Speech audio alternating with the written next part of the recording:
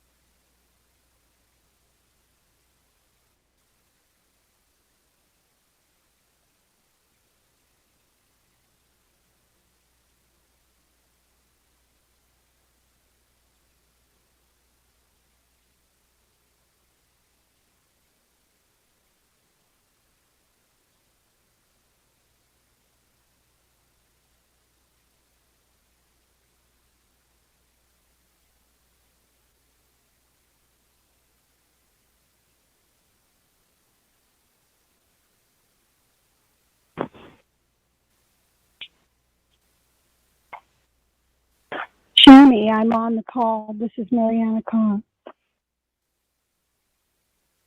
Good morning, Ms. Kahn. Thank you. Oh, good morning, Mr. Chair. good morning, Chairman Nez.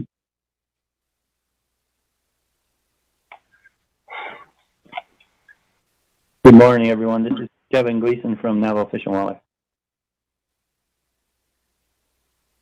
Morning. Good morning, Chairman Nez. This is Roland So. I'll be listening on the call. Yate Bushman, RDC members.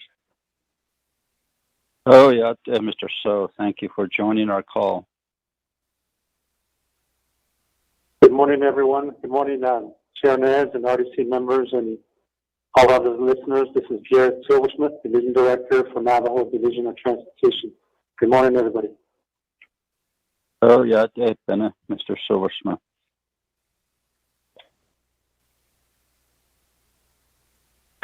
Good morning, Chairman Nez, RDC Committee, Rudy Arshabala. Oh, yeah, Dr. Shabala. Good morning, Shania. I'm on the line now. I'm on the ASC call too. We're wrapping up on that side. Okay, thanks, Cecilia, for calling in. So, honorable members of RDC, we do have a quorum now. Honorable Stewart, what is your location, sir? Fort Defiance, Shania. Fort Defiance, okay. It is currently 10:06 a.m. So we'll call this meeting to order. Name is Rick Nez, Chair of RDC. Ms. Begay, would you do the roll call, please?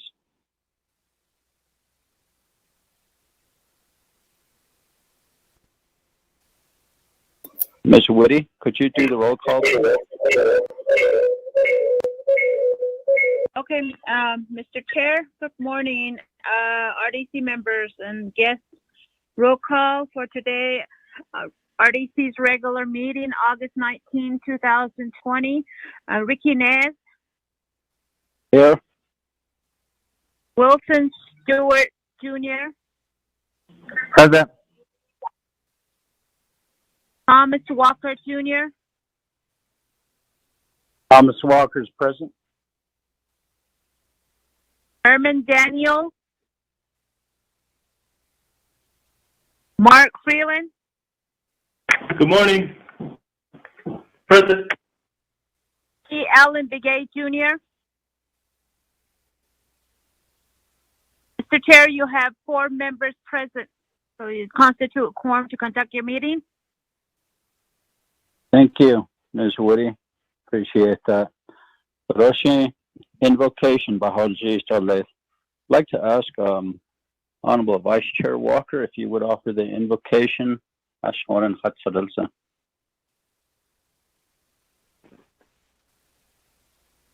Hakushi. Thank you, Chairman and members of the Resource Development Committee, legislative staff, legislative council, and then all our guests on this morning's call. To each and every one. Actually, so there's an hadaditi. Echo. Also, Shin Saadi. Jodo de Con, Stant, Mado, Yazaki, Adoko, where a tea case or the stone which is a seed or the penalty be. Other quair is a tie, Lahaki, quair is a tie. The echo, yon or no. A hot echo, that's so a begin of a shin a hatosa, Selenco, hot echo. Ado ho to that against that Egido Kona Samka out of Egi Ado Leta Hinanigi that Craigie that Loshigi the home no on that Craigie that Agi Toby the Holonigi the Nanan Sido whatever they had a need a call whatever they because Amici it is la Conco Ado Conhit and seek his yield. Is a hot zone, is a bay, yo, Adole, a Joban, Barconism, Yenagi, or Eggy, a could echo, Ado care that a hido, is a hot long.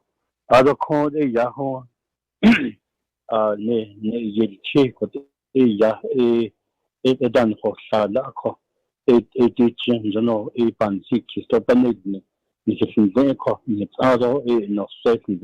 Ado apesador ado I tahiji hodlo kon madon hije lanil so konit eko ado pedo ado de kahiji hodlo sanya stui akot eko dai sizazun je chohan adin hadin shin hote I khatij obelid ni ode o saho kezende akot eko de tije na halchin ni klon kwet na hat ben ya Sinani credo de co.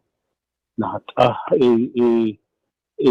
in Hans, in Hinanish, but Edo, the short Tansido, the Dobe, the Hadite, the name, Abenil, Aroda, Benil, Soki, Tego, ina ina ho jisho ichi ina ho ji kwa yam na nishna kha ki kaya ta ki ho kaya pakha kha ta ki ado kaya pi khodloni ki ado chi da ki ho put ko ado na pakha da be da ina do de be da hospital do de nashiyata kya hui ti do de cho ta in sinan square benil adand shi ko to benil sotand to benik katand ani e ba hulia so nabiti kis ye ko pana hui ado shi benik katand da ani kyu shaba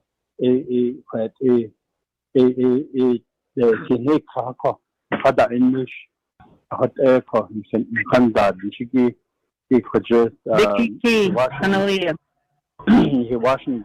Aniki, not Nisha, Nahon, Ado, not on the bad that Niki, and they carry eating this alcohol.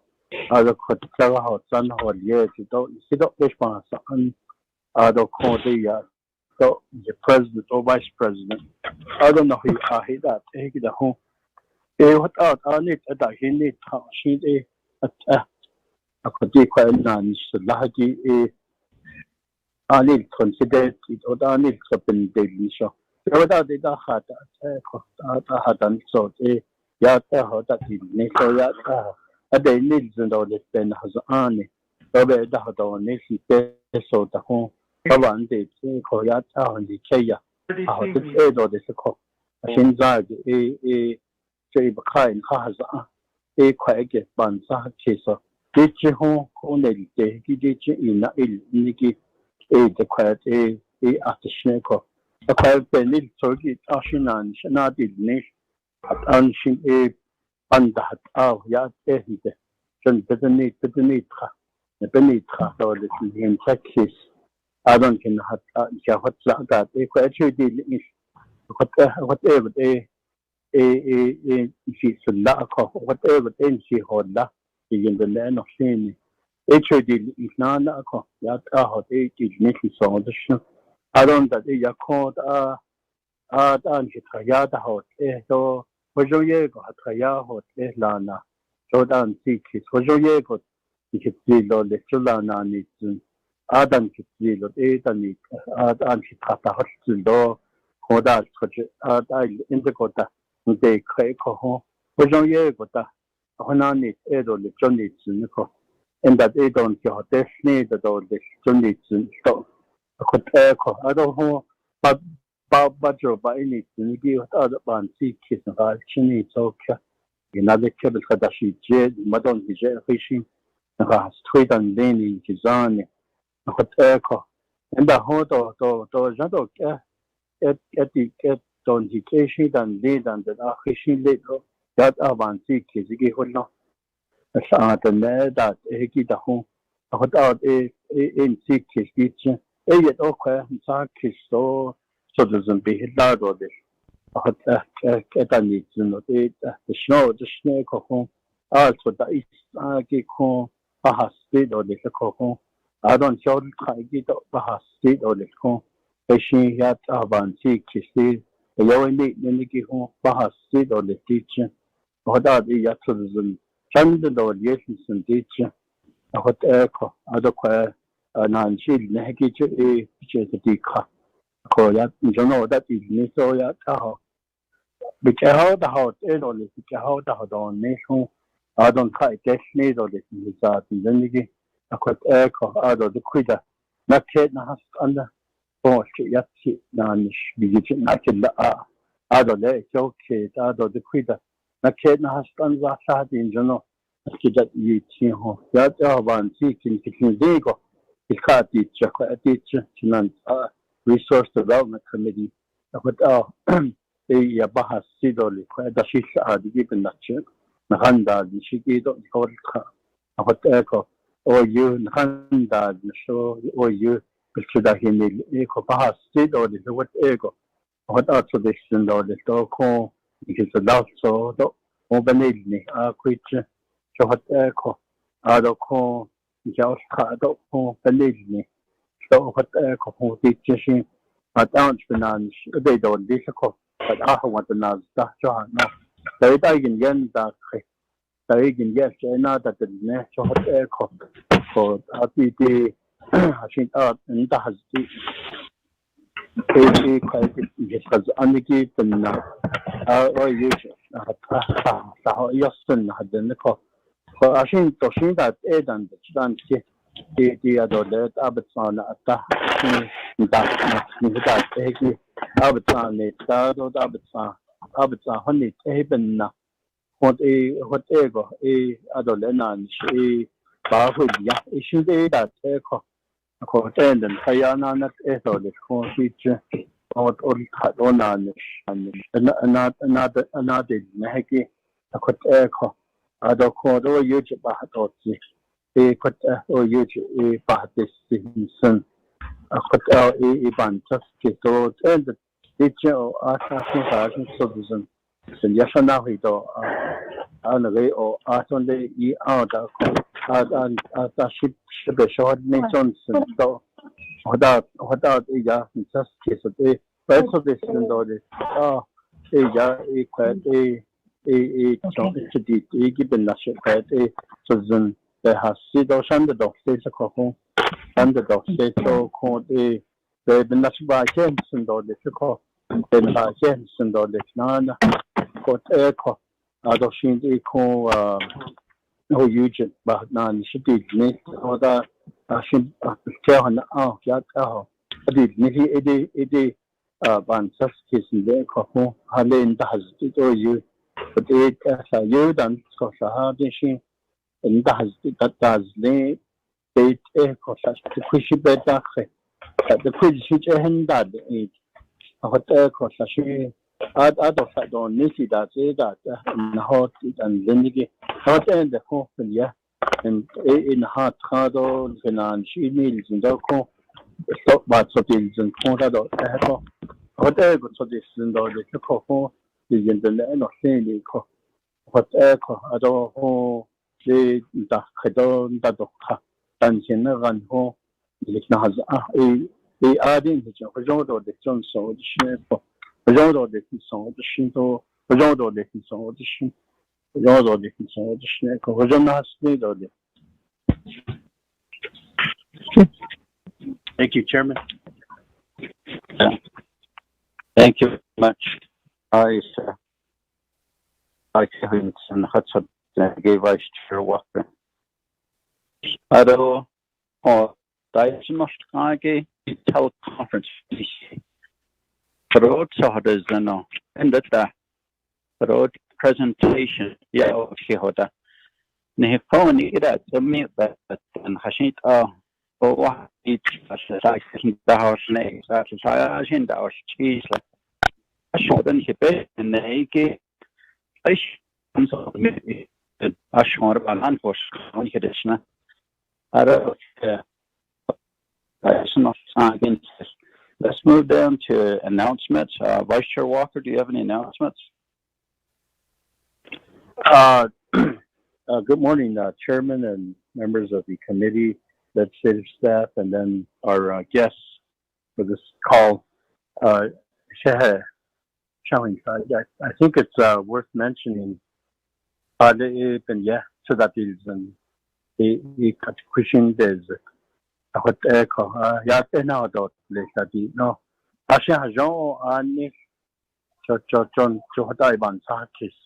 the pandemic or virus Linigi the Aya based into link other the Pandas is the this not yet another hasling the has thought a Honda if I need not Quite Nico Antic Chahon Eco.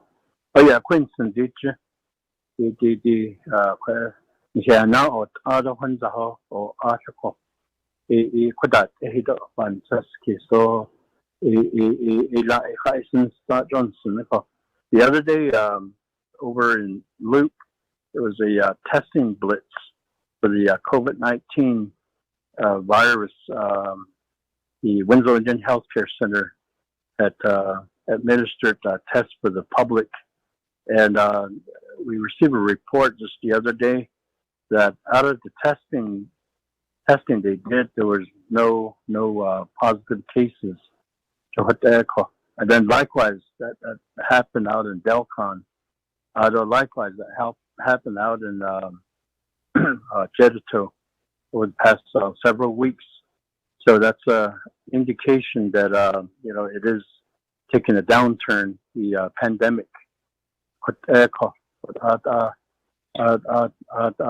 encouraging. It's encouraging. I think it's worth mentioning here to the leadership and to the our employees certainly and the listening public. Thank you, Chair. Thank you, Chair Walker. Honorable Stewart, do you have any announcements? Good morning, Sinai. Announcements for today. Through here, the ASC meeting went well with the 45th agency. Chapters are slowly opening back up. They're taking their precautions as necessary. Still, what I heard was a lot of chapters are still trying to look for plexiglass. They're waiting for orders to come in for PPEs, but they are trying to follow the guidelines as set forth. So that was one thing that I gathered from today's meeting, this morning's meeting with the ASCs, and otherwise it's just they're reopening their doors and also the staff, communicating with the officials as well as to what needs to be done and how things need to happen. And then the other note is that just with Red Lake chapter, as I stated last week, we got the visit with the U.S. EPA and NAVO EPA. So tomorrow, the Red Lake chapter and I, we have a meeting with NTOA regarding the cleanup of the kiln there at the NFPI site for next spring. So we're looking forward to that. And that's one of our big ones there within the 4 communities. And then also the water lines are being reopened or are being put in place now from IHS. That's for the domestic water use. So Fort Defiance has theirs set up. Red Lake is getting theirs set up. I believe it's going through a testing phase now. And then we also have another one coming in for Crystal as well, I believe. So we're getting set, and we're getting ready for the winter as well. And that's about it, Shania. Thank you. Thank you. Stewart, Honorable Freeland. Thank you, Chair. Good morning, Shanatai, Resource and Development Committee members, everyone on the call. Good morning. This morning, Chair, I wanted to let you know that we did have a call with the Bureau of Indian Affairs as well as Mr. Halona from the Land Department regarding rights-of-ways, accessibility in checkerboard areas for Eastern Navajo as well as trust land side. Wanted to update our congressional delegation from New Mexico on the streamlining process that has occurred through the TAA as well as the BIA side. The BIA has made significant progress under 25 CFR section 169. So this information was provided to our New Mexico congressional offices, Senator Udall, Senator Heinrich, as well as Congressman Lujan, just to give them an idea of the changes and the upgrades that we're making in relation to the potential CARE Act projects as well as other future projects on Eastern Navajo. So we did have a call. We're going to have a follow-up call tentatively on August 31st. We're going to include 2 sister agencies to the BIA. We want to include the BLM as well as IHS, particularly the BLM chair, because we do have 21 different land statuses on Eastern Navajo, and a lot of barriers. A huge barrier that we run into is always the BLM. So we want to work to help get the BLM on board potentially if we have to obtain rights-of-ways. So very important call on the 31st at 1 p.m. and I invite you as my colleagues to join that call. We can send you the agenda and provide you any additional information, Chantal. Yesterday there was another call with the U.S. EPA regarding a consultation process on abandoned mines, and of course this was a huge discussion on remediation and reclamation potentially. And really on Eastern Navajo, we do have an abundance of abandoned mines. And I can also probably say for Northern Agency as well as Western as well. So a very important call that was held yesterday from the U.S. EPA regarding abandoned mines.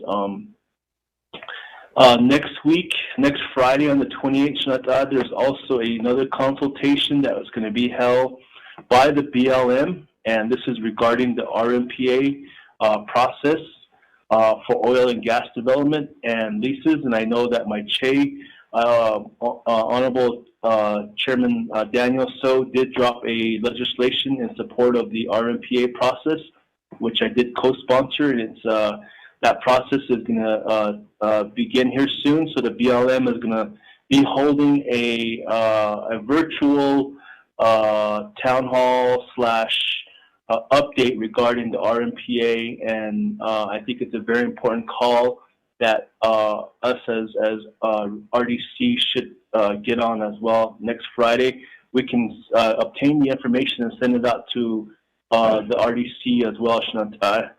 But that process is going to begin next week, and it's really looking at holding oil companies and others accountable for cleanup and looking at reclamation as well, reclaiming areas of development through oil and gas leases. So ADS, I wanted to bring that up as well next week, next Friday. So, and then tomorrow, I believe there's a live on-air discussion regarding the RMPA that the BIA and I think the BLM is going to be a part of it. It's going to be on 9:60 a.m. KNDN. So if you have access to KNDN, which a lot of us do, very good discussions and will be held tomorrow on that. I forget the time. I think it might be 9 or 10 a.m. tomorrow, but we'll be able to send that out as well. So Eddie Ashnata, thank you very much, my colleagues. Stay safe, everyone. God bless, and take care, Ashnata. Thank you, Chair. Honorable Freeland, I do not have an announcement. Is Honorable? No. I believe we're done with announcements. We'll move down to recognizing guests and visiting officials. Chairman Key Allen's here. Thank you. Do you have any announcements? Okay. No, I don't. Thank you. Thank you. Okay. Number 2 on our recognizing guests and visiting officials. We'll start with honorable members of audience. Okay.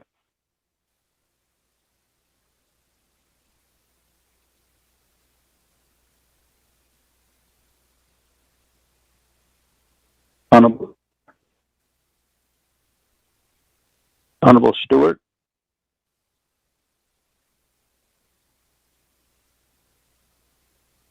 Yes, sir. Introduction. Okay. Good morning, everybody. Again, welcome to our weekly Resource Development Committee meeting. Wilson C. Stewart Jr. Asia. So it's what's on the Asia. Now, Miss Edison, Abash's team, touching the shade up between the Chanela, Ara Aquadoka, Toda Nasha. So twins a little, Becky Helchi, and then he cheated, so Eba Beshman's unstem. But the shadow, 45th agency as well, a representation for with the Resource Development Committee. Good morning, everybody. All credit. Thank you, Honorable Stewart. Honorable Freeland. Thank you, Chair. Good morning, my colleagues and everyone on the call.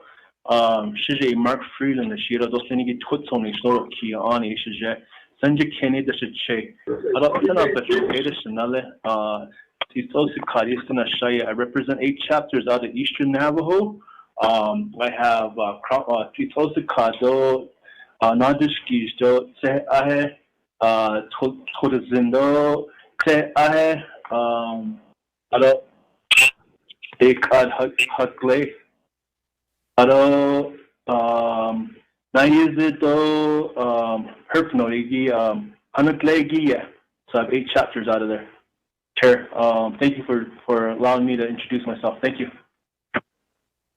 Honorable Freeland. Honorable Bill Gay.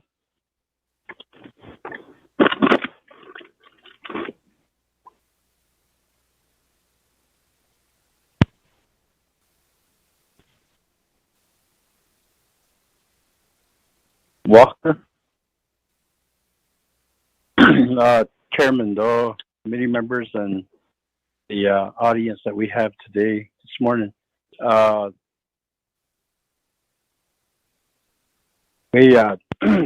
Bird Springs, Talani Lake, Luke, Cameron, Coal Mine chapters, the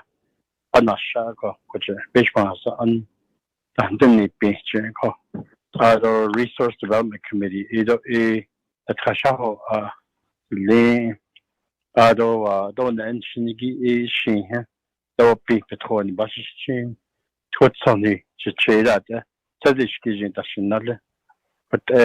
thank you. Thank you, Vice Chair Walker. Honorable Kialam Begay.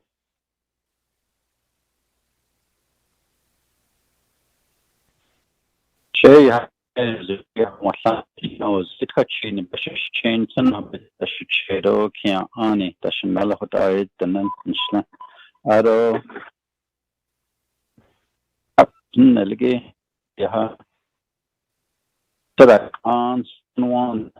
Upper Fruitland, Burnham, Don Newcomb, AR's Banashnish,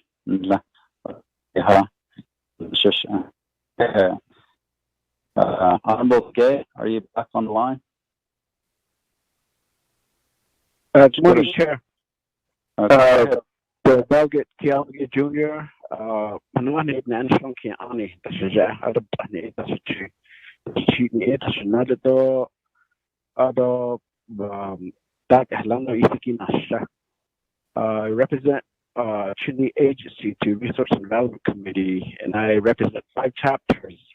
Low Mountain chapter, Hachibugap chapter, Salani Cutwood chapter, the Noslini chapter, and Mini Farms chapter. So with that, Shakane Finigata, I also sit on the Navajo Land Commission. 2 of my chapters are on the in the NPL, Low Mountain, and Chipugap.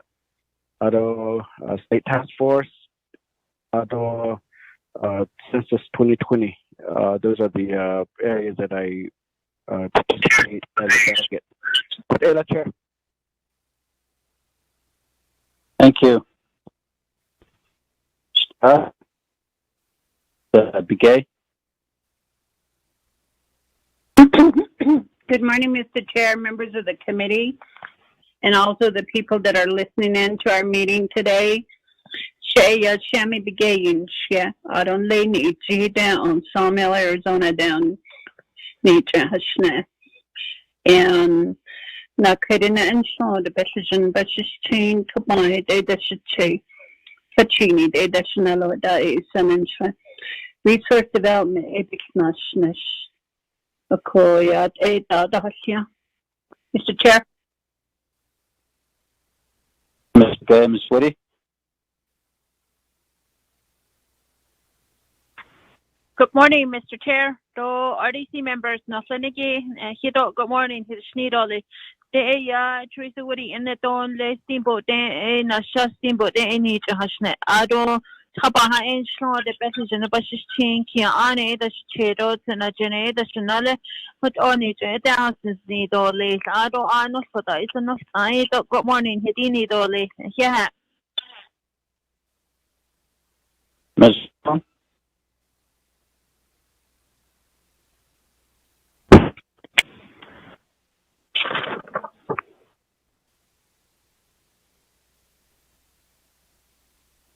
Ms. Khan? Good morning. Yeah, there's a Michigan. The Ariana Conda, Shijane.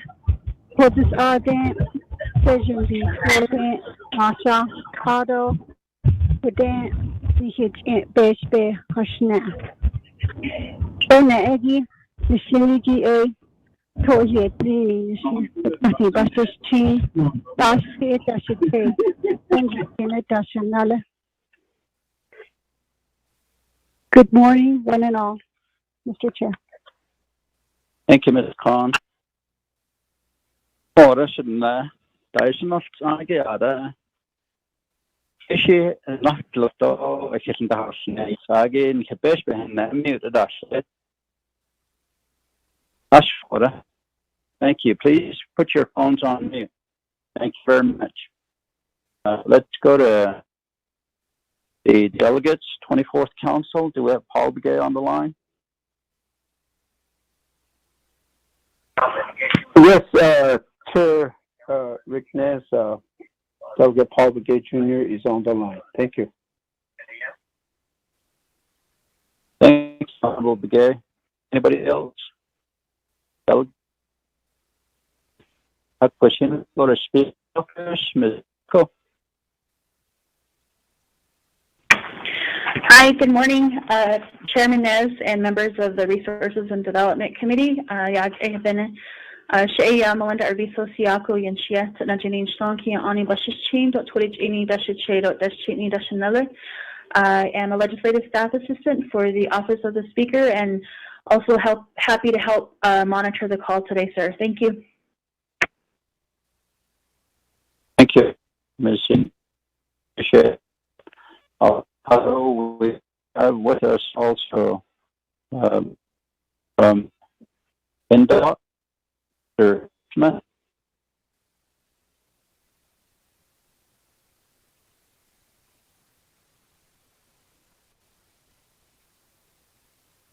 Mr. Bradley? Good morning, Gerald Bradley, Principal Civil Engineer, Navajo DOT. Thank you. Bart? Good morning. Good morning, Chair. And Council Delegate, Mr. Top likewise with NDOT.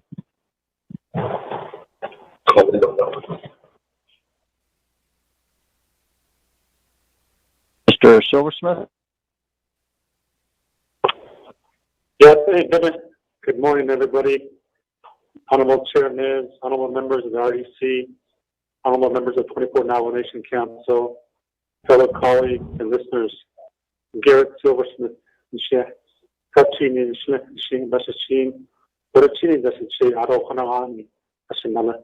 I am the Division Director for Navajo Division of Transportation. Thank you. Thank you, Mr.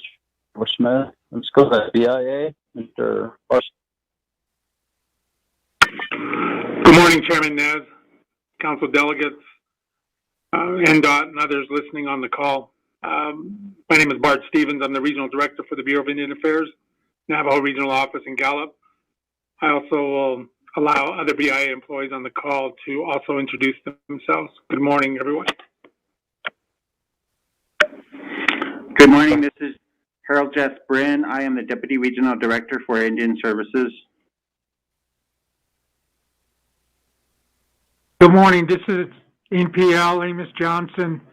We just got off the call with the joint NPL district grazing official. They took a recess to join this teleconference.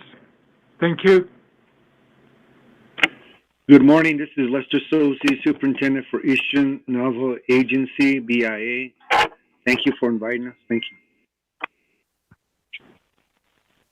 Good morning. This is Cheryl Curley, BIA Tribal Liaison.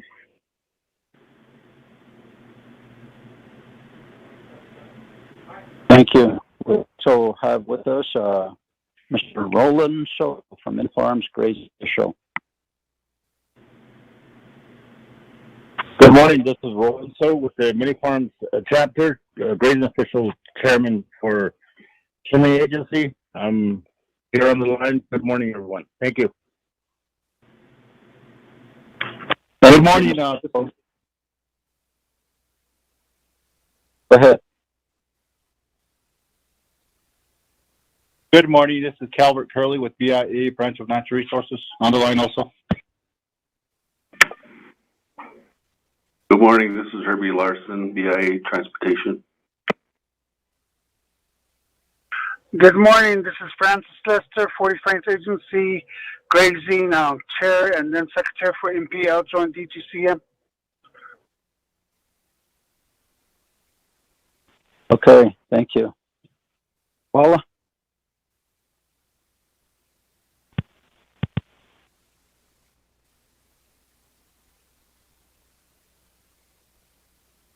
Dr. Ruth Shabala?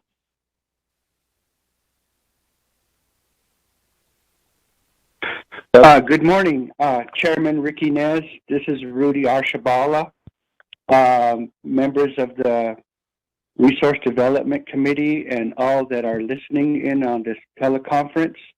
I'm originally from Noslini, Arizona. My mother, my grandparents, my ancestors are all from there. And I'm also from Noslini Canyon. And I'm also from the other side of Fluted Rock. And my plan is this cheating. I don't get that.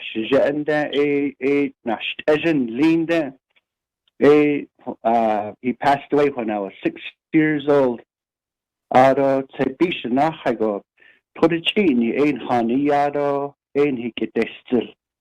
Well, it is cheated, my father, it put a cheating it. Oh, put chain there, a cheating lean there. Aro Shamaha Bachea, Kia An, Dunlina, Aro Shanala, a Bashet is Chini, a Nash, as it a Adashin, this cheated Kata. Aro Yat, I graduated from Chinley High School and And I serve the president of the Navajo Nation, and I am the executive director for the Division of Natural Resources. Good morning, all. Thank you. Yeah. With us from Fish and Wildlife, Kevin. Good morning, everyone. This is Kevin Gleason. I'm the law enforcement manager for Navajo Fish and Wildlife. Thank you. Good morning, Mr. Chair. This is Gloria Tom. I'm the department manager for Fish and Wildlife. Portage Evening, Michelin Touching Business Team. Good morning. More of Justice on the list. Good morning. This is Veronica. Can you hear me? This is Veronica Blackhead with Department of Justice. Thank you. Good morning. This is Brian Curley Chambers with Navajo Department of Justice.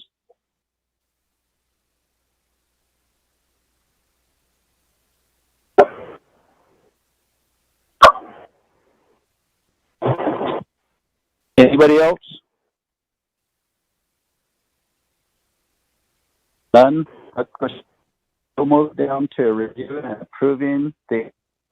And I would like to have a motion and a second. Motion, Chair.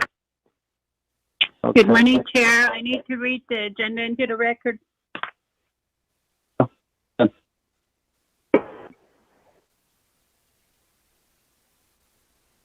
Resource Development Committee of the 24th Navajo Nation Council teleconferencing RDC regular meeting, August 19, 2020, 10 a.m. Agenda presiding Ricky Nash, Chairperson, Thomas Walker Jr., Vice Chairperson. 1, calling meeting to order, roll call, invocation, announcement. 2, recognizing guest visiting official. 3, reviewing and approving the agenda. 4, reviewing and approving the journals. None. 5, receiving report. A, an update report. Feral horses issues on Navajo Nation Comprehensive Plan and the Navajo Nation Livestock Management Program, Equine Rescue Plan, and the Agriculture Infrastructure Fund. B, update report from the BIA Roads Department with regard to the federal funded road project status of right-of-way proposal and transition maintenance of tribal roads, new roads right-of-way utilizing TAA or road projects on allotted Indian lands, and federal highway FHWA 60 business 97 new business A legislation 0168-20B legislation 0171-20C legislation 0174-28 conclusion committee meeting. Other announcement adjournment, Mr. Chair. Okay, there's a motion by Arlen.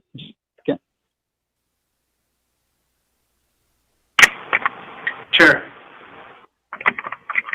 Yes. Delegate Freeland. Wanted to add a report, Chantal. Let me get a second first. Okay. I'll go ahead and second, Chair. You motion. Well, sorry. Too much coffee. You can only. Sorry, Chantal. I'll second, Chair. Okay, Honorable Stewart. Thank you. Samantha. You. Honorable Freeland, your request, sir. Chantal, I wanted to ask if we can add a report, if I can make a motion to add a report. A report regarding the U.S. EPA consultation and a debrief by Carlisle Begay, our federal lobbyist, on yesterday's call. It was a real important call, Chantal. I think as RDC, everyone needs to hear it. What was stated on that Washington, D.C. call. So, as a report, thank you, Chair. Thank you, Honorable Freeland. So you'll make a motion for Amendment 1 then, sir. Is there a second? Chair, I'll second that. This is Thomas Walker. Okay. Any questions? None. Honorable Freeland, how do you vote to add EPA consultation team by the Honorable Mr. Carlisle Gay? Green, Chair. Thank you. Okay. Honorable Stewart?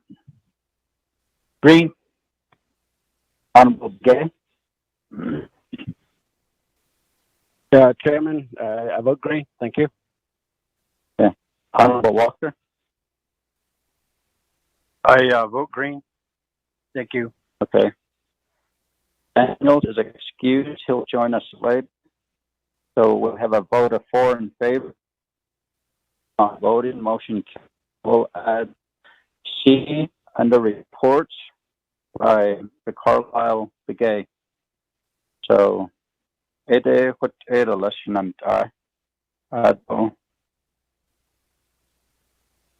we. Is there any other amendments? None. If not, we'll go ahead and on the agenda. None. Honorable Freeland, how do you vote, sir? Green, Chair. Honorable Stewart? Green. Honorable Gay? Green. Thank you. Honorable Walker? I vote green.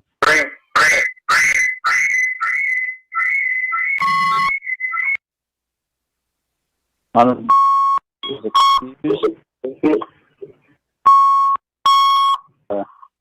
of 4 in favor, 0 opposed. Chair not voting. Motion carries. None. We're down to reviewing and approving bills. There's none. Receiving reports. None. And there, you'll suspend the floor rules. The legislation first. Is there I'll motion, Chair.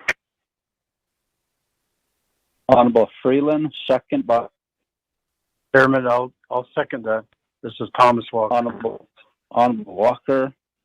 This is a motion to suspend the floor rules and go directly to legislations, business, questions. None. Honorable Freeland, how do you vote? Green, Chair. Honorable Stewart? Green. Honorable Begay? Green. Honorable Walker? I vote green. And else is excused, and we'll finish later.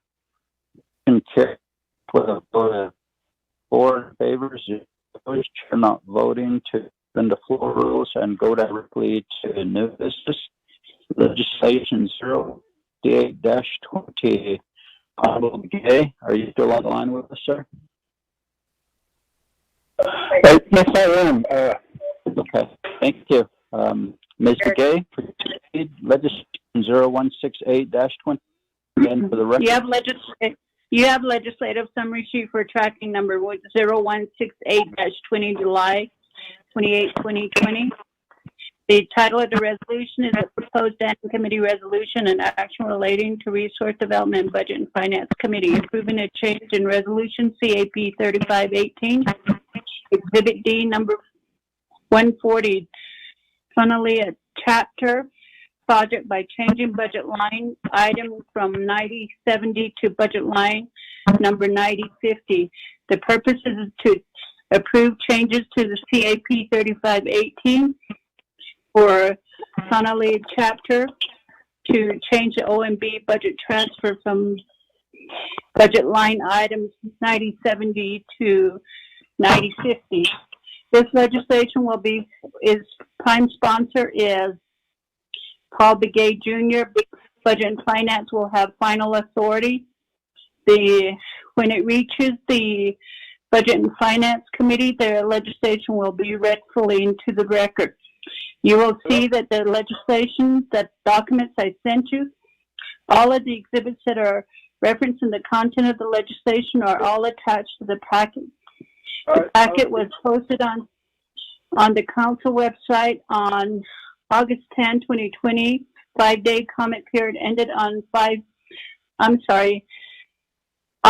10th, 2020 was when the document was posted on the council website. The 5-day comment period ended on August 15th, 2020. There was no comments received. Mr. Chair, members of the committee. Thank you, Gay. Chair motion. Chairman, I'll motion. This is Thomas Walker. Honorable Walker, motion, second by Kelly. Honorable T.L. Gay. Okay, Mr. Honorable Paul Begay. Floor, sir. Okay, thank you, Chair. Appreciate the opportunity to present the legislation. The legislation itself is basically to transfer funding from one area to another. And this funding is for the rebuilding of a new chapter house that has been approved by the council, and all it is just a transfer of funding from one area to another. So I do have my agents with me this morning, Project Manager Andy Thomas, and also I believe Honolulu Chapter President Shema Sarah Slim is also might be available as the other agent. So Mr. Thomas, I believe, has all the information that you need for this legislation. So I will turn the time over to my agent, Andy Thomas. Mr. Thomas.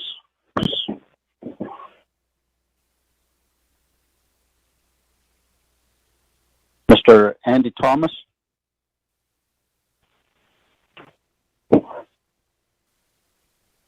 Do we have Ms. Slim on the line? Yes, good morning, Chair. This is Sarah Slim, Tonalea Chapter President. I'm on the line. You have the floor to speak a couple of minutes. Yes, good morning, Yate, also Chair, RDC Committee, and all those that are on the line with us this morning, and also Honorable Paul Begay. Yate, good morning, Kididishni. She'eya Sarah Slim, Ginshiato, Tonalea Chapter in Western Navajo. I'm their chapter president. And Sitnajini, Donna and Shlo Chishabashi. Back on the line. Kachini Eya Dashanale Do Twitch Eatni Eya Dashache. Just a little introduction here. And I thought I heard another comment where somebody's coming on the line, so I'll just kind of pause right here.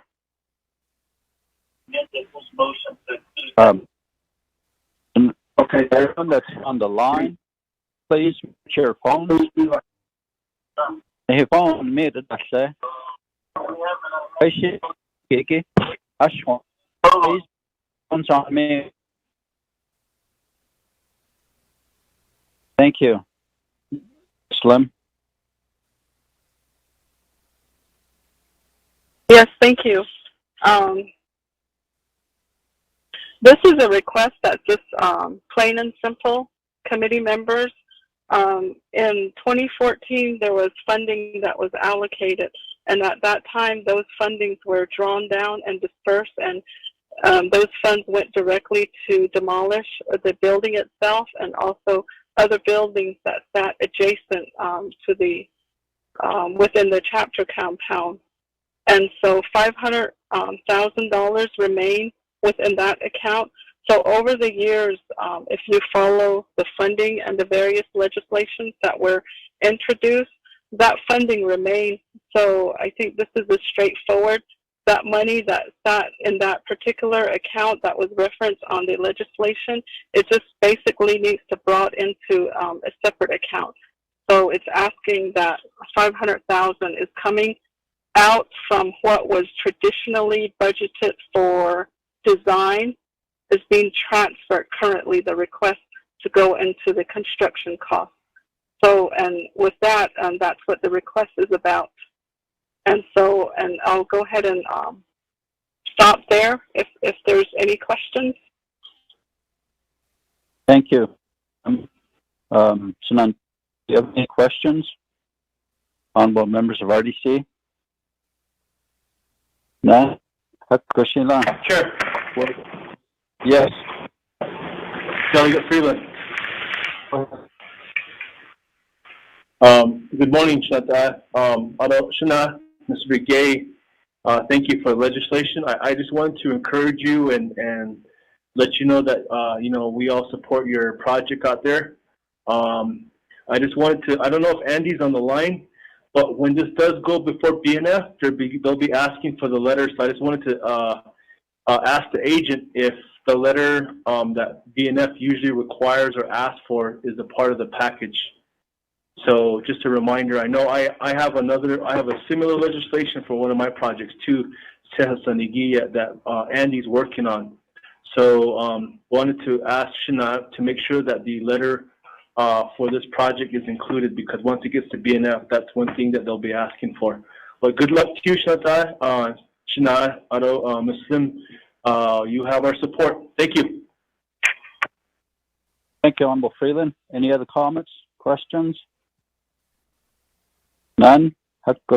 Honorable Freeland, how do you? Green. Honorable Stu. Green. Honorable Big. Honorable Watt. I vote green. Honorable Daniels is excused and he can join us. Honorable Begay is cut off. He's trying to get back on. Gay, how do you vote, sir?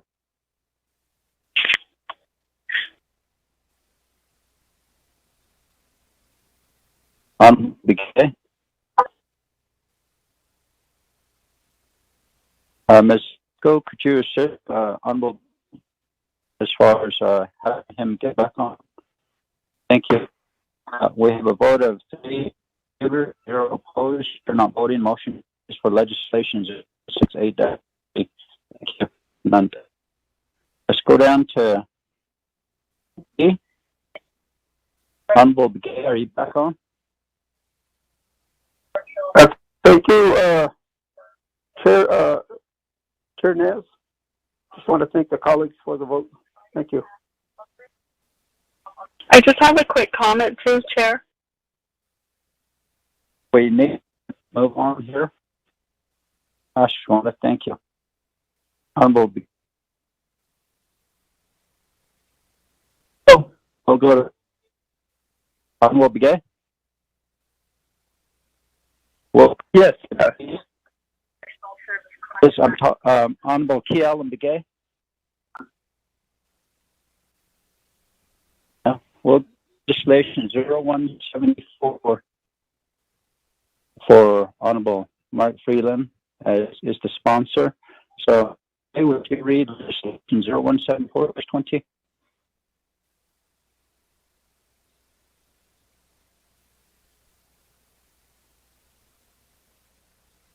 Mr. Chair, do you want me to read the next legislation now? You have a bad connection. Maybe while I'm reading the legislation, can you disconnect and call back in? Maybe it will help. Okay, go ahead. You have legislative summary sheet for tracking number 0171-20. The date on it is August 12, 2020. Title of the resolution and action relating to Resource Development Committee and Budget and Finance Committee. Approving a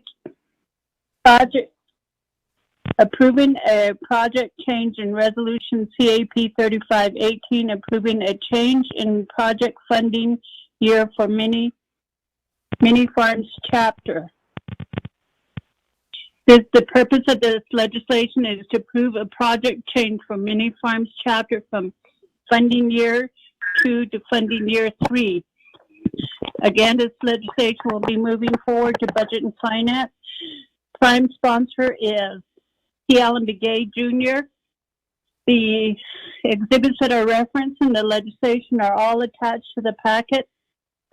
And the packet was posted on the council website on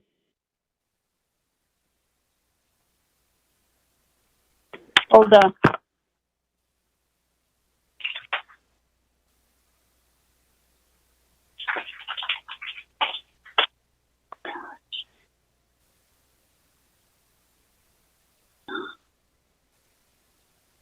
It was posted on the council website on August 12, 2020.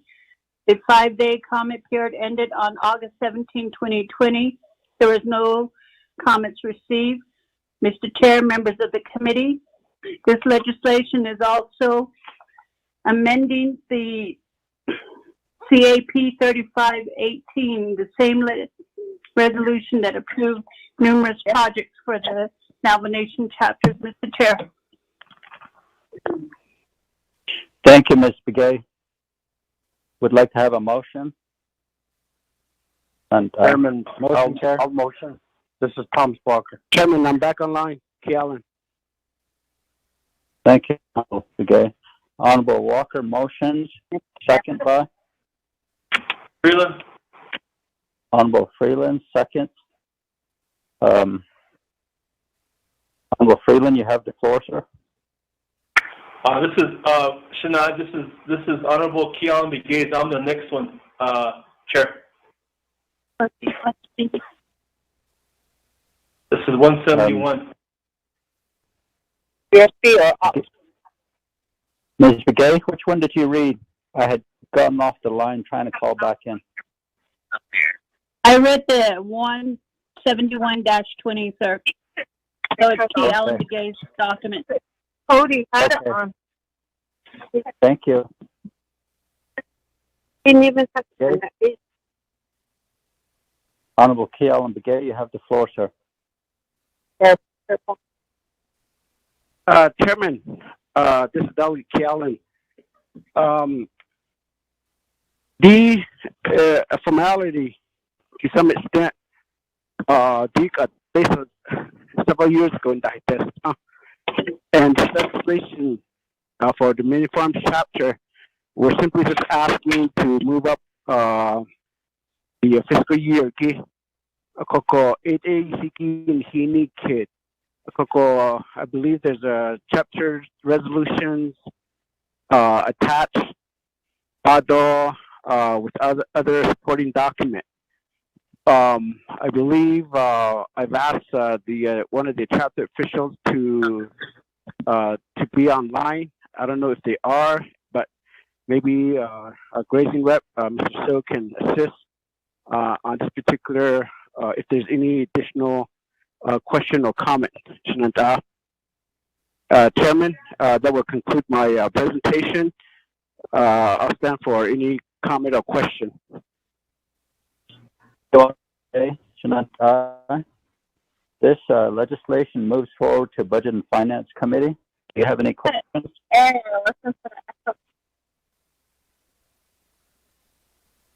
Could you please mute your phones? Ashwanda. No questions. Honorable Freeland, how do you vote, sir? Green. Honorable Stewart? Green. Honorable Begay? Chairman, I vote green, and thank you very, very much, RDC members. Thank you. Honorable Walker? Chairman, I vote green. Honorable Daniels, excused till he joins us. A vote of 4 in favor, 0 opposed. Chair not voting. Motion carries for legislation 71-20. Thank you very much, Nanta. Somebody needs to please mute your phone. Ashwanda, please mute your phone. Thank you. Next legislation 0174-20. Ms. Begay, would you read that into the record, please? You have a legislative summary sheet for tracking number 0174-20. The date on it is July 31st, 2020. Title of the resolution is a proposed standing committee resolution action relating to Resource Development, Budget and Finance Committee approving a change in resolution CAP 3518, Exhibit D, number 112, Standing Rock Chapter CAI Head Start Construction Project by changing budget line item from 9070 to budget line item 9050. The purpose of this legislation is to approve changes to CAP 3518 Exhibit D, project number 112, Standing Rock Chapter CAI Head Start Project. Changing the OMB budget line item from 9070 to 9050. This legislation is sponsored by Mark Freeland. The matter will be going forward to BNF. And all of the exhibits that are referenced in the content of the legislation is attached to the packet.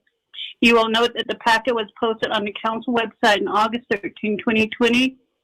5-day comment period ended on August 19, 2020. There was no comments received, Mr. Chair. Again, this is just, this legislation is moving forward to BNF, who will have final authority. And again, it's changes to the Council Resolution CAP 3518.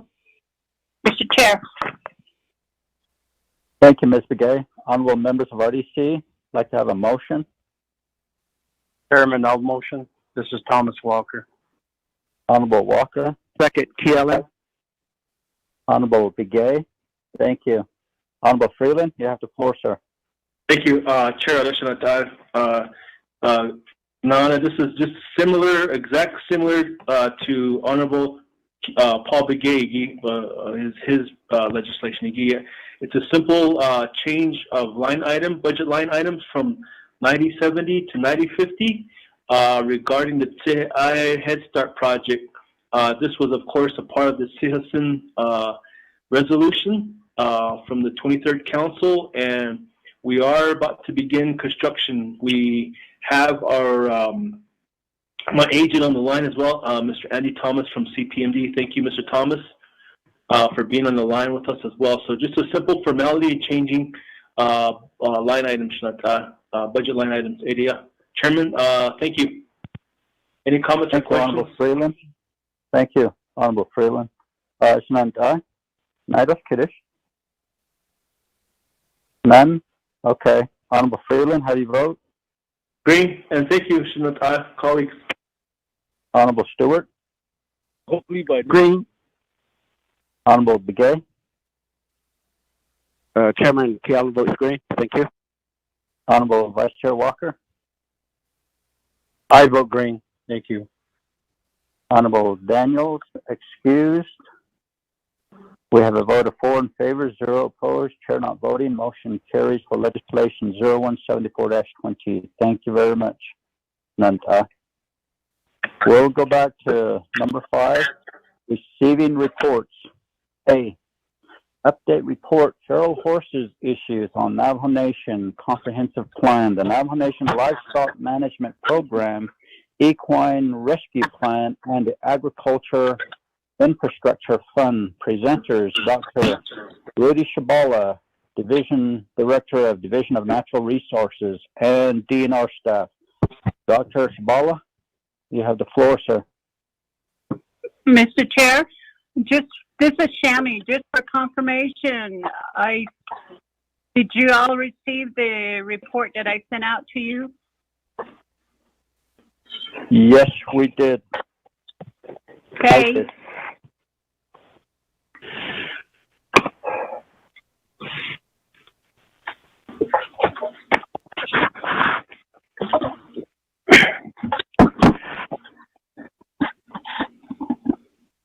Dr. Shabala? Good morning, President. Good morning, Chairman Ricky Nez and members of the Resources Development Committee of the 24th Council of the Navajo Nation, and all of you that are listening Again, I want to say good morning.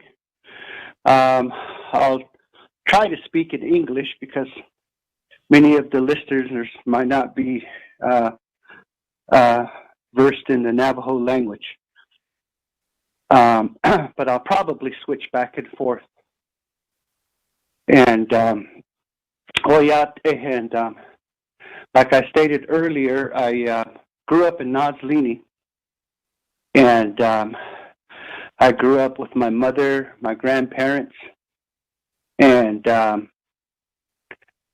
grew up with horses. And probably for 57 years, I've been a student of horses. And when I was 6 years old, my father passed away. And my mom had 4 of us, and she was a single mother. And so when I turned 8 years old, I was going to be in the 3rd grade. She signed me up for the Mormon placement program. And I was gone for 9 months. I lived with a white Mormon family. For 9 months straight, I wasn't allowed to come home.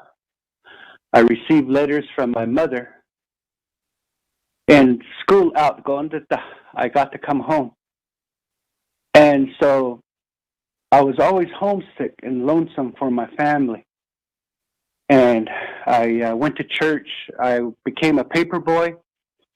And I was a regular suburban school student. But my comfort came from reading about horses. And it's never stopped to this day. And I still read about horses. I'm always around horses. And I'm very aware, and I want all of you to know that I support totally, and it's my job to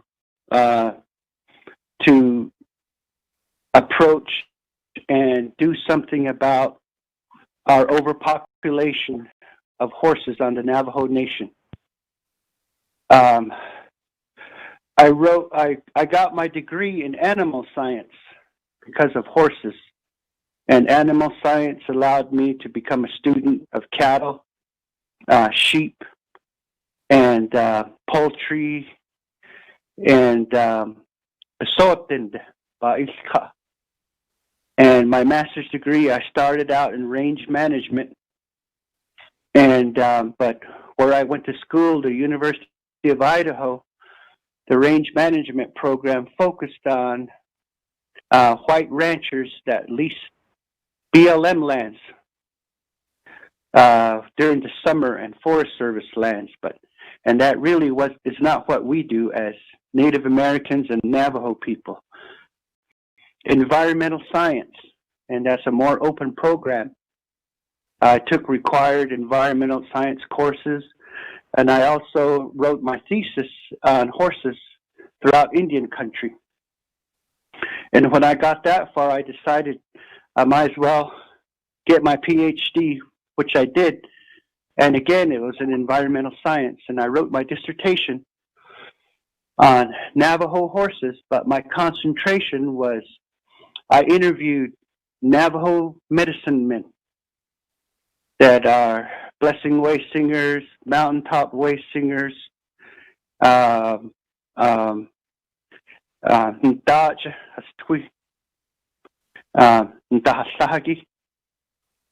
I interviewed them how, according to Navajo culture, Navajo history, how we Navajos got horses. And I was surprised. I went throughout the Navajo Nation to interview different Navajo medicine men. And I was surprised that from each part of Navajo country, there's different versions of how Clinton Han did. And back to being a kid, when I was a kid, I was told horses, they're sacred. And I grew up believing that. And so I'm very knowledgeable about breeds of horses throughout the world and how horses are managed, how horses are used for recreation. for work, and nowadays mostly horses are not needed anymore. And that's the very reason why we have an overpopulation of horses here on Navajo lands, in Navajo country. And for the 3 Navajo Nation presidents in a row have stood up and looked at how we've been attempting to manage our wild horses. Ben Shelley approved horse roundups, and the traditional folks, the old folks, they stepped in and decided they didn't like that way of removing horses. So President Shelley stopped it, and then Russell Begay, the next president, this is just within the last 12 years, he also decided that we weren't doing it the right way. And when I first started working for the Navajo Nation as a director for the Division of Natural Resources, a work order came through my office, and it went to the president, Jonathan Nez, to have a roundup off of Carrizo Mountain using helicopters, and he vetoed that. And so he has the same position as the previous 2 presidents. But at the same time, I realize, I understand we have an overpopulation of horses on the Navajo reservation. So how do we approach that? And I think I need, last month, the Department of Agriculture, they had a equine rewards program in place where Navajo's citizens would go and round up horses and bring them in, and then the Department of Agriculture would pay the folks bringing in horses. And so there was money being made by Navajo livestock or horse rounder-uppers. Yeah, and outside special interest groups, activists, they were at the same time, I guess, providing water. And this is in the Gray Mountain area for these horses. And because we're in a drought, and the folks that were bringing in horses used these water sources to trap the horses and bring them in. And that's when it was decided. It was noted that the mares were being separated from their newborn foals, and the newborns are at that time 100% dependent on their mother's milk for nutrition. And here at the Department of Agriculture, foals aren't bringing much money, so the horse rounder-uppers weren't really worried about bringing those in, as they didn't bring much money to them. So I stopped the equine rewards program. I announced it last time, and I was talking to the RDC committee, and at that time I got cut off, and I tried to get back on, and it didn't work. So I apologize for not finishing that testimony during that time last month. So today I'm here to continue my what we're doing. So I directed the Department of Agriculture, and my reasoning is the Department of Agriculture staff, they know how to handle horses. They have the equipment. They have the trucks, the trailers. They have the portable corrals. So we started at Steamboat, and this is just within the last month with August. And I haven't been able to report that, but the Department of Agriculture has been sending crews out.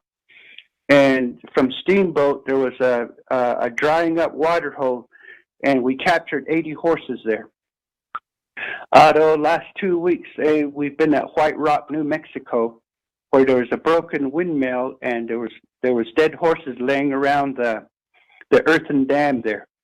And we went there, and we caught 67 horses. And today, the crews are out at Standing Rock, New Mexico, because many of the White Rock horses have migrated towards Standing Rock to evade capture. And we also decided to eliminate the middleman, where we would sell horses ourselves as Department of Agriculture. And from Steamboat, the 80 horses we captured, the Department of Agriculture earned $6,220 from those 80 horses. And then from White Rock, the 67 horses captured were not in very good condition. And so the Department of Ag received $3,170, making that a total of $9,390. And what we're working on is a fund management plan to create a new account, or else the livestock management account, to put this money back into the creation of a horse management branch within the Department of Agriculture, and to staff it in order to have maybe 3 or hopefully 4 crews simultaneously going out and meeting resolutions from chapters that want horses removed or rescued. And that way we think we can get to more horses. I know we are able to treat horses more humanely, and I directed the Department of Agriculture to look at horses as a means to make money. There's a report that was sent out that we have approximately 35,000 to 40,000 horses, free roaming horses out on the Navajo ranges. And to me, that's a lot of money.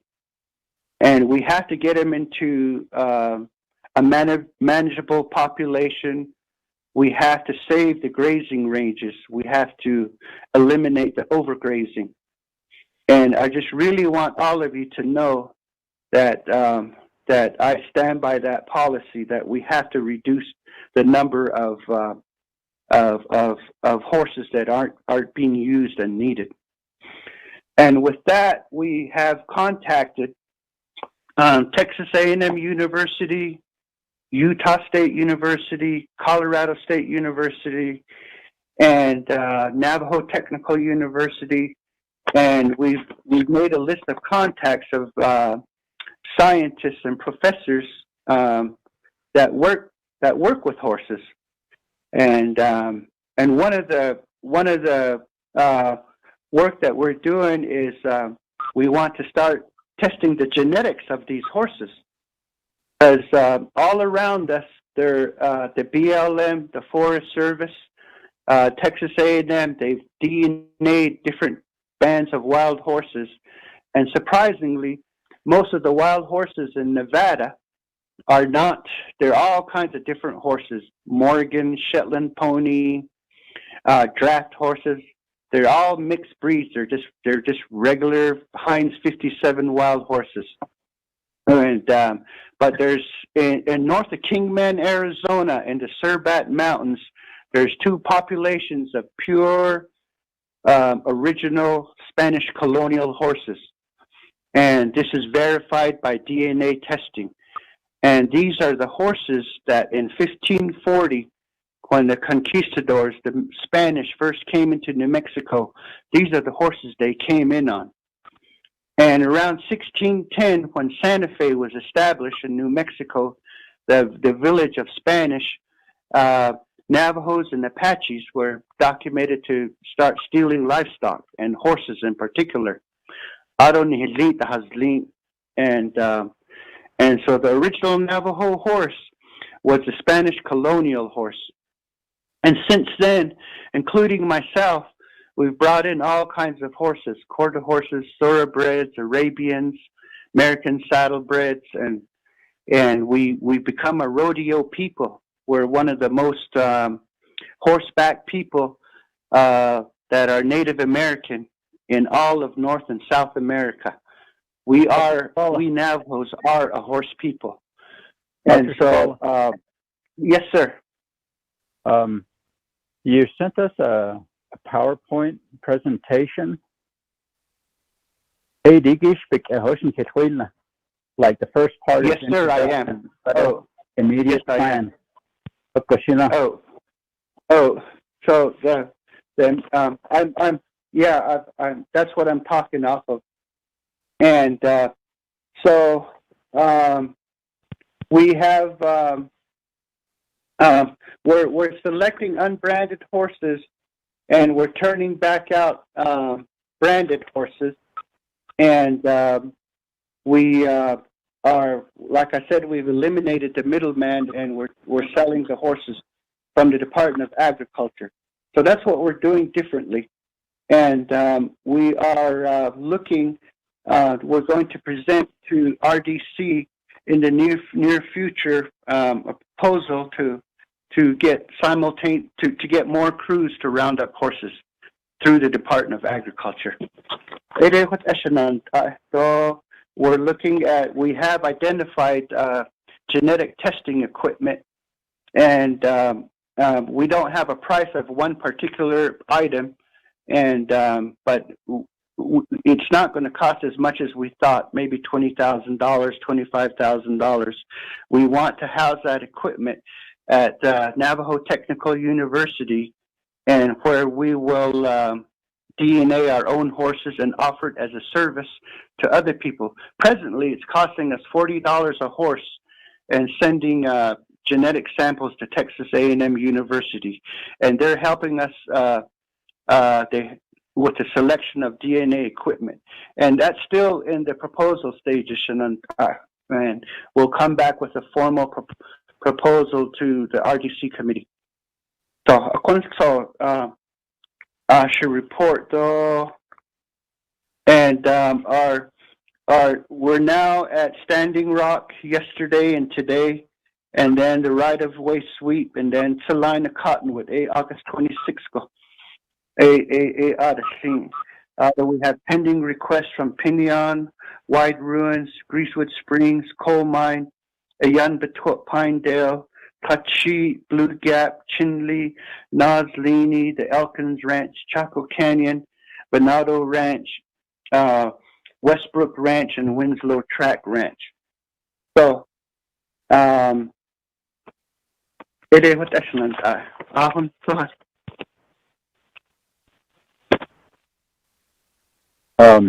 Dr. Shabala, Maggie, your report on feral horses, Ado Navajo Nation Livestock Management Program, Ado Equine Rescue Plan, Agriculture Infrastructure Fund, Eso, Koro, Bendaidil Kito, D Drought Navajo Nation Kisto, Edo Benchnahdil Nathaniga, Ehota Maho.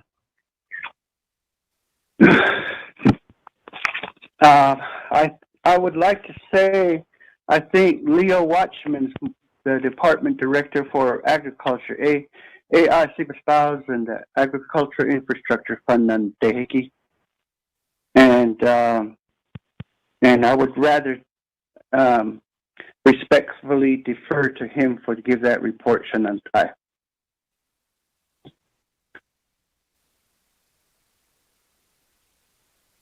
Before we move down, let's have a motion and a second.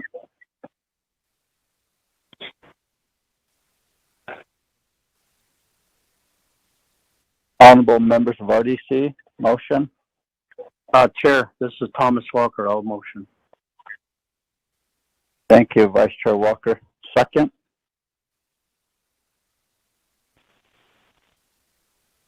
Chair, second. Second, Chair.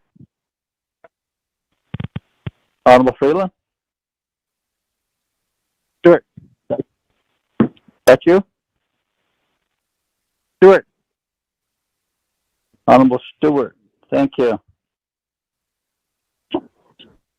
Samantha, before we go to Mr. Leo Watchman, Do you have any questions for Dr. Shabala?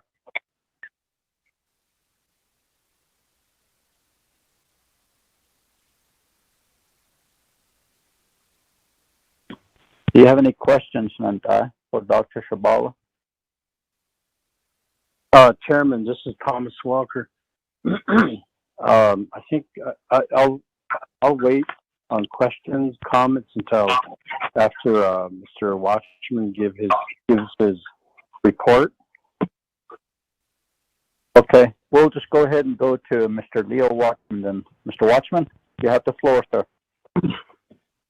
Oh, thank you, Mr. Chair, members of the committee, also audience and people listening in. Thank you for the time. I will be. So I think we have we made a report recently that basically discussed the Agriculture Infrastructure Fund. We did forward that information. Hopefully, just reiterating what in brief what has taken place. I believe the CKP or insurance provider did more of a highlight how we're doing in terms of our policy, and then we tailed in with the what's happening with the Agriculture Infrastructure Fund projects. In brief, Mr. Chair, I think there's two things that were mainly asked, and one is that the Agriculture Infrastructure Fund currently has netted, since the beginning of this insurance policy, has netted around $54 million. The Navajo Nation Council basically approved the use of funds through the CSN dollars, basically the settlement money that came from a lawsuit. That was in the form of $19.8 million 3 years back ago. What has taken place is that there was 4 different accounts were set aside. One was basically a leverage account, which is 19.8. Also an account that would allow us to receive indemnity payments, which I mentioned that to date we have $54 million that's come in. Thirdly is also the Agriculture Infrastructure Fund. Essentially, it's what we could if chose to utilize that money, which we have. So there is a year one funding. It's around $17 million was put into place, and that has a number of projects in there. And I believe both myself and Mr. Tariq Najim has reported from Water Resources. In a nutshell, the Water Resources and the primary questions are coming: a number of windmills, as also the dirt tanks and what they've done with those monies that they receive. Mr. Tariq has mentioned through reporting that funding allowed him to look and prioritize for year one 333 windmills. He's reported recently, and maybe at this committee, but might have, but at other committees that he has worked on 193 of those 333 cited priority projects. He also indicated some of the drawbacks. The pandemic has hindrance from not only purchasing supplies but also hiring and other things that he's mentioned, and plus the stay in shelter. Those type of things have hindered. But they're up and going at this point and moving forward on that priority list that was originally approved by the oversight, which is you as Resource Committee. With the part of ag, we did have a number of projects or a number of programs that were developed. And one of the programs, example would be a livestock incentive program. Basically, we're paying a premium for encouraging people to reduce the number of head they have and come in compliance with their permit. Basically, if they sold, we're providing a premium payment, and that has been going on since the first part of the year. We basically have funded or have spent around $293,000 on that program, and that's a number of livestock owners or producers that we received a premium for reducing their livestock.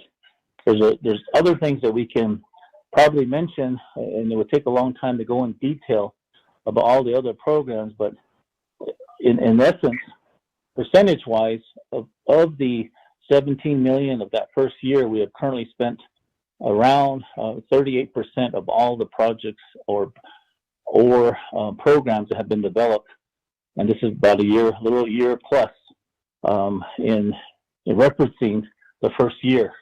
The second year, and that's come to a question.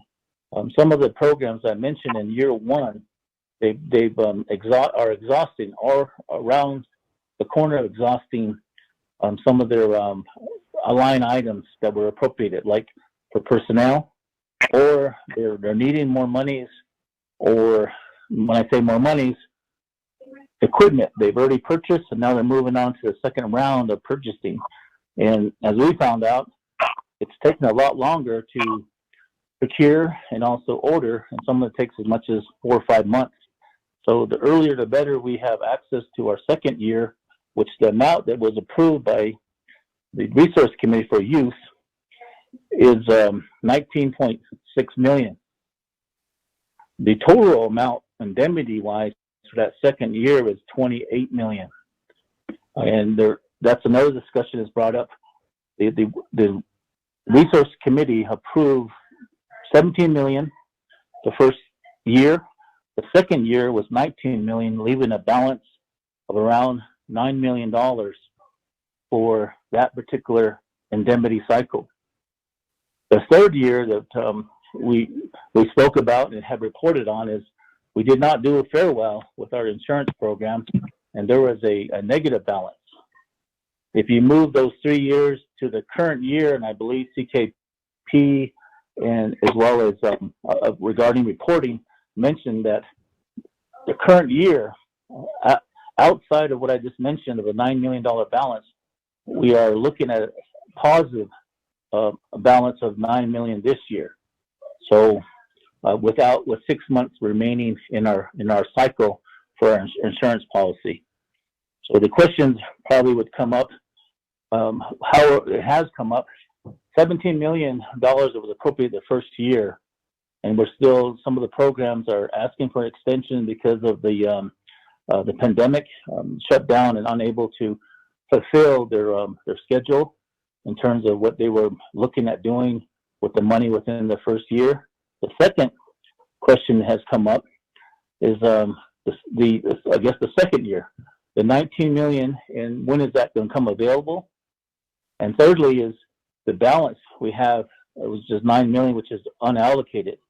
And that brings up the question that has was brought up maybe about a month ago now, maybe a little more, is that there is a balance available for use, and there had been a preliminary budget put together talking about drought relief, and that was that's still ongoing.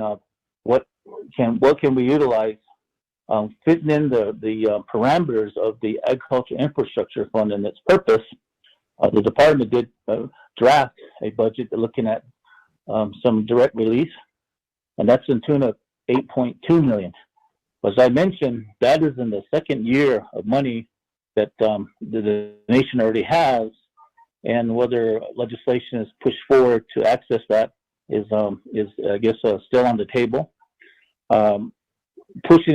Moving into any other questions regarding that, there is a budget that was drafted, and also there's been support is coming from tractors and communities for some form of drought relief, and the categories are monies at the chapter for water, hay, and other things relating to direct services to our producers. The other one within there that was requested is looking at some form of emergency sale, basically providing incentive or a higher price to encourage people to relieve the forage out there by selling.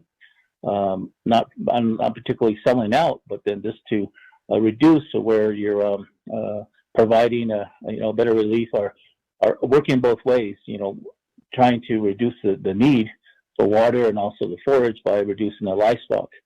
The third thing is our elected officials were voicing their concern for needing help in terms of the response they were giving during the pandemic, as well as moving forward on some of the other things they were doing, each chapter, their local area, in areas of providing water service, hauling water, those kind of things that were extraordinary outside of the elected, responsibility, but yet the producers were, wanting or needing or basically helping. And they also mentioned that needing compensation of some sort because it has been a long few months, and that was about a month ago. Having mentioned that, the other report on the Agriculture Infrastructure Fund, the outlooks for today would be we do have cash balances available. Moving forward, hopefully we'll have an indemnity payment outside of or more than what I mentioned, about $9 million is forecast to come in sometime in September for use in 2021. That's the target. After we reconcile the year, we'll have another balance, hopefully, that can be allocated in terms of utilizing the Agriculture Infrastructure Fund and its purpose. And the main purpose are categorized, and hopefully we all understand that there are limitations to the use of the fund, but it's primarily to go to producers and the affected, how they're affected, and meaning that if there's water need, or there's pasture need, or if there's direct need in terms of hay and feed, or as well as education, or as well as procuring, meaning that veterinarian services or regulation, which would be our officials providing the compliance with tally counts and so forth, is assisting in the extraordinary situations that go on daily. So again, Mr. Chair, we did provide a handout. There's a highlighted handout we'll be sending that highlights all of the particular business units that was funded in year one, as well as the projects that have not been spent any money at this point in year two, since we have not had access. There is a request by the part of agriculture.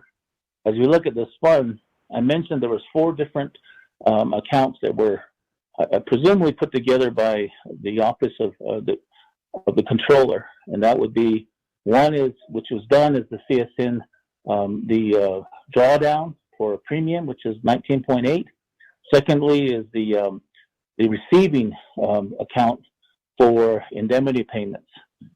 Thirdly is the paying out reference to the Agriculture Infrastructure Fund, being able to pay out. And thirdly is the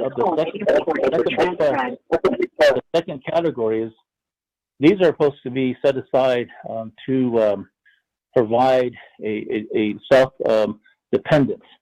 The legislation said if you are receiving any money, you have to set aside a certain amount, and the amount's been set aside. Each indemnity payment is $2.8 million. We're forecast to have hopefully to be self-sufficient. To when I say self-sufficient, is to be able to provide pay for a policy without utilizing any of the leveraging that was set aside as a part of this creation of the insurance policy. And currently, the amount is around $16.9 million. It's needed to basically buy into insurance policy for the Navajo Nation. And throughout the course of the year, through the program, is to pay that back. And whatever we pay back beyond that is what we receive in indemnity. So that's is the easiest way to state it. We are looking at the interest earned, and that's a part of the legislation that is interest bearing.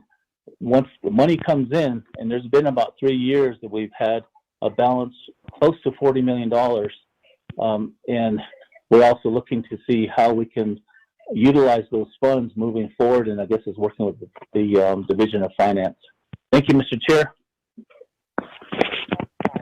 Thank you, Mr. Watchman. Ashwara, Arnold on his phone's muted us. Please put your phones on mute. Thank you. Nantai, honorable members of RDC, any questions for Dr. Shabala and Mr. Watchman? Chairman. Honorable Kealan Begay. If that's my brother, Mr. Vice Chair Walker, maybe go ahead and have him go first. Honorable Vice Chair Walker. Okay, okay, Chairman, though, committee members, I appreciate that, to the Ellen. So, kaya naidikit, Mr. Watchman, the Agricultural Infrastructure Fund. I know you presented this more than several times over the past year, and more recently, more often, you provide information and sort of a status report, and I appreciate that. So we've been following as the Resource Development Committee. So I have a more question that is specific to a community, and just wondering how it could also be utilized. So some chapters, as we all know, are more active or proactive in addressing water needs, like tending to the windmills that need fixing. You know, they have the information, certainly the location and what needs to be done to fix or repair, rehabilitate windmills. So some chapters are really keen on jumping right on the matter and, you know, putting together a report, then a request going to water resources. So I do have such communities, and one community, one chapter in particular, which is Loop. They have a situation where they would like to get funding to rehabilitate a water well in the community that's heavily relied upon, especially during the summer. So right now, as we speak, there are probably a long line of water haulers waiting to load up water to take back home for their livestock and so forth. So, could a project be immediately funded without going through major hoops, legislations, and modifying budgets and getting permission all the way to the division director, president, and so forth? Without doing that, could the chapter, you know, tap into or request for funding on a project that could be focused on, that could be, worked on right now? My question to Mr. Watchman, so this is a real situation, and this could be a real request, not hypothetical. So I would appreciate just a response to that for now. I have other questions and comments, but Chairman, thank you. Thank you, Honorable Vice Chair Walker. Mr. Watchman. Thank you, Mr. Chair and Delegate Walker. I mentioned that we're currently utilizing year one funding.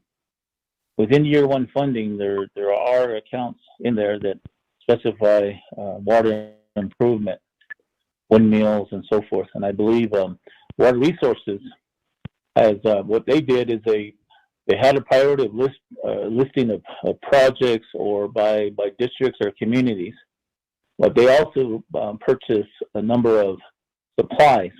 And by doing so, and with the backlogs they have, and I talked about the hindrance in all categories, from the pandemic to personnel hiring and all this other stuff to build capacity, they have taken and given supplies out to chapters or even families that did some immediate repairs. That's one area that might be able to solve that. The other area, in terms of the fund itself, there are balances available that if we were to receive a proposal is to act on that, and it would just take the executive and also the oversight to fund such a project. I would first look at is there any way we can, with the existing money that already has an account, is there any way we can address that? If not, it would have to be allocated, and that would take legislation, which is the executive and then the resource committee. Hopefully that answers your question. Thank you, Mr. Watchman. Honorable Vice Chair Walker, follow-up questions? Okay, Chair, I appreciate the response, and we will discuss this at the chapter and then determine what steps to take. Certainly, we'll be in contact with yourself and Water Resource Department. Thank you. Thank you, Honorable Vice Chair Walker. Honorable Kialam Begay.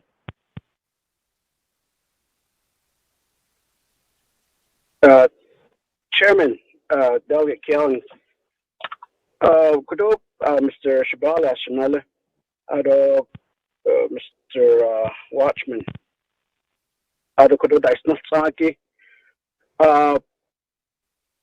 First of all, Jun Latte kudo chapters Bande and I do indicate that I represent the Chinle Agency to the Resource Development Committee. So there's 16 chapters in my area, and further down I represent 5 chapters. Koko Jot Le the Penyan Tlajin area. Ado Ashin Togo Hot Ain't Kodo Halit Outlet Eight at Hisako Alabita Inistole. A Coco specific plan with input by the local chapter, and I'll continue to say that because they know the area and they know the situation at each of the chapter, and especially the grazing official. I'm thinking that they know each and every one of the grazing permittee with their location and where they get water for their livestock and so on. Other peshatas ahaki sto ndad nishto to tail nishki that she every single day. They may be working yesterday and may be down by today. So things like that, direct input from the chapter are we dealing with, especially this fair horse and then Liniki that's all, yeah. As local officials, Liniki in Lahti, and then Liniki in Hitchayaki. We get direct response from the community.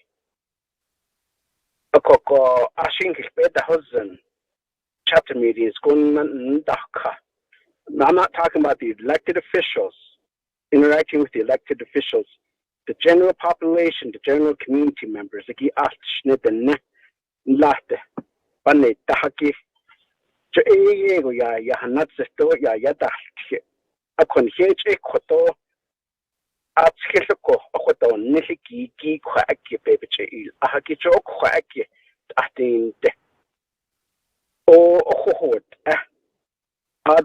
The emergency declaration reaffirm and I will be thinking that would really boost the activity at each of the chapters, especially water,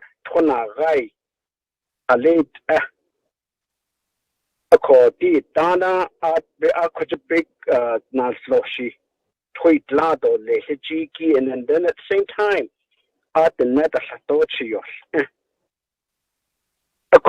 Chairman, if I could be able to get some timing to speak on this. Down when go mini farms, also not all the way. If you know the area, there's two from 191 near Nazlin Mikuya Mr. Shabala and Machine Spahozen. Not the first intersection, 26 north give me west Gidika. Lena Hota the Torchinli Ade at if you go right across that intersection, you'll see a small black Ogon. A quacky. Toto electricity beta and and what they do, and they even don't have vehicle. So what they do, in a small wagon, a cotton, Dada, Bania, Washington, Luya, Ashot, Honday, and had a bit neat. Well, the Hadan shake at horse another he gift or less, or she don't need. So, if that is the situation within our community, I can just imagine that we do have a broader situation across the Navajo Nation. So, when you write Dutch English, don't laugh at the Nebuchadnezzar, Chateau de Sinil, Aunt, Edat, and that art as a son that Nikita Yosnas, and so on such I mean, or Sate Wings and say, Kodoye, your best and Clinicky, or Hatis, or Shet dots, into all Kodo, or Hona de on hit needle, none or Tashi, Ben hit not in here. Osa na hosodo on yana hasketa the shin hit note. Kodo nedan seta case Kodoya del Tio. So Chairman, the RDC member, what will it take for the Windrup level office and administration to sincerely realize the dire need of water of domestic and for livestock? In terms of fixing the dam, in terms of fixing the windmill, and so on. Halet auto lesla openednish opanel on his chinat haholan the area liniki kabeto nishiki kolan kat Johoteto nisich hisense or report even the cut or Sabilyan that this is all that's going to happen. It's just a matter of accepting the report. There's no actual action item. The court dada or nakis kanda dashin kodo bahata CG all the banyanil tio ishanshi just get by consensus, just by option one, let the legislation drop in there. Maybe that's one thing I'll be asking Chairman. Could we just ask for the document and drop the legislation?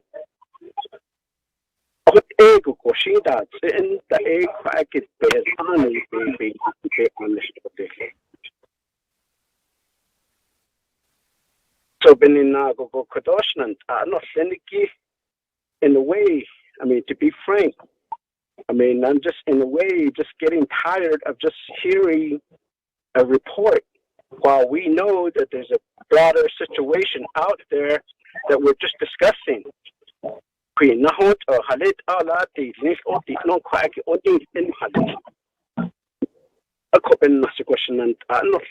Chairman, could this be the last report that we get and really put some action in there now that the Navajo Nation government is back to work? And I believe that somebody's intentionally unmuted their phone, but that's not going to stop me speaking here. But nonetheless, Chairman, ado halet ilana ni do ala pa na ne si o ko ni hit ne be na hot eki be bandilnes. Do we need to volunteer to utilize our own vehicles or equipment to help? Maybe if that's the case, so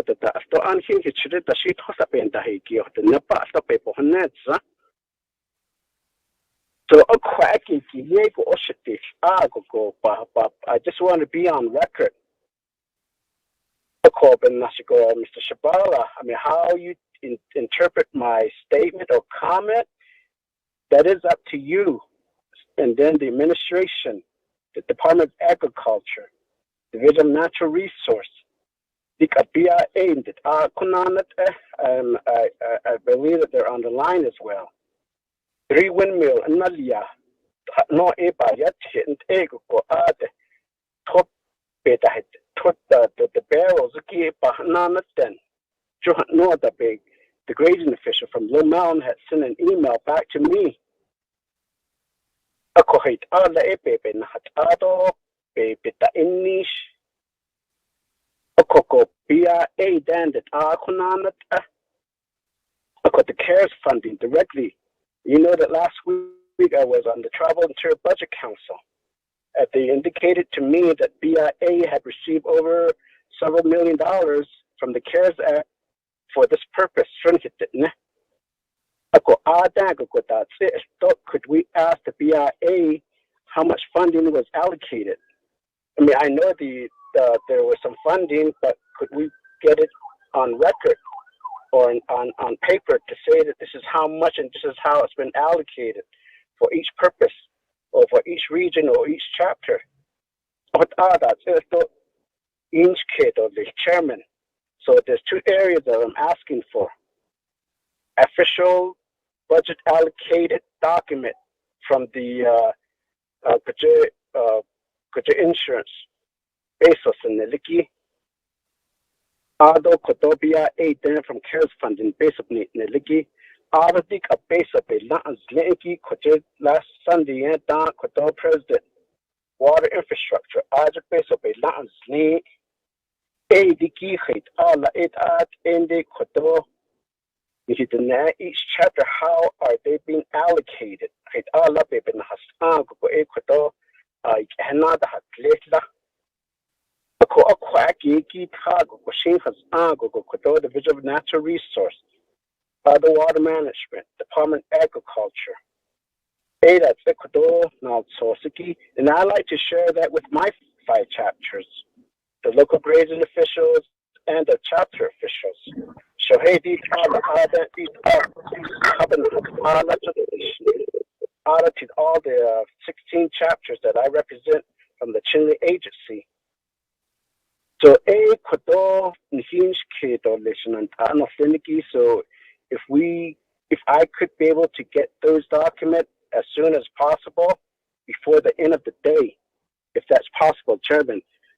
So what are Bahanana Sito Listo Shade of Babana Inch to Ada Nisla. Because it's these things that need us. Sometimes you just okay, what is it that we need to do to get things done? Yes, COVID-19 is a factor, but I believe that as essential workers, as a priority, dealing with a livelihood of our Navajo people, I think there has to be a better way to get these resources out to our Navajo people. So, Banan hinge kanko addition adon hilakit asto teacher grading delegates need leniki I fit okot at no queen jiwa so oto yana na shonda sto it ala kwag the kai jio bohne zonan so addition so even as koto zido hot ego koto banana sita the chairman. And again I say this and I plead with the program. And I say this with due all respect, Nisa. Don't he get just don't he get a hasi or the snida. Is it the nados, Nandiniki, Payasti or the station? Chairman, I appreciate the time. Thank you. Sitila, Honorable Kialam Begay, at behind Sigi, Nedana, Ro, Ida, now Sosigi Shina don't nesto legislation I had a donate. So Zaki Oharat, Ada Lestida. I don't that either. I shut the leadership meeting need bigger hasto. We can schedule a leadership meeting separately with water resources because they get the money and they have the equipment. We can ask them as many questions as we want to and get things done. Sata ladi Nico, Ayado, Doran his aunt and Helen. So that's a joy yen hike it at Etita. Just like we did on Monday. When we told them and gave them a directive to have a meeting on this one-stop shop, they were not prepared.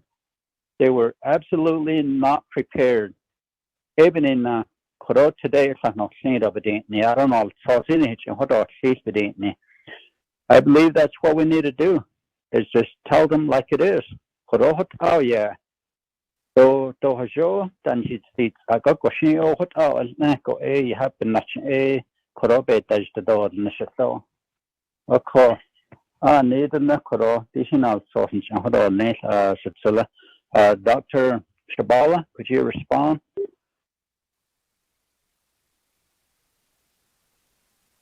So Yat and I, Chairman Ricky Nez, do Chanela, Key Allen Begay, do Aron the Delegate Thomas Walker, Aro Dyson of Stanky.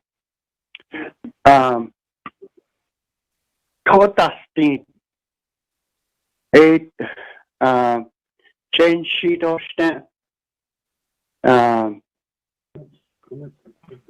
Asanat Lego. Ikat aro tko atal ikat aro di te kosan sagi benina du kwigo shi tara o ya ta e tara tes khan and aro te netko ya allenigi tko chapter house ya allenigi tko it's aro is inigi e sata hasli do saho e an dalia Forest Lake, the 2 days a week, Tuesdays and Thursdays from 10 a.m. to 2 p.m. A Forest Lake Chapter House for water. Auto Bacage at 7 cents a gallon, Bahala. Forest Lake Chapter House. Nazlini Chapter House, Monday, Wednesdays, and Fridays. And Chinli Chapter House, Ashon, 5 days a week. Tedo Telanda account at the Chinli Chapter House, or Totten Dayil. And you see, Katan Hito. Asanat Ledo Tota Zenigi. Beshna Pasia Hashid Hashibini Nabadati Kai. Aro Twil, what a toll in it. On Hotza Aron Dahash. Ako quite hot the water resources. But she is Aro cut executive order, but we're not supposed to go back to work, though, no. I had to find an executive order, and that said Division of Natural Resources is an essential division. I got water resources on the job to repair these windmills. What end the bandad Nishiki, but the ends and 8 is a 5 months a day, which is not a slaw. Don't bad Nishko. At the car every day. A base bans unquote each home. No, a epic cow. I don't did that. Ashon, Daran that Asianish. I expect more crews out there from water resources to repair these water sources. Aroshanala, Chinley do Burnside or Glazer or Chinigi, at the Atin do Chida, the Atin do Chip Seed, Twill the Ea. A quiet Tope Whiskana Holia. Last week out in Niado, Pikiti Nado Hoyabi de down into the well. Twas a zeed. What ain't the nothing? A pinnacle just on a ya topi holonle. Call Benda that inigi a twasty. Hade the spin. Out of his chinto toti. Overnight a topi the nature. Out of the nati staro a tessa clad. Hatnana age. A quite the wizzy title. Toil what they eat. They don't toby steam. I thought they toby the nature. I call quack a highway but on nish. A Nazlin do tessa claria do chin ligoya. A or glacier hadlia. There's a well. Kasi Sahabagan Bilahe. There's a well there that was put there in 1985. And that well is being used for the construction of that paved highway. And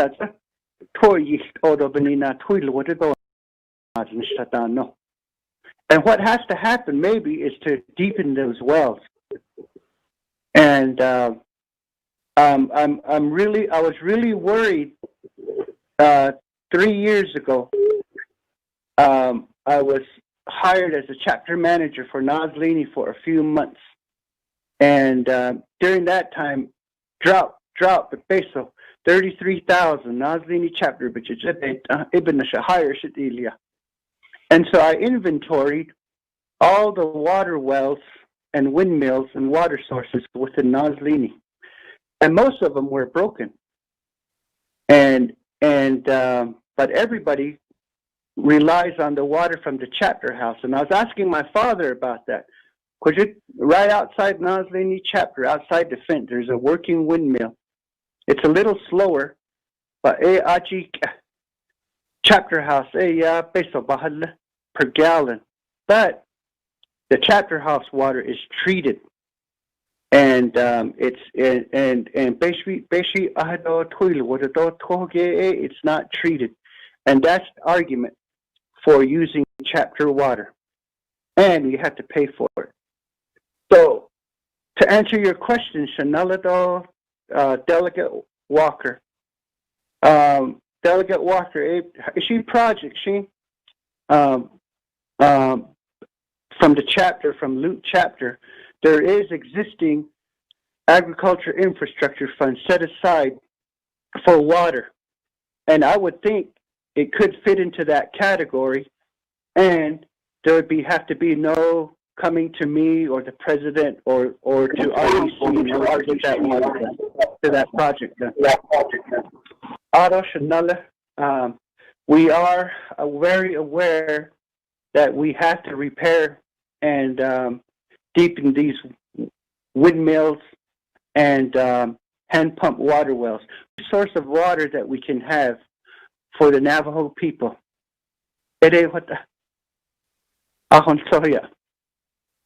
Thank you, Dr. Shabala. Honorable Otto Show.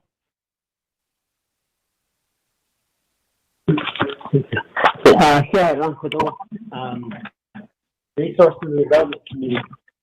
Kurusati. Ilang arla.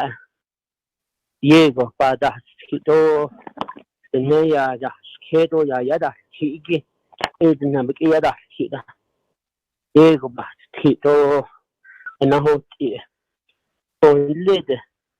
Afiade ade ande kago.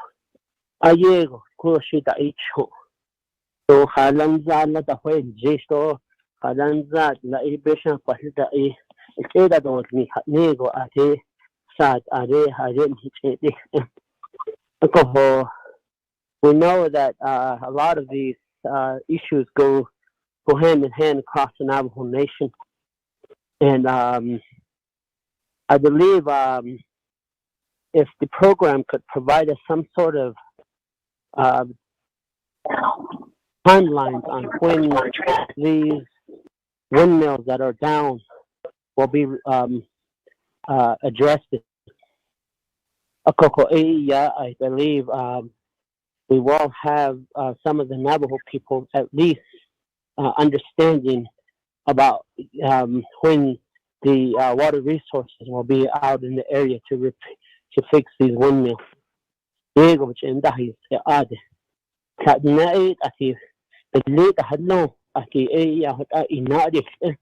That's their livelihood. That is their bread and butter. We need to get these things addressed. And I guess I just would like to see if we could get from the program to get some due dates. Let's see when they can say they can address these windmills that are broken down.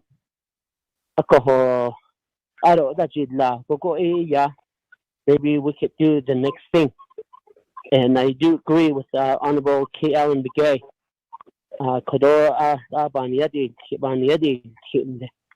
The program level, we need to get some movement there. What other alternatives could be done to get some of these projects completed? Do we need to just move to contract out all windmill servicing requests? Contract out, you just reduce the workforce there within the program. Contractors ain't that.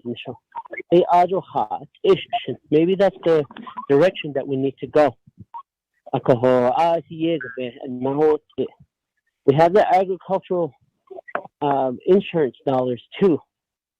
I believe there's one management plan, but and just give it to council so council can appropriate it, and we can craft legislation so that the dollars could be the services could be contracted out.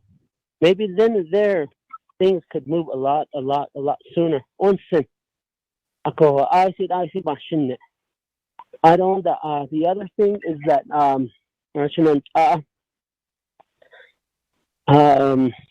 the other thing that I guess the committee can work with is withhold 10% of all the managers and the division director's salary. That's another route to try to get programs to do their responsibilities. Economic development was not ready, I'm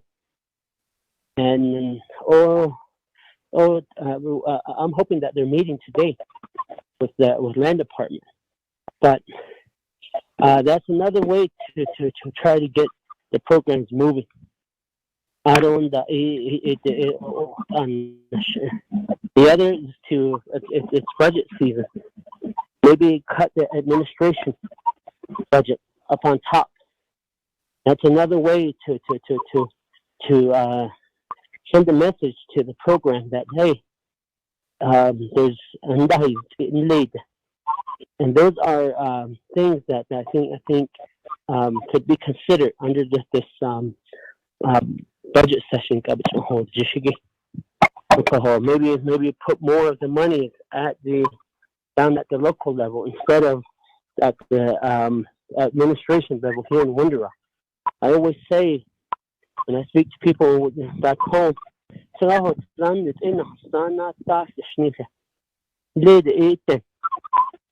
where the services are needed. So, that's just another part of my recommendation to the committee. But again, it's up to you guys relating to that. But we really need to get these programs to provide the direct services that is needed for for the Navajo people out there. Also, because there's ones on this gloomy. They're thinking that we're the labor now.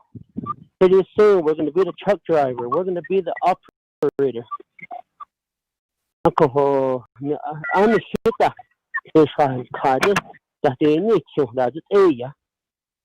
It's the reason why these programs request for money. Oh, you pay about that. It means every quarter, but they're not making providing the services that's needed. So about these things. And go back on mute. Thank you, Honorable So. Sunanta, we will add that to the agenda here today and schedule a leadership meeting with Department of Water Resources, also Dr. Shabala's shop, and also Department of Agriculture, Department of Justice, and our own attorneys to really look into how perhaps we can take the funding and contract some of these water projects. We all understand the pandemic is in the way, but to have some of these windmills, and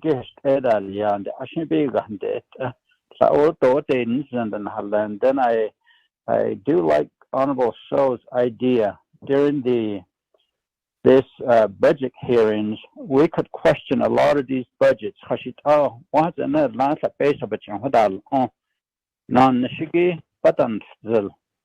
is it very difficult for them?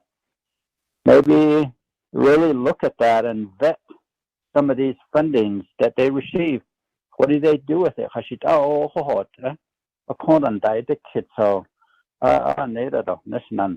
time to really do something and do something with these. I know our grazing officials because some of these there's no water available anywhere. Windmills are broken down and they're just like crossing their fingers. I believe that we will amend the agenda after all the reports and add on there to schedule a leadership meeting. And that would really be our recommendation here today. Diego, it's Zealand Silgo. There has on a gizo the no so adore nature so it how election and honorable members of RDC, any questions? Okay, Honorable Freeland wanted to speak, so Honorable Freeland.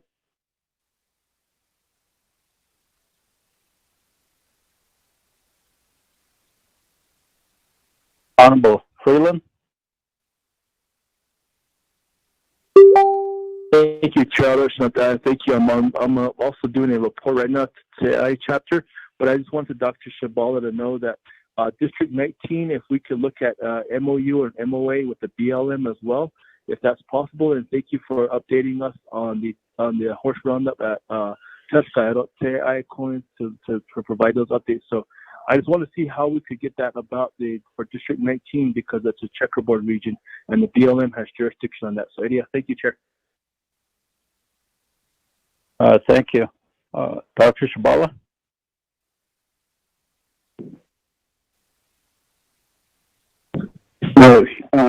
Thank you, Chairman Nez, Otto Shamala, Delegate Otto So, esto ya sabe Haincito Shananta, Delegate Mark Freeland. And I will contact you to specifically regarding the MOU and MOA District 19, and I'll get that for you. There are 900 windmills on the Navajo Nation, and and a lot of these windmills, Shanella Odo, how the Department of Water Resources addresses them. People get the windmill number and they'll call it to me, my office, And I'm sure Water Resources gets notified too about particular windmills that are broken down. Hit the car. And we were short-handed because of COVID-19. And as of yesterday, back to work. Dan kito ni show.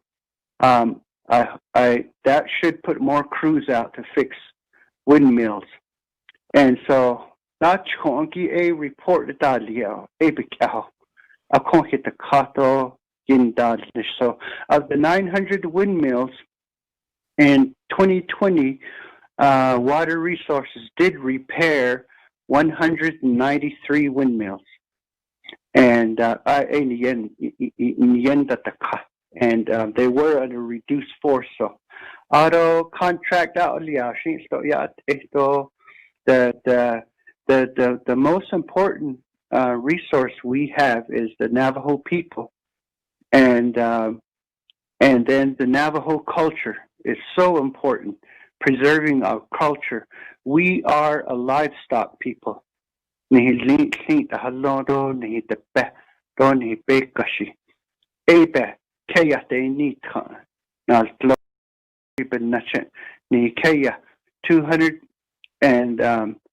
78,000 square miles in Chiselin. Just ating any gatahotesta. Aron de Colorado, we lost that. But because of livestock, we were able to retain a third of our original lands. So it preserves our Navajo way of life, our Navajo culture, our Navajo language, our Navajo ceremonies. And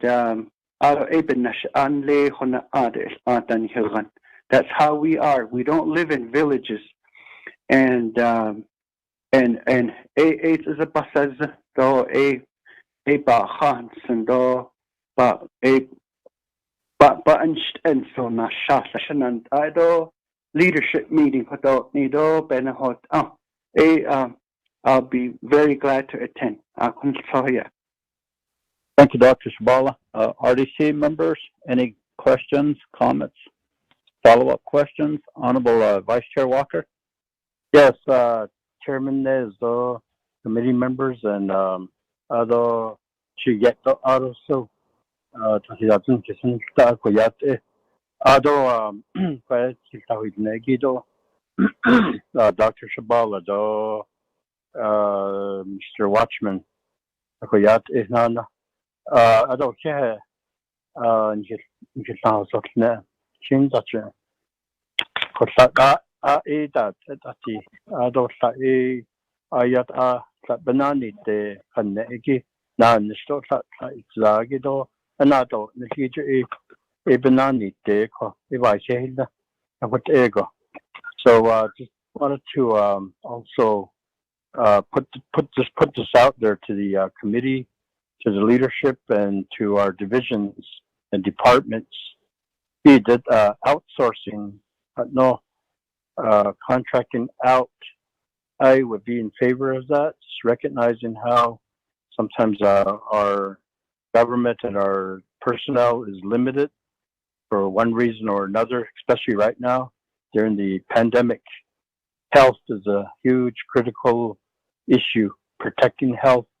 And if someone does get sick, it can stop a whole operation, a whole project.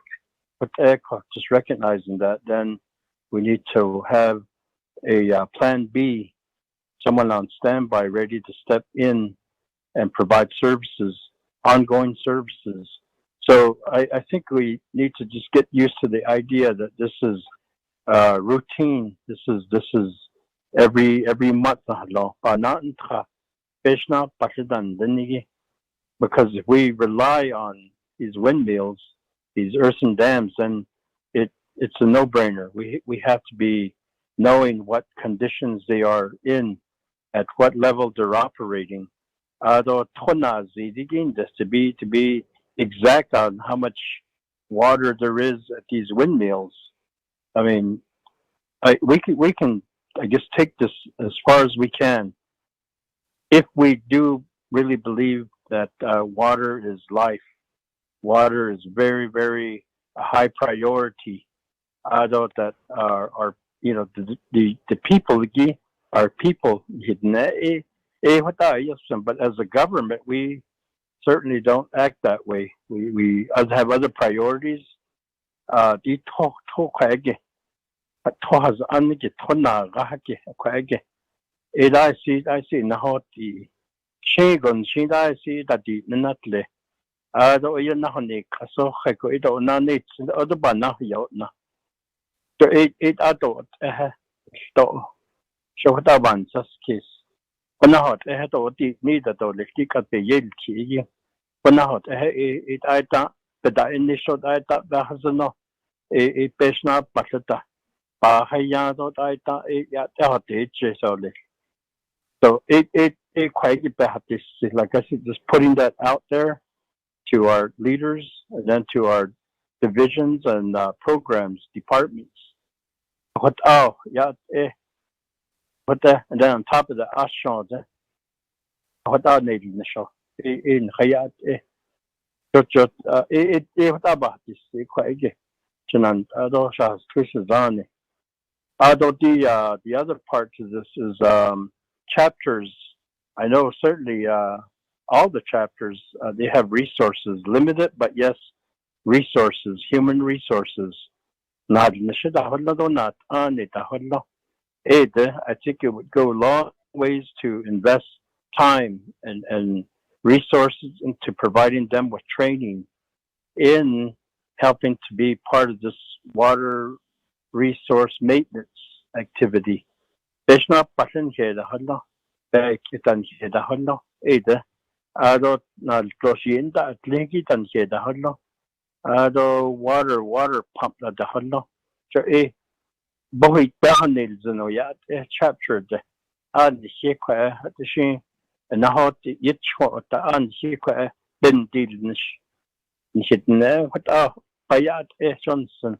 Because and not in it anytime a windmill goes down, stops pumping water or a water pump stops working. Whatever the case may be, something goes wrong in a community with one of our water wells, then we have to call water resources or ag department. I don't know, so Nishit pay not a John hit it, Nico. Are they bassa now? Need launcher. I could eggy. I called our local chapters get up the training side, train at Aliago, up at United Yahasan or La Yat up to a point, up to maybe the basic maintenance areas of these equipment we have out here. So what are the advantages nature Winston or Ansi Jedadi Nika or Banahan out? So quite what on this issue, you can't nature so done here need out and eight adolescents so Shanant Ado where you started Nagi. If this can be taken into consideration, I would feel like I spent good use of my advocacy, speaking for my community members in a reasonable fashion without complaining and being proactive. Johnson, then the other part earlier, Dr. Shabala, what did it need? Asia the house at no Johin J Basis chain. Be Petoni, a Basis chain, a Todich, a Skeda hit Neko. A call Jad Ohayata house and the J Eda had the Haja. So what other Ibanza, Kiss Evic Asin, a Shedil chain, Shen Nashin, as a Solidad in the Haroshin. A call a cut a laco. He did horse activism that's all yeah. She Bahwin Ileho. She Dahidon Ido Daha Dor Nisto Nahador Nix horse removal. When it comes to government action to conduct horse removal activities, local communities, then we know there's people that voice their concerns and just outright objections. But locals, ani apet abelin apet yenda skado apet koya ta halya betsa hota bahwen te ani edo le ida ti shi to beta ti tleta iki to ta hilchi nasta hilchi o to ta belle ta hanni edo hayu bahwen o yese shi ban se de kisn he ako kwaege adot abnadi to sa to sha da esa ot ko ta yo do ya da ti sing ho yo ta yin ye da khedo yin na da hashka ado ina an de ta da these horse activists, these organizations that believe in and stand for animal rights. Certainly horses is included.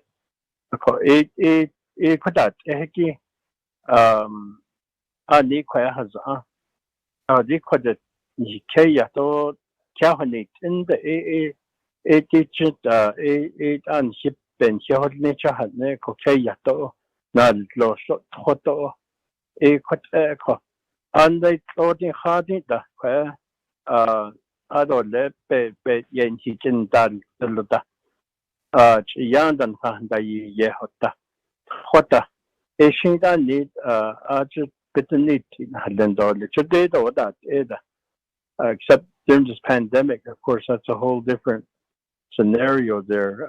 Food being donated, water, and so forth. But before the pandemic, yata di kido ho you had any bahwin but to the nan then you get dan then you you yen da cannot let which Ikea. I don't know. I don't get that. That's all. They you were no. I got all the cow in the Hadden Arch. I got all it unkitten done. Shinan quite unkitten done. I call it has only that the Bahad long with that. The Hayat Johnson. She says, I call Ishinda Pansity Kisto Licto Shine on Sosta Satan Histo Station. Could that Yaskio? Should just unhit energy as a Navajo people, Navajo community, although in accordance with local government, having a local government, local chapters, although having our Navajo Nation codes, govern us. Although on Hido, Ben Yen Hada is so a quite what that in shit the Hasla. Let all the or Shin need Shattered Aleda no La Joe what Ella Neniki Kaho. Our down shit on ship need yet he has only get told that Hegi Nance. You could pass on she died that of a car she what end the DG and on the snot not there. She Todigo. Unchanged the NATO as she the Todigo. You were Neniki, Quaggy. Anan, I just showed Shako. But I should say there has still the chairman and members of Resource Committee.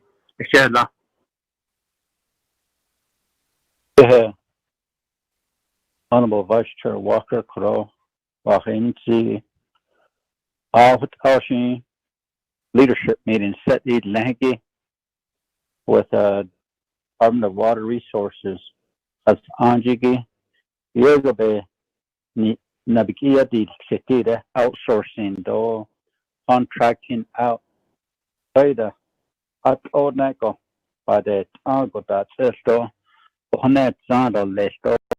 Has on Elnaco, what I did a set lago.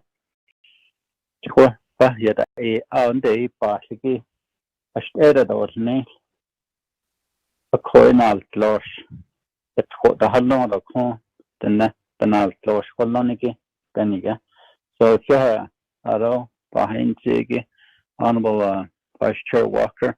Let me go back to Dr. Shabala.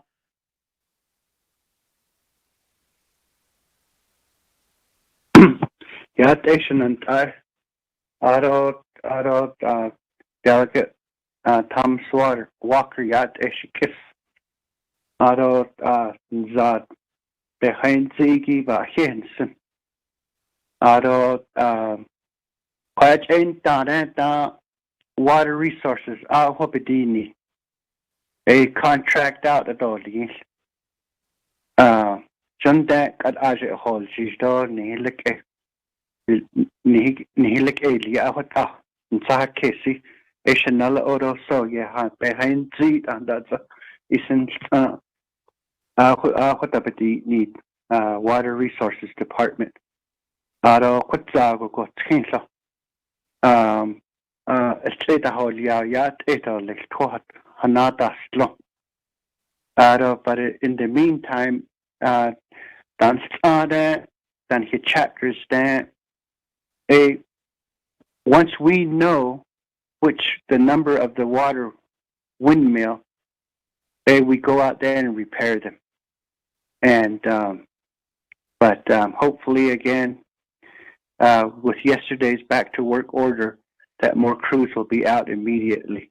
And if we contract out, we're all about that as well. And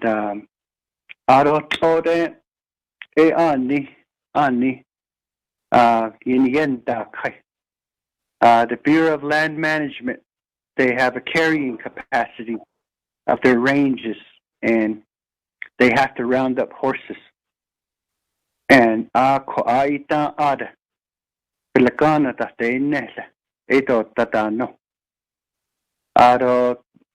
in the 1930s, in Nevada, Idaho, Oregon, and Lagana anan letin de chiton de ya asale in Yankidia ya sahason but Lagana astan she's from Reno, Nevada. Naso 1971 Wild Horse and Burro Act approved that no BLM horses will be sent to slaughter. BLM, they try to have auctions where you adopt a horse, a wild horse. And I actually saw one that had a freeze brand on it over here at Department of Resource Enforcement's corrals. It had a BLM brand on it. So Navajo had adopted one of them and brought him out. And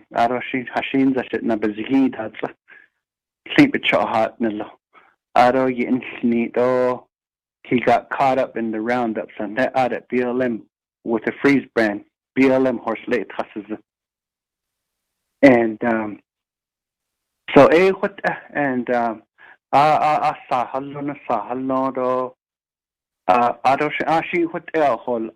but I think if we tie our horse management to education and to research, and we become partners with these universities, and that we'll be doing the right thing. And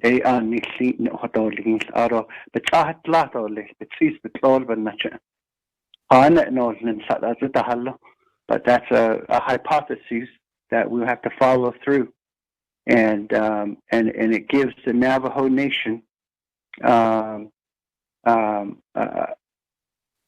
management tool. And although it'll continue to be controversial, they won't be able to stop it. And we'll work with the American Horse Council and also the Livestock Conservancy. They're in charge of rare breeds of all different types of livestock throughout the world, and If we find the Navajo horse, we'll be doing the right thing, and we are doing the right thing. We have stepped in that direction. Yeah,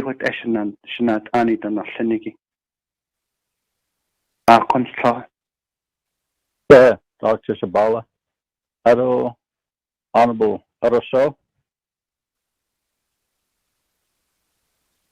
Thank you very much, Mr. Chairman. Around today the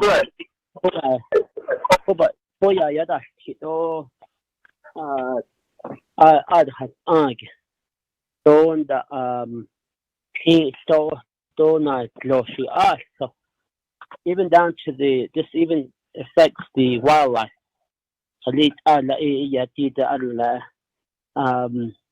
الناتج الخاص تبتي نيجي خليت ولا أسلو أجا أسلو بديت يتهولي أتخاف بديت يودا ليدي بيكا تسليت ده هدين خاف ده تو هدين خافكو سكوجي ده هي خاف زيتا I don't actually about a couple of weeks ago I was coming through Lepton and Route 12. They crossing the road. Moose. They have moose kill. Look, these water issues. The water management.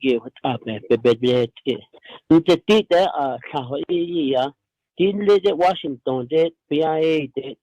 Based on the 68 contract dollars related to the windmill repair.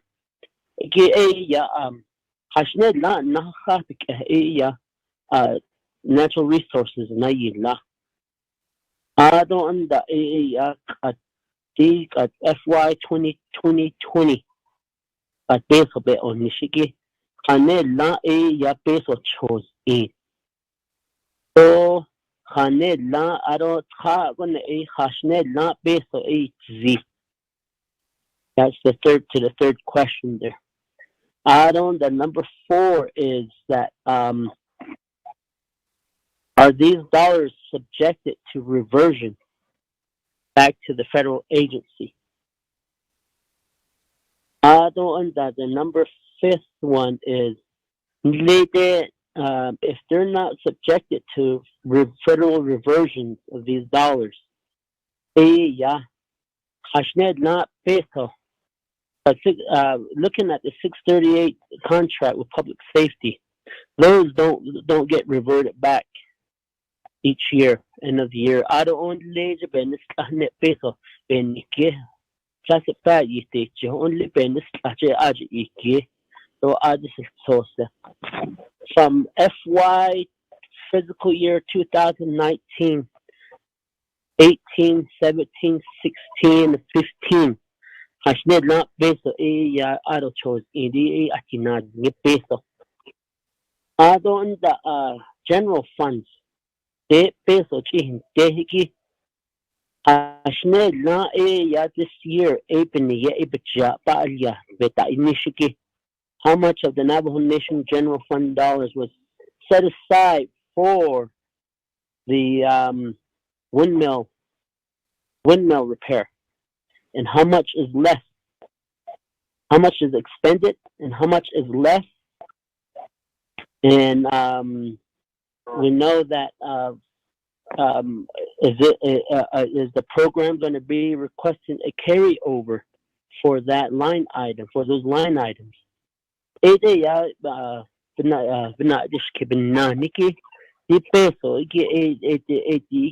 wrap my eyes and my hands around it to see how much money you actually the program received for that direct service.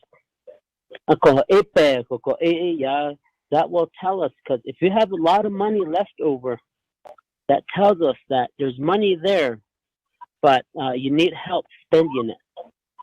And maybe one is that maybe we could one recommendation, Chairman, maybe to have the dollars these certified chapters that have issues related to windmills, maybe it could be directly infused to the certified chapter to get those windmills repaired.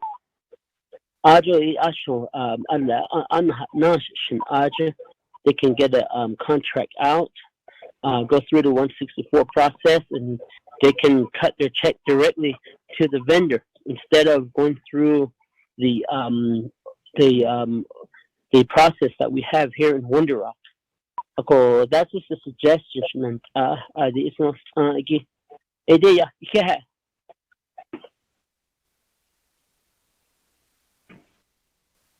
Thank you, Honorable Show. Corona Kirigi, there has to be an accountability for reporting deliverables. When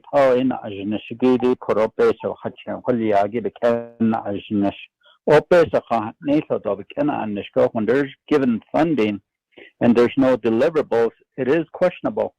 What's going on here?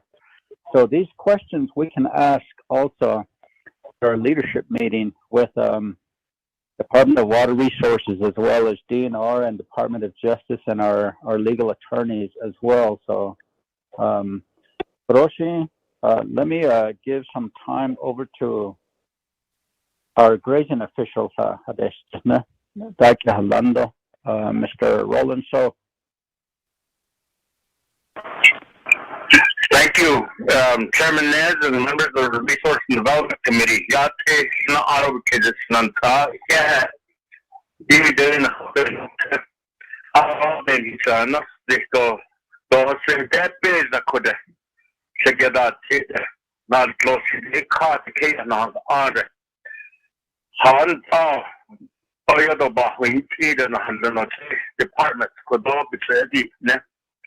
Because the quick I don't know what you hold this. To tell SD, though, the national life society.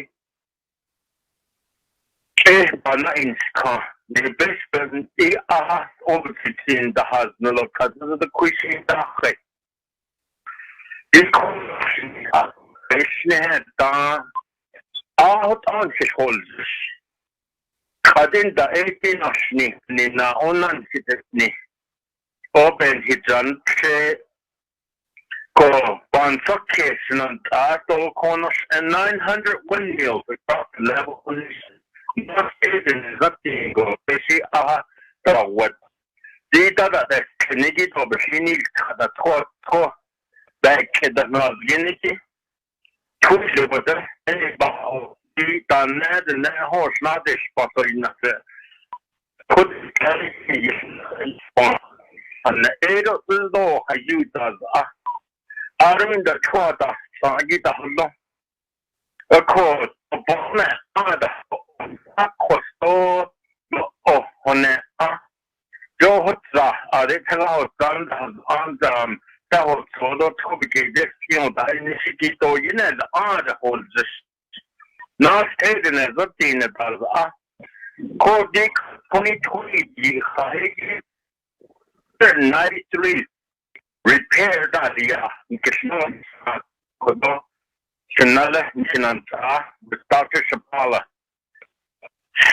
And many farmers chapter Ashad Adop and Nita. A hotel hard and last sneeze after hotel on this case. Shot. Chao has honors mana had over to he out say pass and has neto and closely to the any say yanda has not over to of course leadership now yet on his not out of the I don't know that I cut bed his how loud they ya the don't need this Hasna that the question is to the city or define separate all their water resources. The queen of the staff is Haisha the equipment. Has taken the husband. They know these so is the snake. Sana gedone wat je hol dus bana in schaal bana in schaal net schot dan in de aarde contract was nog harder nog chapter de ander not chapter What are the coding I can now say it on this so neat with the net or so the pedal the tweak it taught and the non lost the whole need yes, not the NRC for only farms get careful yeah. Another talk cutting it yes kids a week and a half to taught this range unit water resources to use that to in the order hot da yeah the little not the short paper to say issue all the side satella not talking on the city scheme when the not it of that is what all of this the society don't need all this the card whatever Hasina not paper with the path in the director need to out the initiative so she did not so we must have the query corner assessment which we saw our opposition statement which we saw to alternate this code they call windmill beat our kids and the grazing officials for the query to create our kid Christian or say then of course one windmill and 23 else and I saw that but it has a hard little kebab it's a hard yeah but all was hard with a young not a Honda you man was sort of busy that could quote and have the honor for in yet basically she are able to the mission I showed that out of over but not a lot of resource. I thought it was the deliver on said eagle into the Eastern Land Board became said the neighborhood of a sniggle or assessment in the or are the excuses but and water resource. The reason that ahad all the ahad than he called the potato nation and shown the one I second of this. Oh, share copy larger. Hala tool really not anything, not anything is the tree, or anything cannot go to the fire or take it and little that we close for you need. Of course, all election to be that people need to treat this, okay? Mr. So, Korohen, Gido, on hot Ben Larson, Nato, Ne Hot, Edo, Ashin Hot Ben, the lay leadership meeting, Bahil at the Korea, about and at a lesson day, Mr. Ben Low Mountain, though. Ask the so they listen and oh, it's a Chaya Herman Ben when she had a low mound. Kind of sunny land, okay, on it there, but just change kind of. I mean, touching the area, that's a tree. So, of course, it's leaning not creating that day. She none of that, the button on low mound. A cocoa south there, she has angit there. It's a asking for you and a codo has the date or faded days on Scongo Bahas speaking. Yeah, the Schneider. Oh, change change a call. The Pentas has been planning teleconference, the Bevenan, NPL, the year. The Bevenan, done many people and a long. Our BIA nature reporting late, but not a deal to take area. The base not passing in the hospital that late. tadi no kon bedil kita are report gila. Ako ko Lomond Bilkis Post analia sito ni. Ako si Stehazan to state aliada. Andre tua yilegi a ete ya state atitla. Kosa paten at enet how. Ikoje 409 adi kosa aten pinakataz lesha dabis zip. Ako ko ne navigator analia chike no. Ako tuan late no stambi chiko o kontazle. No stand the public a kontrahimne bahagkan. Akon ajuko ot into the clear at the tuatazle. Not loshi topa na ajnisha to choyos inda itenle to. Ako kwagit eya pantokse to lesh ata BIA nal choso ikaz to lomange to andalia. Shito ne ako tkosa petenitle nal loshi to tlinsi petenitle. Ako sasne Italia ta ta adavka Italiada. Tabati nida asati nana no. Ako asati o adati dona laban dikwe. Ako agito ya shonda. Ako ndate na onto the sinita windmill is Italia. Ako den late tkosa Italia. Ako ajo ko our Division of Water Resources, they got Twahata response. Esa, not our Twata Yigi. Asago, the question sla. Gohaz, I thought one John Gohal, La Hatazle, not in Slatin test age in the house or saying Dazle. The other shall develop it or since the need water resources.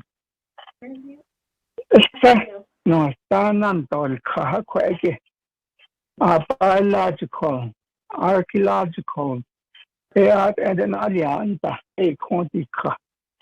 Sahatko, it's just our air, a Twinjono be linked. Could they argue? Cosa be hillenche questions the Kindego. A shanta latest thing that clearance alia inta. She did no co. The Bailan gilded or she and that economic district. A hate or Linsanel age, a society Christian sonda. A co agito at quarter, then go be clearing I thought. Open not an nation band. ADT turn to keep in the Hana Hawk or Sneak took a twobit at our yet give them not yet. In song yet one such case or this. Out KDAD agricultural infrastructure fund. The Ninki to A and Station House a lot oversight. Ours 80 proposal, Nikonat.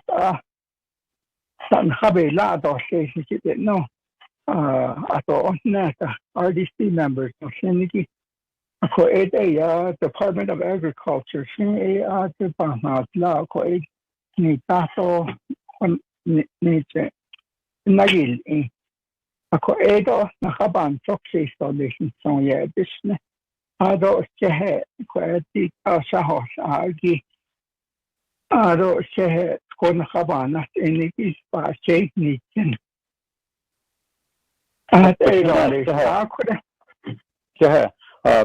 Dr. Calvert Curley, could you respond to that question, sir? Make it brief. Okay, thank you very much, Resource Development Committee, Chairman and almost windmill on NPL. Most of the windmills on NPL are monitored by the NPL office. Amos Johnson is our contact person out there, so he has a contract for these windmills. And in the service contract, apparently what they looked at was to replace parts within the actual casing and with the windmill parts. So there's some windmill tanks that are leaking. I think this is one of them where the name is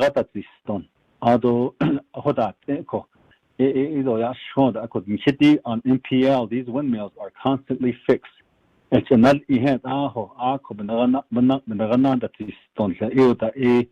vandalized. So those are some issues that we're dealing with on NPL. We'll take a look at it and go from there. Thank you.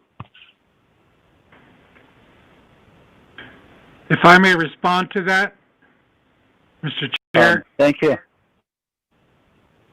Who's that? Who's this? My name is Amos Johnson. I'm the NPL office in Pinon. Mr. Johnson, that's hello. So hold on.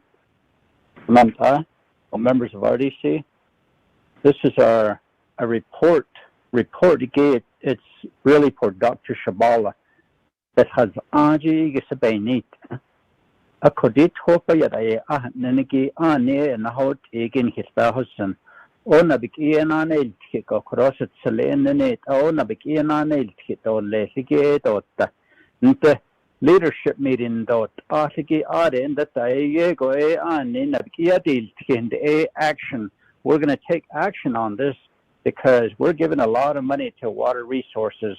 Equipment, our staff don't know. The staff at the nada, a pandemic nada, no. Late all a lie in there, caught the net at the sandal, PPEs, but a hano. Then there's up on Habasiana, a sort of a lecture, the hano.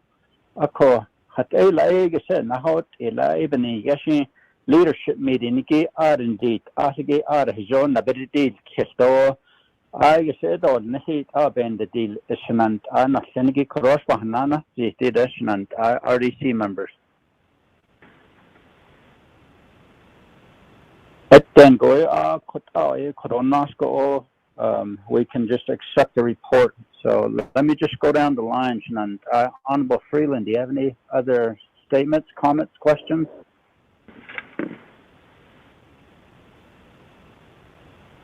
Honorable Stewart, do you have any questions or comments? Okay. I guess not. Yes, go ahead. Okay. Dr. Shabala and I this is from the chapters over here. Chapters I work with. Quick from the checkpoints and Valley areas, we have problems with wild cattle, bulldogs. Either they come back, they're coming down on this side. From the other side of the mountain, Mexican Springs, Hachi, Nashiri, they're from that are rounding up these cattle and horses.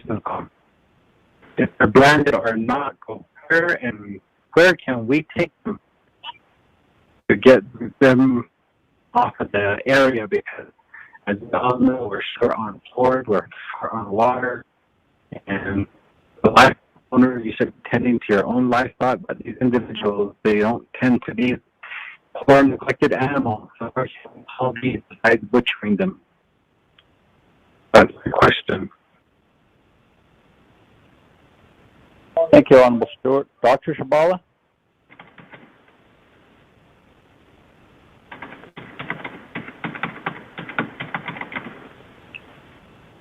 Dr. Shabala?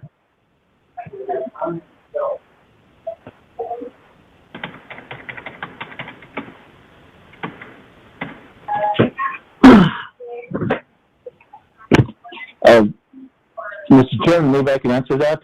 Dr. Shabala is not on. Okay.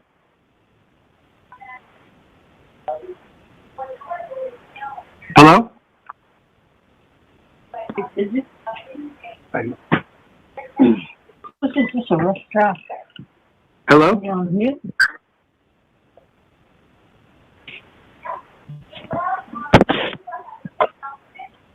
Hello?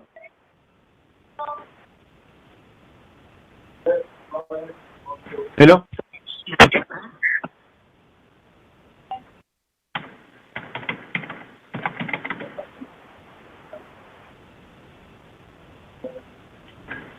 Hello, this is Rudy Shabala. Can you hear me? Yes, we can hear you. Dr. Shabala, go ahead. Okay, yeah, I was trying to answer and I wasn't getting a response, so I hung up and redialed again. I asked that question to Leo Watchman from Agriculture, Wild Cattle, Snow, and he's prepared to answer that. And I think I'll turn it over to Leo right now with your permission, and I'll follow up on it, if it's okay, sir. Thank you. Regarding wild cattle. The Watchman, go ahead. Thank you, Mr. Chair. Just a quick response.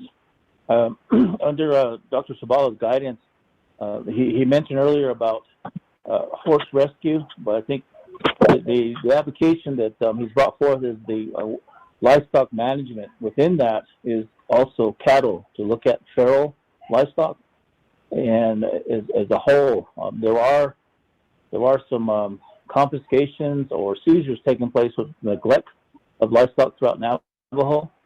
And I know there are a number of calls that come in the mountaintops and Pacific canyons that there are free roaming or feral livestock or cattle, and they've made some asks that they be rounded up. In the past, we've had rounded up these bulls that were endangering some of the community members. So I guess to fully answer that, we do need to get with Delegate Stewart on where they're at and see if we can assist, or we do have a roundup crew can maybe physically round them up if there's no producers in the area that already don't have that planned out. Thank you. Thank you, Mr. Watchman. Honorable Stewart, do you have a follow-up question? Yeah, question about a comment. Thank you, Mr. Watchman. Thank you. We would like to have assistance. I believe we're going to be looking at possibly this weekend or next weekend as a roundup. It's really out of hand. Yes, appreciate it, sir. Thank you. Honorable Stewart, you were breaking up and a lot of static. Could you reiterate what you just said? Sorry, Chair. I said yes to the response from Mr. Washington, and it would be appreciated that they can provide. I believe that the families are looking at either this weekend or next weekend for a roundup. And I will get back in touch with the families and set a definite date, and then get back with Mr. Washington and his shop for that. Okay, Honorable Stewart. I can come out with my brothers with our horses, and you can help us round them up too. So, thank you. There you go. RDC members, Honorable Walker, any last comment or question? Just comment, then a request. Comment to Dr. Shabala. 下一块你上身的，到底请把海洋到的时间，请把本大到的山那个爱他个啥，基本上这个إذا هذا شبه كاسة إشتاء إذا هذا هجاء والجهة تأكل كيبا هيا كيبا بانتا كيسو بنهات تودا بن داك خو تودا بن زون داك خو تجن دهوي ندو بدا جوبا كنت أكو بنا كو تداديل زن كو هذول يات كنا هوي تيدول يات نانيل تاتول تدادي نو هذا هجاء دول تدادي نو كو إشين دو يون كو إشين أوليا تو شيء ده تان شيء زين كده أكيد نيدا كو كو ده شيء كده ده شيء بتيجي كاشجي إشين كو هذا أبشنا هذا ده ده ده تحكي نانجي Benne di da do jen da hui na ya ta ho da de ho no shi a ti ne so o ko hot ko chunan ta ko ado di da de so ne ay pa na di kit we BIA din de so na ho ne shi je hui but di kwai get that is the nata an ado peshna patato edo bebe nata an na ko she person ni chona di ko in a way controller's office ati na ta decade for RDC so hata a inch kedo lesson ado advisor speak in high so hata the leadership meeting the a code that the need a quite at 8 out in the job so that it's in the call hotel on the chair. Yeah. Thank you, Honorable Vice Chair Walker. Ms. Begay, could you contact the Office of the Controller and get the requested documents, financial documents, in reference to how much money has been allocated to water resources for earthen dams and windmill repairs, so we can ask questions on it at our leadership meeting. So, Ado, thank you, Honorable Vice Chair Walker. Ado, Sashnaidos, Kid, Honorable Freeland, are you on the line?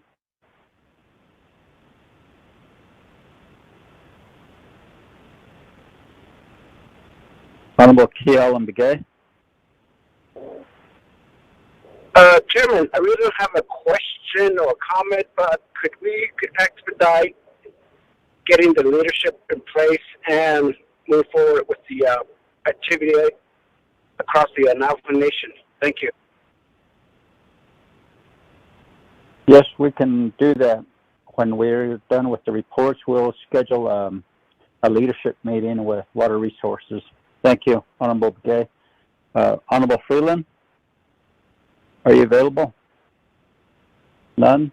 Okay, yeah. Dr. Shabala, could you provide a closing statement on your presentation?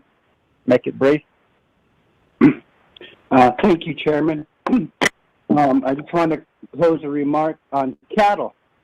There's a different method of catching cattle, wild cattle. It requires horseback, and auto payahi jato, puchitahi kitchen,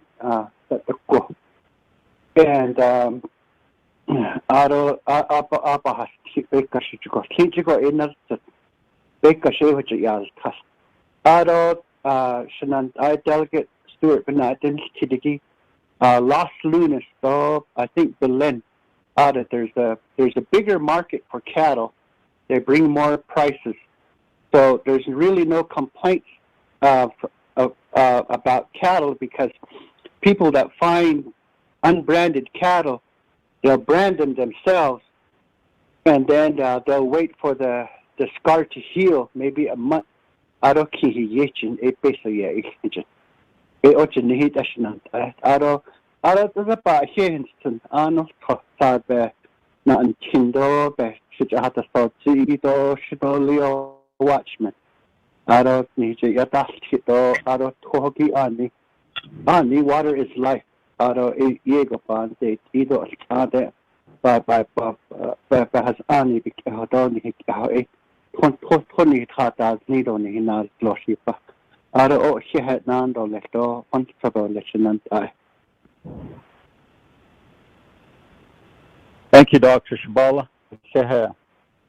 Ado Kashi Kro Nos Tole Snant I, Saratan Nidos Kinder. Then Honorable Freeland, how do you vote, sir? Honorable Stewart? Green. Honorable Kialam Begay. Chairman Kialam Begay votes green. Thank you. Honorable Walker. I vote green. Thank you. Honorable Daniels is excused. Honorable Freeland. We have a vote of 3 in favor, 0 opposed, chair not voting. Motion carries. We'll accept the report. with a directive that we also schedule a leadership meeting and have OOC provide some documents that were allocated to water resources for windmills and earthen dams. Thank you. B, update report from BIA Roads Department with regards to federal funded road projects, status of rights-of-way proposals and transitions, maintenance of tribal roads, new roads, rights-of-way utilizing tribal access authorization, road projects on allotted Indian lands. So the presenters are Mr. Bart Stevens, Herbie Larson, and Lester Sosi. Mr. Stevens, you have the floor, sir. Good afternoon. Thank you very much, Chairman Nez, and again, an honor and a privilege to be able to share information with you. I know we got started this last go around and ran out of time, and the day was getting long, and we understand, and so we're glad that we're able to come back and share information. You know, this has been an ongoing issue, well, longer than I've been here, and I've only been here a couple of years, but it was especially so when the new council delegates came into office and maybe didn't quite understand the process that took place prior, the newer delegates I'm speaking of, with federal highway.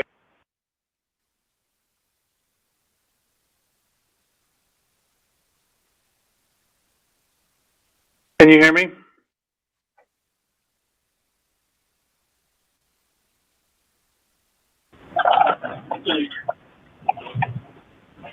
Go ahead. Can you hear me? All right, I got a message that I was muted. You're good, sir. Go ahead. Okay, thank you. Maybe not understanding what took place when federal highways was given directly to NDOT, and what all that involved. So what we're dealing with, what comes about frequently, is questions and concerns regarding specific roads, and to the average community member, or anyone for that matter that doesn't understand the different roles and responsibilities under federal highways, under BIA roads, under Navajo Nation DOT, make assumptions that because a road is labeled as it is as a BIA route or a tribal route, that those entities have responsibility for that road. Now, those responsibilities go from road maintenance clear to improvement and repair, which are quite different across the spectrum. So what I did is I had the team come together, this was months ago before COVID hit, was to provide a training activity for everyone, all the council delegates, NDOT, of which we have provided several trainings in the past, when they get new employees as well, just to brief them on the process and what's in place and all the things that I just talked about. We were planning a conference, actually, that should have happened this summer but didn't because of COVID, to have that activity and ask questions and have a couple of days to really get into this, because it is quite detailed. But I'm going to turn it over to Herbie Larson, my roads engineer, to speak to the specifics, share some history of what it was like before the transition of federal highways, those figures, those dollar amounts of resources that went with federal highways, and then now where responsibilities lie between the BIA road maintenance program as well as the federal highways program dollars that are managed by NDOT, and the TIP and the other projects that are aligned with those activities. And then, of course, answer any questions that are a result. And then hopefully you've all received the handouts that we provided, that I wanted to ensure that everybody had these handouts so they could take away this information and review it at their leisure and hopefully learn additional information from those documents. So at this point, I'm going to turn it over to Herbie Larson to speak of that, and then Superintendent Tsosie to talk about what's occurring on the different types of land that exist out in eastern Navajo. But we'll go first with Herbie Larson. Thank you, Mr. Stevens. Go ahead, Mr. Larson. Good afternoon, Delegate Nez. Thanks for having me on. I'm going to answer the 4 questions as I go through the presentation, and I think you guys have copies of it. Then I'm going to briefly go through the presentation, and whenever we do a full presentation, that'll be at some later time. So right now I'm looking at the presentation. I'm on slide 2, and start there. So back a few years ago, BIA Navajo Region Division of Transportation was responsible for 2 transportation programs. The first one was the Travel Transportation Program. It was formerly called the Indian Reservation Roads Program. So that's the Travel Transportation Program, which consists of road improvements, construction, everything that you can think about, when you put a project in the system. Then the other program we have is the Road Maintenance Program. The Road Maintenance Program is a BIA road maintenance program. And I'll get to that later in the other presentation. So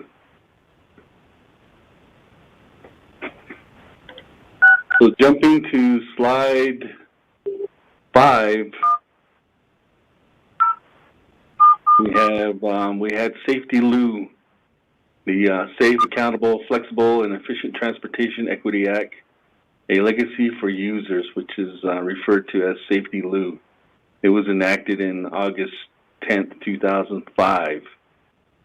And what it did was it allowed the Secretary of Transportation and the Secretary of Interior to enter into what are known as program agreements, which is essentially a contract.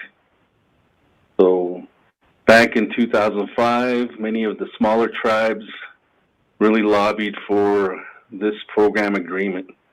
They wanted to be able to have the flexibility to enter into a contract with Federal Highways so that they can manage, administer, they can operate the whole program, the TTP program. So a lot of tribes in the past, they were either on 638 contracts, they had direct service, they had G2G, what would I call those, OSG contracts to manage the transportation program. All of that was done through BIA. So when we jumped to 2005, tribes wanted to enter into those agreements with Federal Highways.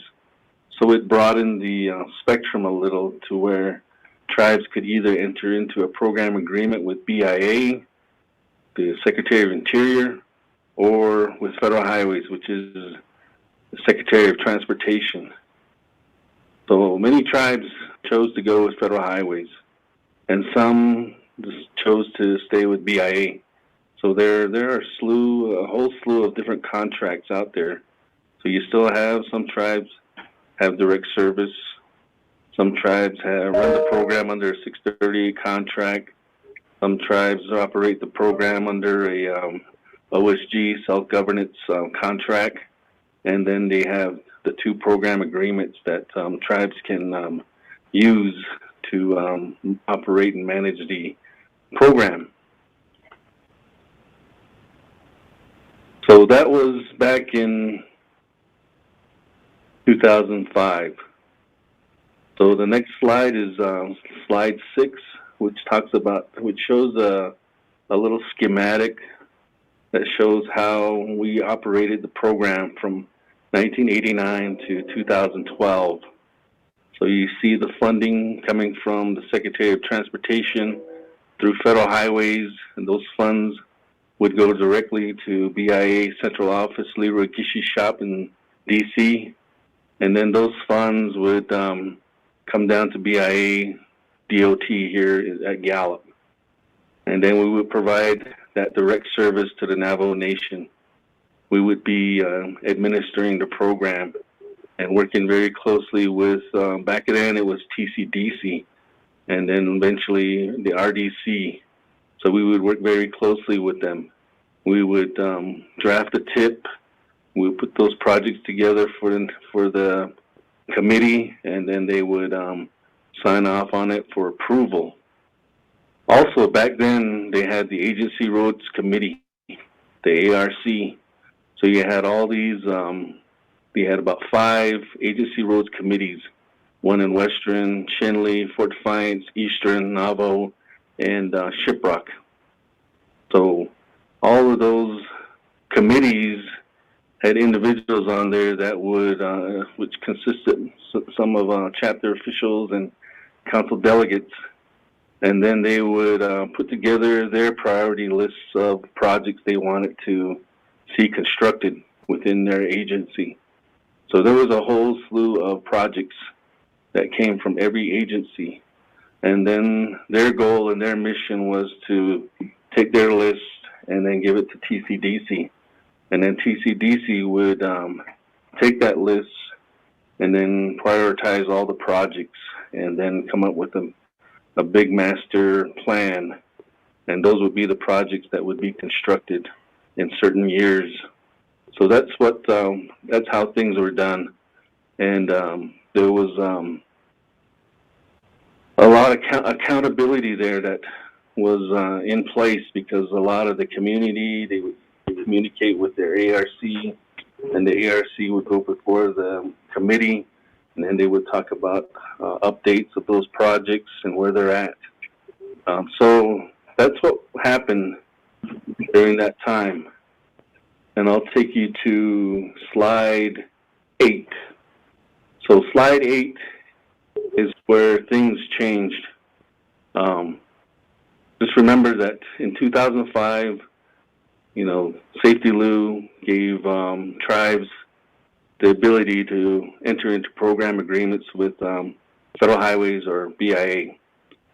So Navajo chose to enter into a program agreement with Federal Highways. So they got permission, the Navajo DOT under President Shelley, they started consultation with Federal Highways. And then eventually in 2012, 2013, Navajo Nation entered into a program agreement with Federal Highways. So you might ask, what does that mean? That means that at that time, the Navajo Nation is responsible for the program. It's no longer BIA's responsibility. That shifted to the Navajo Nation, or to Navajo DOT and the Oversight Committee, TCDC and RDC. So Navajo is responsible. That also means that BIA's responsibility is very minimal. So I take you to slide 9, and it talks about, it shows another schematic of what's happening. So you'll see in that slide, BIA and BIA Navajo Region DOT is kind of grayed out a little bit. And the main agreement is right there on the left-hand side between Federal Highways and the Navajo Nation, RDC and NDOT. And that's that program agreement, that's that contract to manage, to administer, to just basically run the whole program on how they want to do that. So, and the technical assistance comes from Federal Highways. So that's one of the things that we and Federal Highways work on, is that technical assistance. We still have very minimal technical assistance, but all of it is with Federal Highways. They're the ones that are the lead agency that's providing that oversight of the program. The next sheet, the next slide is 10, and there's a list of program activities that Federal Highways looks at. One's administration, one is transportation planning, one is preliminary engineering, there's construction engineering, and maintenance. So under administration, you have admin. Under planning, you have inventory, LRTP, TIP, all that stuff that we used to do is now Navajo DOT's responsibility to perform. They still come to us with questions. We still provide that technical assistance, but they're basically responsible for all the work. The next activity, preliminary engineering. Under that activity, you have survey, like topo survey. You have a crew that goes out and does all the survey work and brings that data back. And then you have a design section or a design team. And in NDOT's case, they have consultants that do all the design. They probably do all the survey too. And they're supposed to be doing the environmental, the EA, the CADX, whatever is applicable. That's what they'll work on. And then they'll do the archaeology. So they'll go out and do an ARC survey and then get a compliance document to meet that requirement. And then they'll do a biological, which is also under environmental. They'll get a biological evaluation and a compliance document that says that everything that they're going to be doing in this project is all contained in those documents, so that when they submit that document, they also submit their right-of-way for new projects. So all these documents are all included, and that's submitted to here to BIA, because BIA is the trustee. So that's where the regional director will sign off on that right-of-way document and the FONSI. So that stuff is brought here, and Navajo DOT is working very closely with the environmental section here under Navajo Region and real estate services under Navajo Region. So they work with them, and then they work out all the details of those documents. Sometimes Navajo DOT will come to us and have us maybe draft up some language or whatever it takes, you know. We're always here to provide that assistance to Navajo DOT. And then the next activity is construction. This is the actual construction of the project. So in between preliminary engineering and construction, there's a procurement or acquisition team that puts together the contract documents and sets it up for solicitation to get a contractor to come and build that road. So under that construction, you have grade and drain. There's a certain estimated amount of dollars that it's going to take to do the grade and drain work, like build up earthwork, put in the pipes, maybe put in a bridge or whatever. But then you have gravel, and maybe you're going to do a gravel surface, maybe you're going to have a paved surface, so you're going to need gravel and pavement. And then you have bridge, it might require a bridge, and you have miscellaneous construction, which is installing your signs, your guardrail, your fencing. All these other items go under miscellaneous construction. All of that is all encompassed under construction. So once they're building that project, you have a contractor out there, or if it's a travel force account, because Navajo DOT has a travel force account, they would do that work. And then next you have construction monitoring. So Navajo DOT has consultants that are out there monitoring the project to ensure that that project is being constructed to the plan, specs, and estimate that is in place for that project. So they're busy out there. We used to do all of that stuff above, and now all of that is the responsibility of Navajo DOT. What also came about in, I think it was in Safety Lou, was maintenance. Maintenance wasn't an activity under the IRR program. But now, under the TTP program, under Safety Lou, maintenance became an activity, a program activity. tribes can use up to 25% of their TTP funds to perform road maintenance. And that's just maintenance, maintaining roads. It's not improvements. It's maintaining what is there, restoring, repairing, preserving those roads so that they stay in good shape and stay in shape for a long time. So that's what maintenance is. And then the next slide just shows a breakdown of the dollars. I took these numbers off NDOT's tip, and I populated this sheet here, this slide. And then slide 12 shows another breakdown of what happens. So you have admin, Navajo DOT program, $5.2 million for admin. Then they right off the top they get $1.2 million for planning. Under planning, the planning on NDOT, they update the inventory, they add, they delete routes, whatever they need to do, they'll do that under that activity planning. They'll also update the long-range transportation plan. The long-range transportation plan has all the routes in there, just like the inventory, and it gives a description of what they plan to do on those roads. Then they have the Travel Transportation Improvement Program. That's the TIP.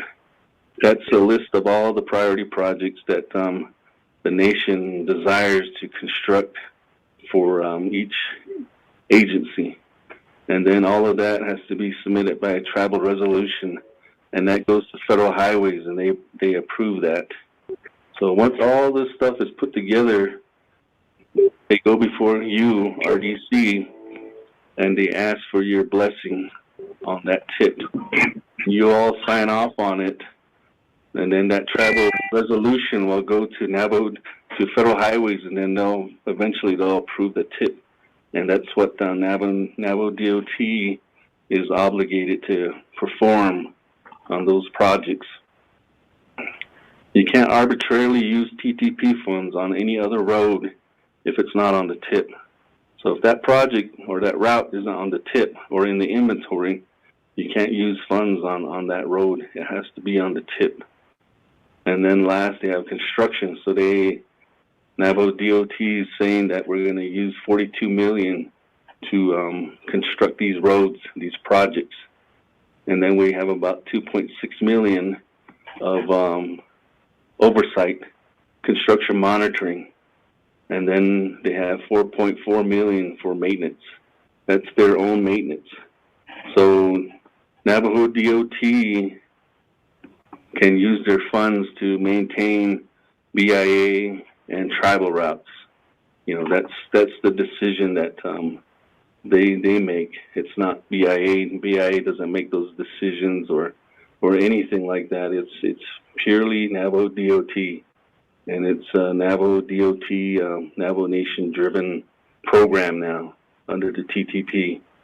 So the inventory consists of state routes, county, BIA, tribal, other BIA, because there are other BIA like facilities management has some roads. Other BIA programs have their own roads too. So every entity that has their own ownership of those roads are responsible for maintaining those roads. So BIA is responsible for maintaining BIA roads. Navajo DOT would be responsible for maintaining tribal roads. And the state and all that, they all maintain their own roads, even private. There's some private roads out there. And so there are other federal, like Park Service, BLM, you know, all those other agencies have their own roads, other federal.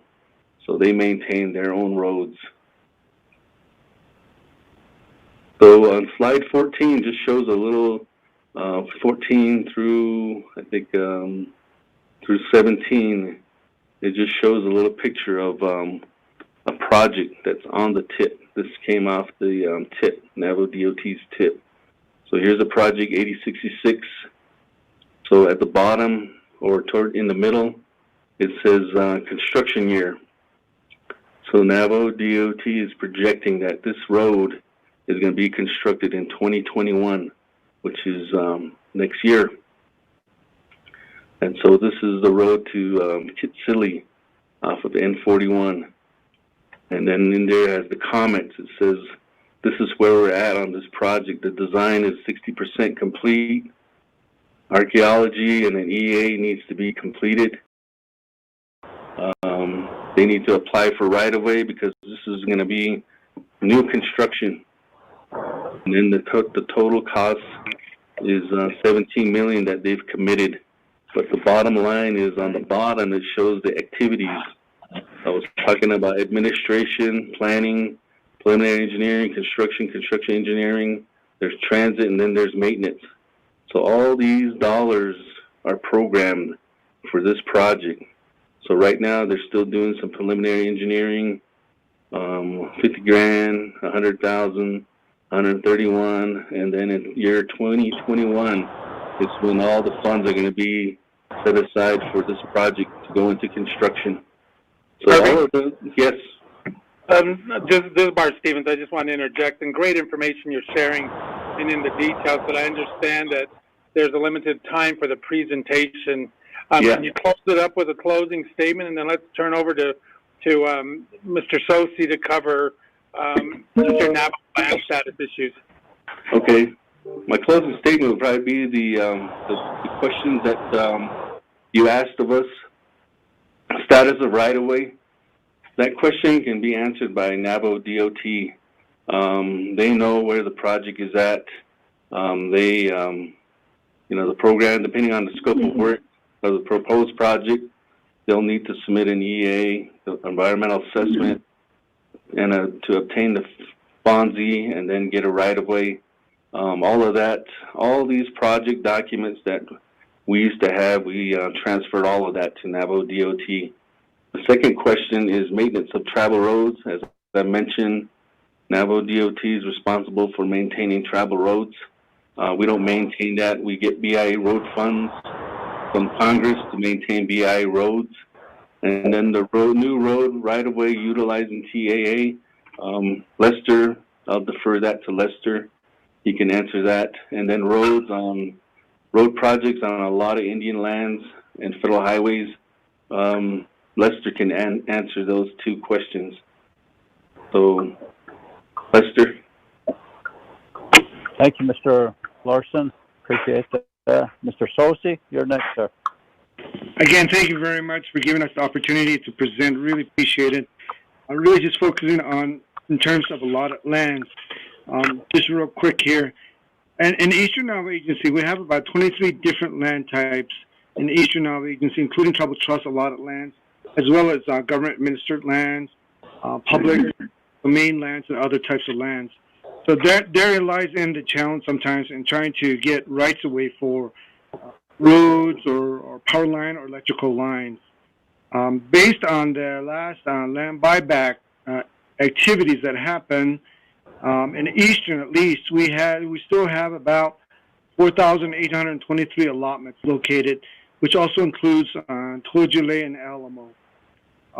Over 2,000 of those allotments have Navajo Nation ownership now based on the land buyback. And of about 868 of those have more than 50% Navajo Nation ownership. Those come into play when we're processing the application for rights-of-way. About 330 do not have Navajo Nation ownership in them. And there's a significant number that converted from allotted lands to tribal trust land. I don't have the exact number, but I can certainly get that. It's how it's classified, in terms of when they purchases. Some are called tracts, not so much allotments. We can get back with you on that piece. In working on rights-of-way processing and oversight, especially during the pandemic, we really have been working hard. And Mr. Chair, I think you're probably familiar with some of the significant working that's happening, including the tribal access authorization, where BIA and the Navajo Nation and the Land Department and many others came together to try to figure out a way rights-of-ways, especially for roads, electric, and water, are processed. And you're very familiar with, Mr. Chair, that in the TAA, there's that provision was implemented with a notice from the Navajo Nation President to BIA that under 25 CFR 169.4b, the tribe has the opportunity to issue easements or encumbrances on 100% tribal trust land. So we've gone through some of the work sessions talking about that, what does that mean, and things like that. Along with that, our BIA Navajo region and Eastern Navajo Agency have come together closely under Mr. Stevens' leadership on developing some streamlined ways to address rights-of-way application and issuing easements for mixed land status, particularly in Eastern Navajo Agency. Just a couple of quick examples of that. One is looking at the regulations where consent requirement is provided. And under that, BIA line officers have the ability to sign off on consent for 4 categories of individuals that have some interest in the allotments. If there's a deceased individual that's going through probate adjudication, line officer can sign on their behalf. Whereabouts unknown, adults that need assistance who do not have a guardian, duly appointed by court, and minors. These are all described at 25 CFR 169.108. So there is some opportunities there to shorten and streamline the processing of rights-of-way application. The second quick example is on how we require due diligence or construction schedule at 25 CFR 169.105, but BIA can waive that requirement in the best interest of the landowner. So those are just 2 examples of the 14 that I mentioned earlier, where we're really looking at streamlining the right-of-way procedures to do timely approval for that. So as you can see, close coordination has to happen between the different stakeholders. From BIA side, we established a right-of-way immediate action team to address rights-of-way applications and issues related to that. We're here to provide technical information and guidance. One of the main areas that RDC might want to think about much more in detail is that, as Herbie was mentioned earlier, preliminary engineering phase, the right-of-way administrative work that has to happen. I'm hearing different descriptions from the field that NDOT does not want to be the right-of-way applicant for tribal roads, especially that if it's a BIA bus route, we don't want to be the applicant for that. So I think it's really critical that we come to be on the same page, the Navajo Nation BIA, because when an application is submitted to us related to these roads, and it's certainly for the benefit of the tribal members, we want to be able to tackle and look at it and then issue the easement. So that's, in a nutshell, what I wanted to cover in terms of allotted lands on Eastern Navajo Agency and in general, mixed land status. Thank you. Thank you, Mr. Sosi, Mr. Larson, and Mr. Stevens. Thank you. Honorable members of RDC, would like to have a motion and a second established. Motion, Kellen. Honorable Begay, thank you. Second by? I'll second, Chair. Thomas Walker. Honorable Walker, thank you. Naidas Kirishananta, any questions, comments for BIA?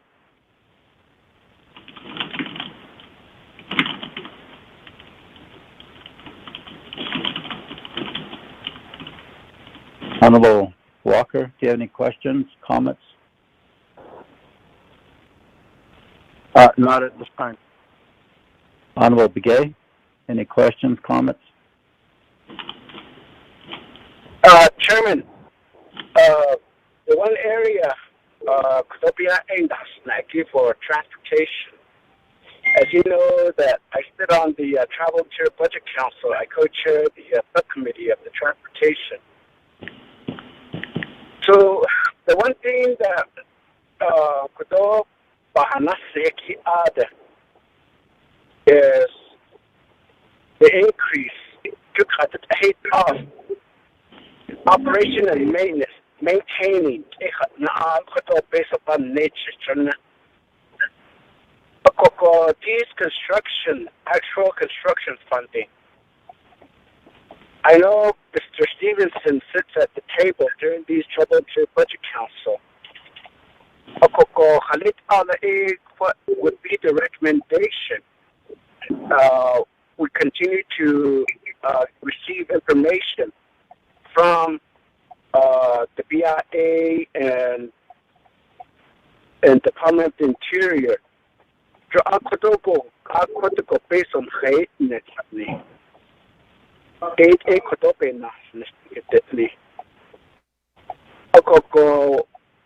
the one area that we really want to push for at DC level is data.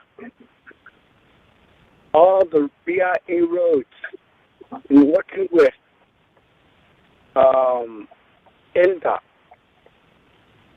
what specific working relation does BIA and NDOT have in working with Mr. Gishi?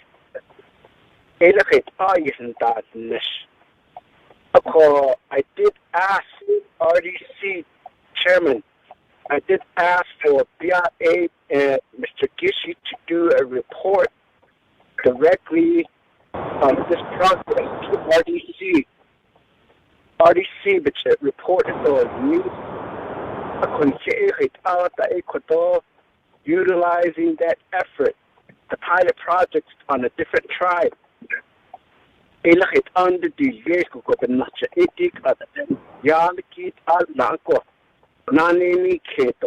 guess that's the key thing for us. Based on it now. What based on Manta. You gotta do a lot of these pre-construction activity before it gets on the travel priority listing. Chapters based on to get this road, to get a project ready. Even when it gets onto the tip, then we still have to wait to get funding. Utilizing the data to justify the condition of the roads and so on.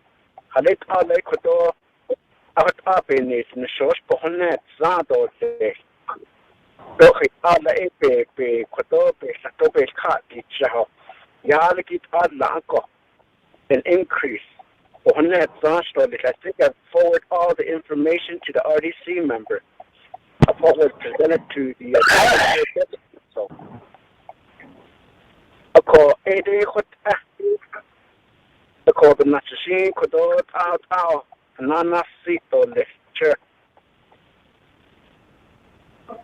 Thank you, Honorable Gay. Mr. Stevens? Yes, Mr. Nez. Certainly, information to have. I've asked Herbie to identify, because my understanding is what the TIBIC appropriations deal with is just that, appropriations that come down. For our region, it would be the maintenance dollars that we still receive here at the region, of which BIA is responsible for. Now, in transportation, in the last subcommittee meeting, they talked about how additional resources can always be requested and lobbied for, because these come directly from Congress. However, the contract, and Herbie can expand on it a little more than I can, regarding the federal highway dollars that are already set aside and not necessarily included as a part of those appropriations when discussed about doing that. So I'm gonna defer this question to Herbie to provide that answer. Mr. Larson? Hi. Okay, to answer the question, is a two-part question, I think, because when it comes to BIA and managing the TTP program, as opposed to the road maintenance program, the BIA road maintenance program, those are two separate programs. And as I mentioned at the beginning of my presentation, the first one is the travel transportation program. That one, if you're not aware, the highway bill that we're operating under right now is called the FAST Act, and it expires at the end of the year. So we're not sure what's going to happen with the program in terms of seeing a new highway bill. It could be delayed, and Congress could extend it, maybe a year or two, whatever they choose to do. That's what Congress will and the President will have to do. So with that, there's a certain amount of funds that are set up within that program. And that program, the highway bill, is spread over, at times 4 to 5 to 6 years, depending on what Congress and the President decide to do. So right now, I think we're in a 5-year bill, FAST Act. So like I said, it's going to expire. So tribes are probably lobbying right now to see an increase in dollars for that program. So that'll be all worked out, and Congress makes that decision. They present that to the President, and the President will sign it, and that's what we're going to be operating under, a new highway bill. There's an indication of some draft language and all that stuff for a new bill, but and you got to be mindful that we're in an election year, so we're not sure if they're going to get it out right away or if it's going to be delayed and they're going to extend the FAST Act maybe a year, maybe, or whatever that is. But all of that funding comes from Congress, from Federal Highways, the Secretary of Transportation. So that's where you would have to go and lobby for additional funds. When you're talking about the road maintenance program, that's a separate program. That's operated and managed by the Department of Interior, the Secretary of Interior. So Congress appropriates those funds, and those are annual appropriations that come down every year. Sometimes we're not assured that we're going to get full funding every year, but they manage to do that. And in my presentation, I show that over a course of years since 1989 or whatever, we've been receiving on average about $6.1 million every year. And so that's the funding we get to conduct road maintenance. And to conduct road maintenance, all we do is use those funds for BIA roads only and bridges. So each agency gets a share of those funds to conduct road maintenance on all the roads within their agencies. We do this for the entire Navajo Nation. So those funds, it's not a lot. We try to do our best to address all the needs and provide good customer service on those roads. You also have to be mindful that these funds that Congress has given us, BIA, are supposed to be used only for roads that are paved, where we built paved roads, because we made a huge investment under the TTP program, the Intermediate Reservation Roads program, to construct these roads. So these roads, we're supposed to be keeping those in that condition, but we don't. A lot of them are falling apart because we're doing a lot of blading, and that's not what these funds were really specifically made for. It was to maintain the paved roads, to keep them in operation. So if there's potholes, we get out there and pothole, but we're not doing that. We were blading roads because the community is saying, hey, we want these roads bladed. So we put all our effort into those dirt roads.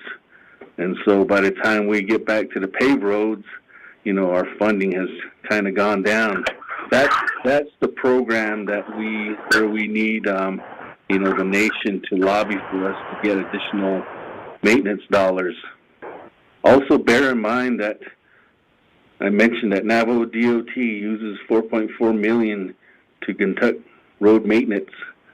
And so they do some of the roads on Navajo. They do tribal roads also.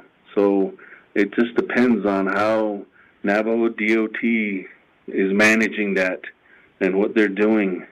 So we do our paved roads, our dirt roads, all the BIA roads, and Navajo DOT is doing some BIA roads and tribal roads. So, and then they do pretty good work, and they help us out in some areas, and I think they've established a policy or something where they maintain 15 miles per chapter. So they work all those details out with each chapter. So it's very important that the community and the chapter understand which roads those are, those 15 miles. And but we're out there, we're helping each other. We work really closely with Navajo DOT and try to provide that service on the maintenance side. Herbie, if I can add a comment real quick there. Chairman Nez, if I can add a comment. Yes, sir. Go ahead. And it, you know, Herbie did a really good job, I think, explaining the two buckets, if you will, of appropriated funds that come down. Under the, for example, under the road maintenance side, here at the Eastern Navajo Agency, we have a 6-8 contract with the community of Alamo. So the little dollars that come down to the agency, we still have to then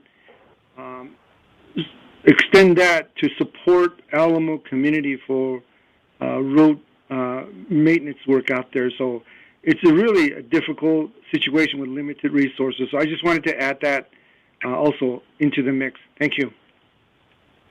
Thank you. Let me give some time over to NDOT Executive Director, Mr. Garrett Silversmith. Sir. Good afternoon again, Honorable Chairman and honorable members of the Resources and Development Committee, and other members of the 24th Navajo Nation Council might be listening, my colleagues and other listeners, as well as the Bureau of Indian Affairs, our federal partners, and also Federal Highway Administration we have on the line as well. So good afternoon, great afternoon. I'll make my comments brief, Chairman, but I just wanted to briefly mention that both the Bureau of Indian Affairs and the Navajo Nation, Navajo DOT, in my capacity since 2016, and prior to that, we've always had and we've established and we're continuing a great partnership with them. It's going positively in all fronts. Maintenance activities, new construction activities, at the agency level. Our agency leads here coordinate closely and very well with the agency engineers in all 5 agencies. So from there, we coordinate very well. We supplement each other's services. We assist one another with road grading activities. As Mr. Larson had mentioned, we complement each other very well. We work very closely in tandem, in unison, and very positively good with one another. Some of the partnership activities that we do together is the road maintenance activities that we talked about. There's over 9,000 miles of dirt roads on the Navajo Nation, and our combined forces, our combined resources is not enough, as Mr. Stevens has mentioned, Bart Stevens has mentioned, and others. So, with our resources and limited staff, we try to make a positive dent on every quarter, and those numbers are reflected and shared at the agency council meetings. Snow removal activities, that's when we It's very paramount. It's important that we work together, Urban Affairs, Navajo DOT. So every year, about now or next month, we get together, we meet, and we discuss what our plans going to be for snow removal activities for the upcoming winter season. So that's going to be forthcoming within the next month or 2 months, and we'll coordinate with Mr. Larson and his staff. One of the last things I want to talk about is the Federal Highway Administration Program Agreement that Mr. Larson had mentioned, and Mr. Stevens had mentioned, Director Stevens. So that has been in existence and established since 2016. So I believe that was the right move by the Navajo Nation, supported by Bureau of Indian Affairs, and we still are being supported by them in this move. So since then, and right now, currently, we've completed, we're in process right now, 6 projects under the Federal Highway Administration that we have in process right now. They all amount to roughly about $98 million construction money right now. Cleverton, Wheatfield, Nagini, Chinle, Cottonwood, and Burke Springs and Lufton Bridge are upcoming in the next month. We've completed in the past few years some other projects. One was Little Water. I want to focus on this one for a little bit here, if I may. Little Water was a project that we completed last year with a budget of about $6 million. What was unique about that was we completed that in-house with our in-house construction staff under Navajo DOT. My understanding, that was never done before. If we had bidded this out and given it to a contractor, we would have paid close to probably at least $10 to $11 million. And we saved the nation about $3 to $4 million, and we applied it to other projects. And we received an award from the American Council of Engineering Companies, a national recognized award. It was very unique and very proud that we hold in high regards here at Navajo DOT. We were recipients of that award last year. We also completed an N74 Pinedale revised scope of work project last year. A couple of years ago, we completed the N15 Burnside to Greasewood right-of-way fencing project. Then previously to that, a project N6416, then a Hopewell Bridge. But in short, Chairman, there were just some comments that I wanted to make. We're here, both BIA and Navajo Nation understand we're here for the sole purpose is to advance and improve the Navajo Nation's infrastructure. And with my outlook, my staff's outlook, that's our positive, that's our motto as we tackle each week and each day when we come to work. So, and with the community's input, the chapter officials, and the 24th Navajo Nation Council, with the support of President Nez and Vice President Elijah, we have a very solid footing, a very solid ground, and I'm proud of what we have accomplished together, BIA, Navajo DOT, since this capacity I've been in. And I'm looking forward to a couple of years in this administration to see how much we can get accomplished working alongside with our Navajo Nation Oversight Committee, with the Resources and Development Committee. So thank you, sir. Honorable Chair Nez. Thank you, Mr. Silversmith. Certainly appreciate your statements there. Honorable Kialan Begay. Honorable Kialan Begay, do you have a follow-up question, sir? Chairman, I don't. Thank you. Thank you. Honorable Walker, any questions?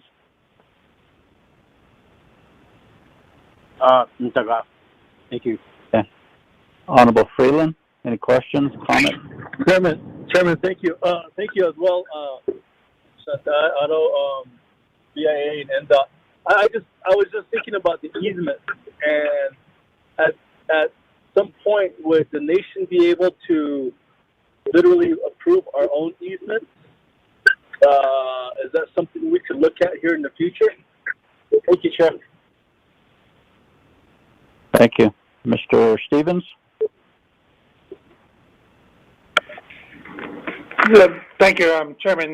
The approval, the federal actions that require federal actions are solely with the BIA. Now, the only thing that we have acceptance right now is with the TAA legislation that applies to trust lands only, but anything on other trust lands or allotted lands requires a federal action, and that action remains with the BIA. Thank you, Mr. Stevens. Honorable Freeland, do you have a follow-up question? Thank you, Chair. As well as Mr. Stevens, I just wanted to ask this question, just as a part of our discussion with the rights-of-ways as well. Had a very good discussion this morning, and potentially, if that would ever come about, how would that be an act of Congress or take an act of Congress? Thank you. Mr. Stevens? Thank you, Chairman Ned, and thank you, Delegate Freeland, for the comment and the question. And that's exactly what it would take. We're bound, as I've referenced before, we're bound by those federal laws. And, there have been requests for waivers or workarounds to those laws, and I don't have the authority, nor does anyone within Indian Affairs have the authority, or within the government, quite frankly, to supersede or superimpose anything that goes against those federal laws. So it's exactly what you say. It is a congressional action that requires changes to the law, and then we will certainly follow those changes as they come about. But it is definitely a congressional action to change those regulations.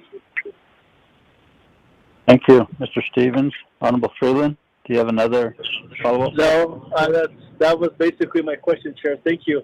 Thank you, Mr. Stevens. You're welcome. Honorable Stewart, do you have any questions or comments? Just mainly what has been iterated as far as what they were saying with the projects and the funding, and how can we reiterate, or not how can we, but what can we do to, I guess, interpret it another way for our community members? Because within the area I live in, I have pictures, I have resolutions stating that the community members want their roads restriped. There's no lines on the road, potholes and cleaned up, and etc. But yet, I hear it from here that there's limited funding, limited staff. But how can, instead of just telling my leadership and the one-on-one communication I have with community members that do contact me, what can BIA say or NDOT say to me to say, hey, this is what we can do? I mean, that's what I'm hearing from these communities, not only from the four, from the agency and other communities that I talk with through social media, through phone call, emails, whatever it may be, that contact me and that have those concerns. Not only that, but the cattle guards that our horses, our cattle are stepping into, that are not cleaned out yet either. They want to know who is responsible. Is it chapter? Is it BIA? And then at the same time, we're told that the chapters can't do that with their backhoe, or BIA can't do that with their backhoe. What are these things that can be done? That's the only thing I have. Thank you, Honorable Stewart. Mr. Stevens? Thank you, Delegate Stewart, for the question. Thank you, Chairman Nez, for calling on me for a response. I'm gonna defer that question to Herbie and to Mr. Sosi, only because it involves additional information. What type of road, what road we're looking at, and the level of what the project involves. I know we do striping. I know we do routine maintenance that we're allowed to do. And again, resources are definitely an issue. But I'm going to defer to Mr. Larson first, and then Mr. Sosi. Mr. Larson? Yes. We're responsible for maintaining the paved roads, and right now we're working on getting a contractor to stripe some of the roads. We purchased a striping machine, but it broke down, and we're having problems with our property officer and trying to get that piece of equipment repaired. So once we get it repaired, we're going to start, we have to buy a whole bunch of paint, and so we're going to stripe some of the roads. it's not going to be all the roads. It's going to be the ones that are in dire need of striping. So we're going to do that. We're also working with our acquisition to get a contract to do some of the routes too from a contractor. So we see it, and we're just trying to make sure that we have the funding set aside so that we can get those roads striped, and that's what we're working on right now. Hopefully we can get it done before cold weather sets in, and so that everybody can at least see the road during the winter months and at night. So that's what we're working on. Chairman Nez. Mr. Sosi, go ahead. I just wanted, let me first add a little piece, Lester, that I will follow up personally with property and figure out what that delay is to get that machine repaired. Go ahead, Mr. Sosi. I'm sorry. Oh, no problem. Thank you. We actually, it does take a lot of coordination work in addressing these situations. For example, on the eastern side, working with Herbie's shop, we were able to implement a contract with a contractor, and we just last week finished restriping N9 East. I think it was like 36 miles. And certainly not all of N9 East. I mean, because we went from Crown Point to Pueblo Pintada, but we still have to go from Pueblo Pintada to Torreon. It's expensive on some of these road maintenance items. We also restriped in the Pinedale,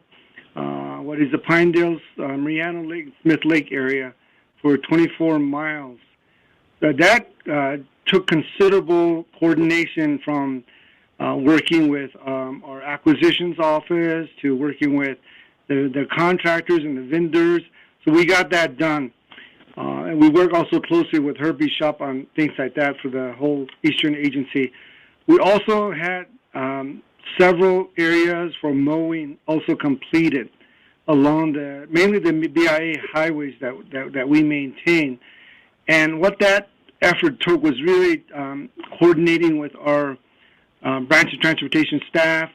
I've been really engaged with them, kind of providing some guidance as well as asking that let's do a schedule. I want to communicate that to the delegates in those communities where we're going to be working on mowing, fencing repairs, cattle guards. Recently, there was a inquiry from Delegate So in his areas. So we worked with the region. Mr. Stevens and sent a letter back to him, kind of identifying the past 3 months in doing road maintenance work, cattle guard work, and things like that. We do have the equipment for cleaning out the cattle guard. We have limited number of people in our branch, but we were doing what we can with the resources that we have. So it does take a lot of coordination, communication between different stakeholders. That would be my answer. Thank you.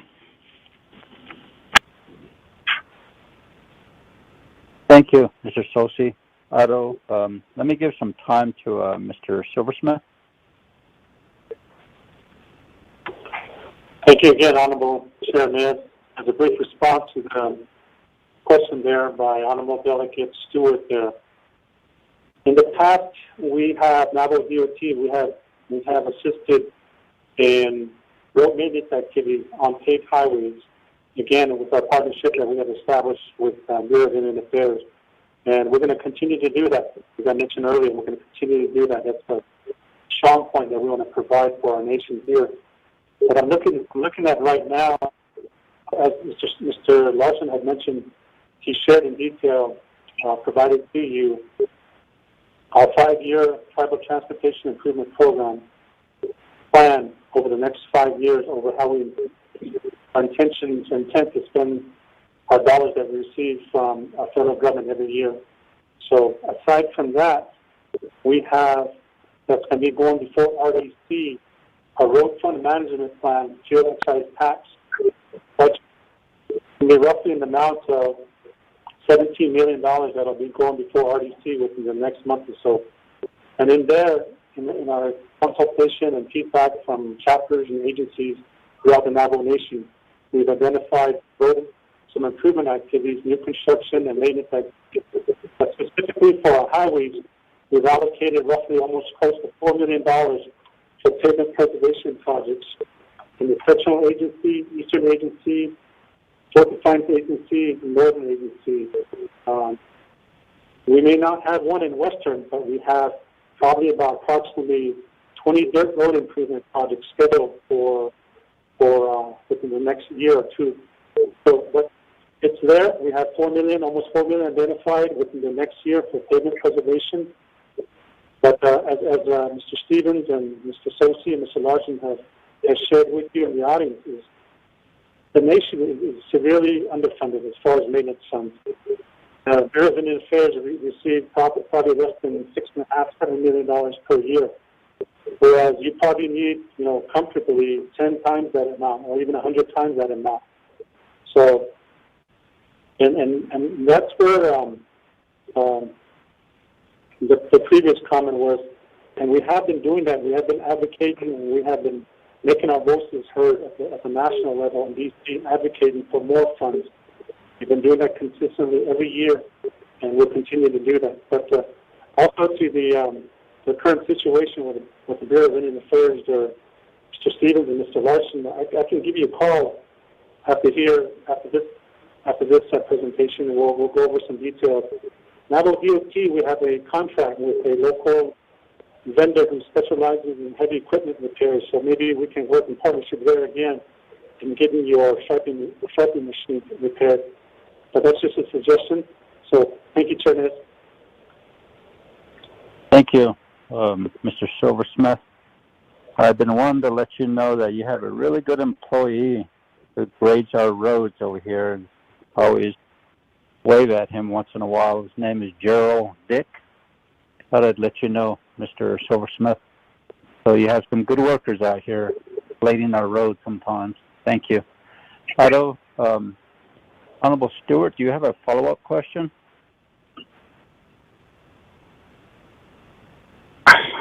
No, I don't, Sinai. Kushina, any other questions, comments from honorable RDC members? Sure. Delegate James. Delegate James, you're not on RDC. Go ahead, Honorable James. Go ahead, sir.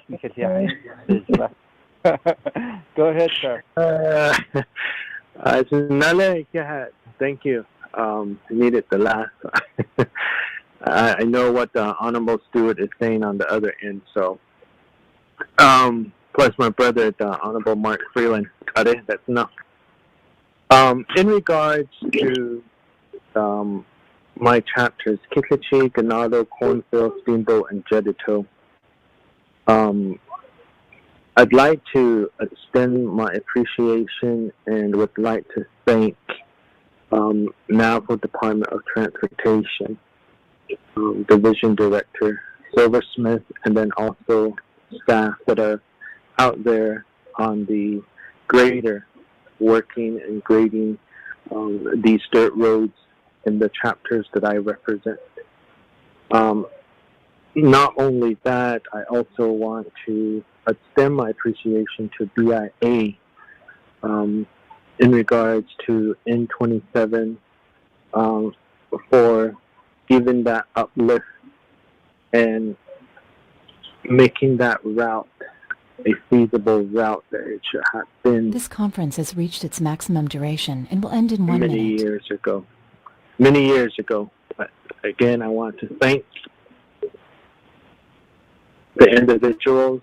I think when it comes down to it, we have problems within our own Navajo Nation system to get a lot of these projects taken care of.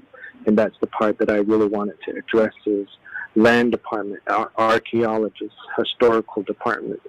We need to really look into those departments to move forward with a lot of these projects because they're holding up projects with documents that are laying at their office. So with that, I wanted to say that, and again, thank you. Thank you, Honorable James, for joining RDC meeting on this call. Let me go to Mr. Stevens, sir.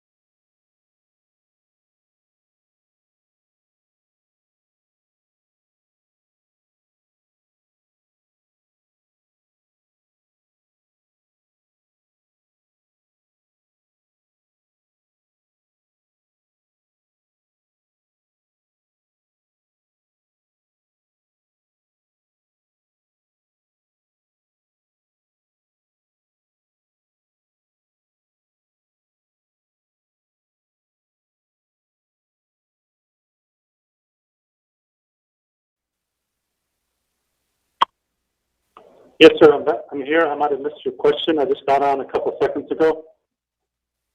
Honorable Vince James had just made some statements, and just thought I'd give you the opportunity to perhaps say a few words.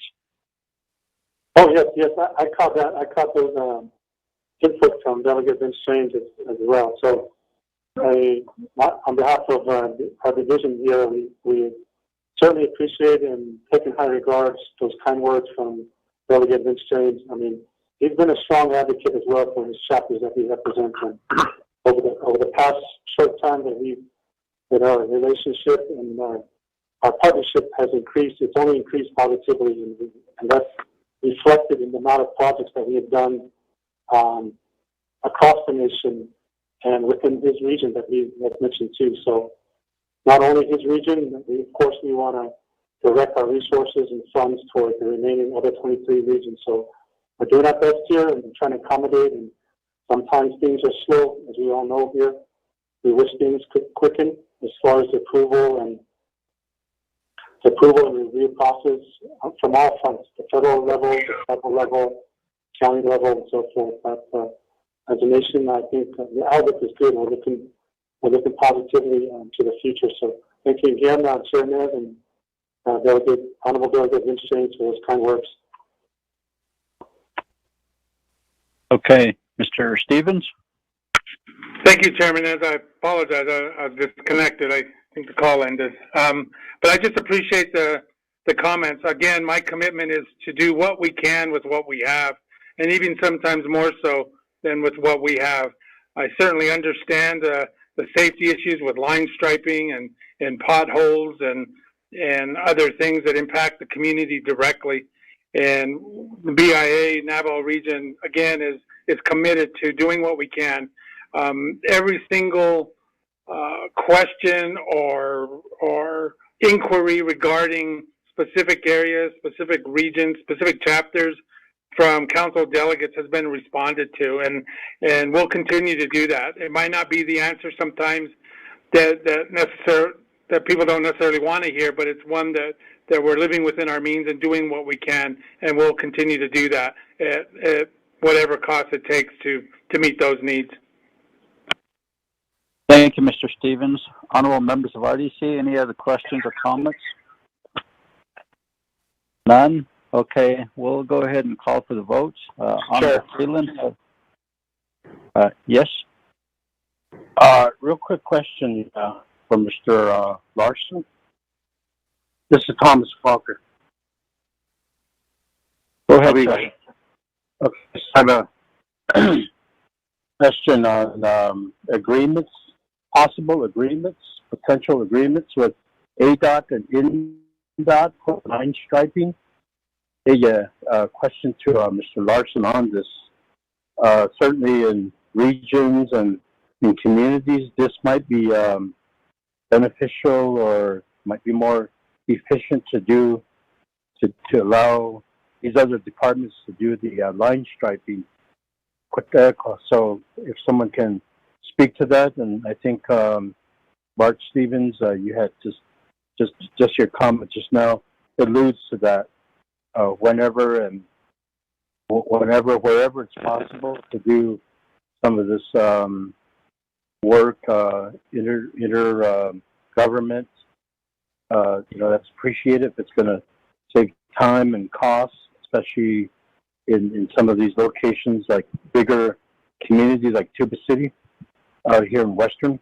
So my question, and I guess a comment, I'd like someone to respond to that. Thank you. Thank you, Honorable Walker. Mr. Larson?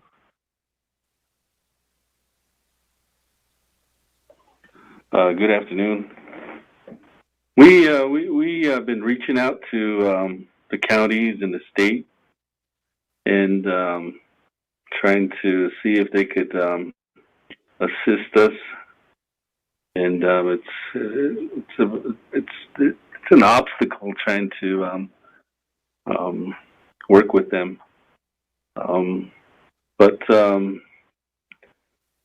as for the TTP program, as I mentioned, when we used to manage that program, we used to go before the committee and ask them if we could use some TTP funds to stripe some of the roads, and they allowed us. So we put together an estimate of how much it was going to cost, and we did a reservation-wide striping project. And I think it was around about, I don't remember what the cost was, about $5 or $6 million. And we were able to stripe some of the roads using TTP funds. And we were able to get the committee to approve the TIP to add that project on there. And that's how we used to stripe some of the roads in the past. But that's always an option. That's always there. That would be something that Navajo DOT and the committee, the RDC, would have to approve. So, and Navajo DOT has that capability to put out a striping contract. And but that's always an option.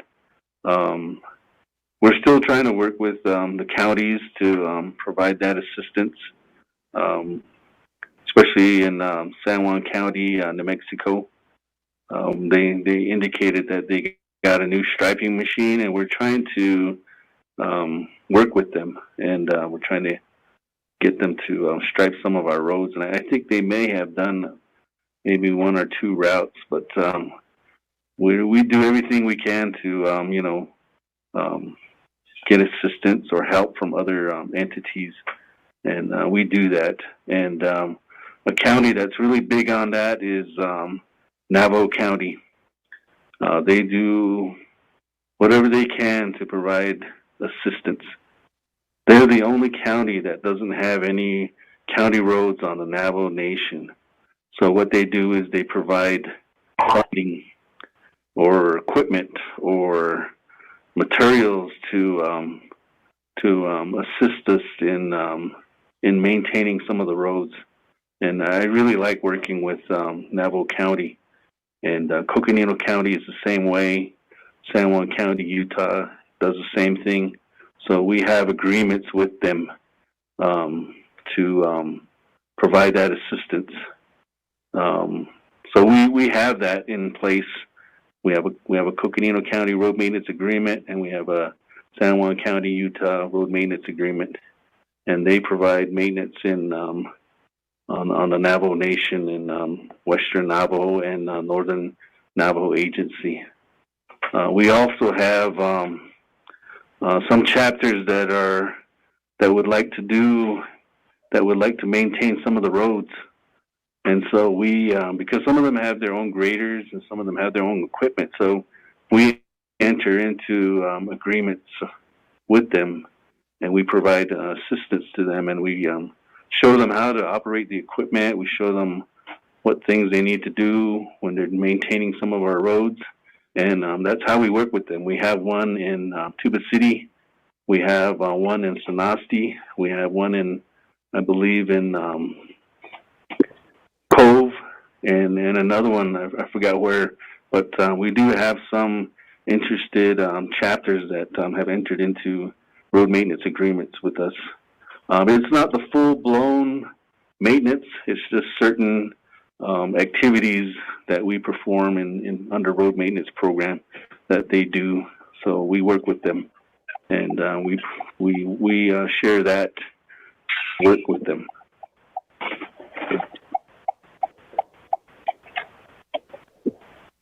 Thank you. Honorable Walker, do you have a follow-up question? No, I don't. Thank you.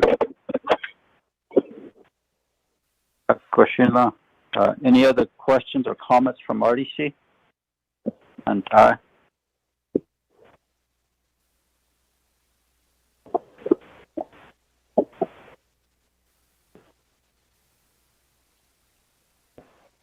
BIA, could you do your closing statements, please? Thank you, Chairman Nez. Again, thanks for the opportunity to have this dialogue, and we know it doesn't end here. This just is the tip of the iceberg. We want to continue being responsive, answering any questions that you may have for us, and doing what we can. We are still slated when everybody starts coming back to work here in the next several months, be able to get that conference that I spoke about earlier, where we can bring members of the Navajo Nation Council, division directors, and anyone really to come and hear our presentations, take some handouts with some literature that can help with so many different topic items, including this. I also just want to say in closing that we're going to reach out and build those partnerships. We have a great relationship with Mr. Silversmith's shop especially with snow and ice removal. We kind of tag team on that, and I want to acknowledge Mr. Silversmith's offer to partner yet again on possibly some striping. Those of you that know, federal acquisitions and procurement is a very arduous process compared to what tribes can do. So anytime we can partner to alleviate some of that, to get things done quicker, we certainly want to do that. And with anyone for that matter, as long as it's within the regulations that guide our work, we want to do that. Again, just reach out to us with comments, questions, concerns. If you have any that arise after you read the handouts, please reach out. We can provide some additional information or further explanation on anything that may not be understood. But thanks again, and for having the BIA team on this call to present. Thank you. Also, Mr. Silversmith, closing statement, sir. Thank you again, Honorable Delegate, Chairman, and members of Honorable Delegates of the RDC Committee and other delegates as well, 24th Navajo Nation Council. Just in closing, thank you. Just wonderful hearing the positivity as we heard from the Bureau of Indian Affairs and some of the good questions from our RDC members and other delegates. So we've got some work ahead of us, and the summer's not over. We still got 2 or 3 months of construction weather that's ahead of us, so we're going to be doing as much as we can between now and then, but at the same time, we're preparing for winter season to be coming around, so we're making preparations for that season as well. So, and I also like to acknowledge my own staff as well, too, here at Navajo Division of Transportation. Great, knowledgeable, and experienced individuals, managers, and supervisors. Without them, I mean, none of these projects can make as much impact as it was if they weren't there. So my gratitude and thanks to them as well, to the community members and the council and president and vice president for being so supportive, and they're along with us as we make steps to improve our transportation infrastructure for the Navajo Nation. Thank you, Honorable Chairman. Thank you, Mr. Silversmith. Honorable members of RDC, this will go ahead and call for the questions and vote to accept the report. Honorable Freeland, how do you vote, sir? Honorable Stewart? Green. Honorable Kialam Begay?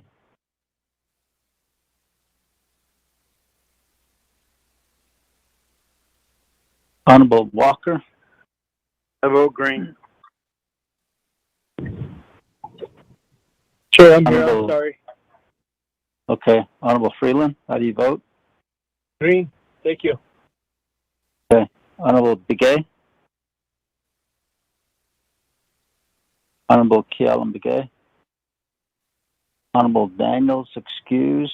We have a vote of 3 in favor, 0 opposed, chair not voting. Motion carries. We'll accept the report from BIA. Thank you very much. Let's go ahead. Mr. Stevens, Mr. Larson, Mr. Solce, Mr. Silversmith. Thank you. Samantha, we added C, which is a U.S. EPA consultation teleconference meeting that took place yesterday, and we'll have a presentation by Mr. Carlisle Begay. Mr. Begay, are you on the line, sir? Good afternoon, Mr. Chairman. Can you hear me? Yes, go ahead. You have the floor. Thank you very much, Mr. Chairman. Good afternoon, Vice Chair Walker and members of the Resources and Development Committee. Thank you for giving me some time today and your request to give a brief report on the 10-year plan consultation with the Navajo Nation meeting held yesterday and organized by the United States EPA and other federal partner agencies who are also on the line. The consultation meeting yesterday really stemmed from the expiration of the previous abandoned uranium mines 5-year plans by U.S. EPA. Both of those previous 5-year plans had expired most recently in December 2018. The previous 2 5-year plans really governs and guides the process by which U.S. EPA and federal partner agencies carry out the work of uranium cleanup and all the remediation efforts. In the consultation call yesterday, U.S. EPA highlighted the proposed 10-year 2020 through 2030 plan, which intends to build, in their words, on the work and accomplishments of the previous 2 5-year plans. And it's important to note that in what U.S. EPA proposed and had reviewed yesterday still requires approval by the Office of Management and Budget and the corresponding Congressional Oversight Committee in D.C. You should all have a copy of the proposed 10-year plan in your email box. But before I jump into the presentation and the consultation organized by U.S. EPA yesterday, I think it's important to note and cover just a brief summary of the collective efforts by the 24th Navajo Nation Council and the Resources and Development Committee over the last year and a half. More importantly, I want to make sure that we cover the timeline over the last year, specifically by the committee leading up to the proposed 10-year plan that was presented yesterday. So if you recall, Mr. Chairman and members of the committee, almost immediately when you came into office, in the orientation discussions and meetings you had directly with U.S. EPA, with Navajo EPA last year, and then subsequently following that, there were a number of visits to Washington, D.C. and meetings directly with U.S. EPA by the committee. There was an acknowledgement of the growing frustration and pressure, specifically over the last year by a number of members of Congress, really stemming from the lack of progress on the abandoned uranium mining remediation and cleanup efforts across the Navajo Nation.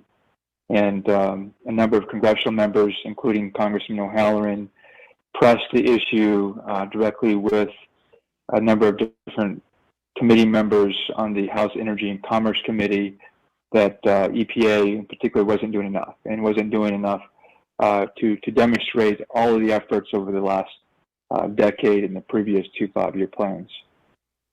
Much of this, again, stemmed from the expiration of the last 5-year plan that was approved and expired again in December of 2018. If you recall, last summer in July of 2019, Chairman Frank Pallone Jr., he's the chairman of the Committee on Energy and Commerce, did send a letter to U.S. EPA. You should have that in your email box that I emailed earlier this afternoon. But in that letter, he requested a response by U.S. EPA, a list of questions that were outlined that in September of last year, U.S. EPA did respond to that request or to that letter, and they attempted to outline the progress made in the previous 2 5-year plans, highlighting specifically that they entered into enforcement agreement and settlement decisions that resulted in about $1.7 billion of cleanup efforts over 200 abandoned uranium minings across the Navajo Nation. In that letter, they also attempted to highlight that they had planned to build on the previous 2 5-year plans in preparation of what you see today in the proposed 10-year 2020 through 2030 plan that they ultimately still again have to get approved by the Office of Management and Budget and the corresponding congressional oversight committees. So speed up a little bit through the beginning of this year. If you recall, the Region 9 Assistant Director of the Superfund Division did send a letter of request for a consultation with the Navajo Nation regarding the proposed 10-year plan at that time. Speaker Damon, and you will see this letter in your email box as well, did outline the concerns that meeting only with the Navajo Nation president in the council's eyes did not constitute a true government consultation with the Navajo Nation, considering that Navajo Nation, unlike a lot of other tribes, operate under a three-branch government. And specifically, the speaker in that letter really tried to outline that of the 24 members of the council, you represent the chapters and the communities most directly impacted by the legacy of the abandoned uranium mines and the subsequent ongoing efforts regarding remediation and cleanup. In addition, in that letter, Speaker Damon did outline concerns of the lack of consultation, and especially the lack of accountability of U.S. EPA, specifically in the number of private firms that they have awarded fairly significant large contracts. The most notably, there was a contract that EPA executed in October of 2017 to a firm called Tetra Tech. And in addition to, if you recall, back in July of last year, a gentleman from US EPA at that time mentioned that they were about to award a $220 million contract, but ultimately they held on to any announcements related to that contract. And then as a result of that consultation request, EPA did organize a consultation meeting with the council at Twin Arrows back in January of this past year. And there was a lot of good input by the speaker and various members of RDC and the council in that meeting.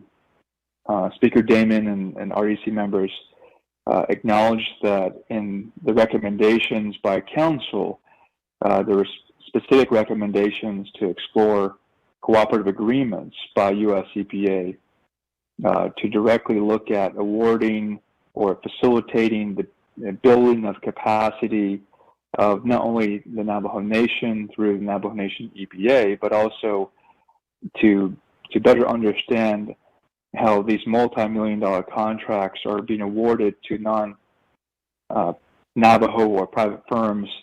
And there's arguments by a number of delegates at the time indicating that Navajo Nation EPA could serve in that capacity, that they would better serve to be the front in some of the remediation efforts and some of these contracts that were being awarded. And that resulted in a letter that you received more recently. But it's important to understand that US EPA does accomplish much of their work already in a number of different funding instruments, including contracts, grants, and cooperative agreements. So as a follow-up to the consultation meeting that EPA held with the council back at the end of January, a week later, on February 7th, EPA Region 9 Administrator Mike Stoker was relieved of his duty as the Regional Administrator for Region 9. And as a follow-up to that, the Speaker's Office did coordinate 4 public hearings this past spring on the impacts of the uranium mining, transport, processing, and all the related activities throughout the Navajo Nation. There was one held in Shiprock, one held in Crown Point, Chinle, and in Tuba City. All of these were in March of this past year.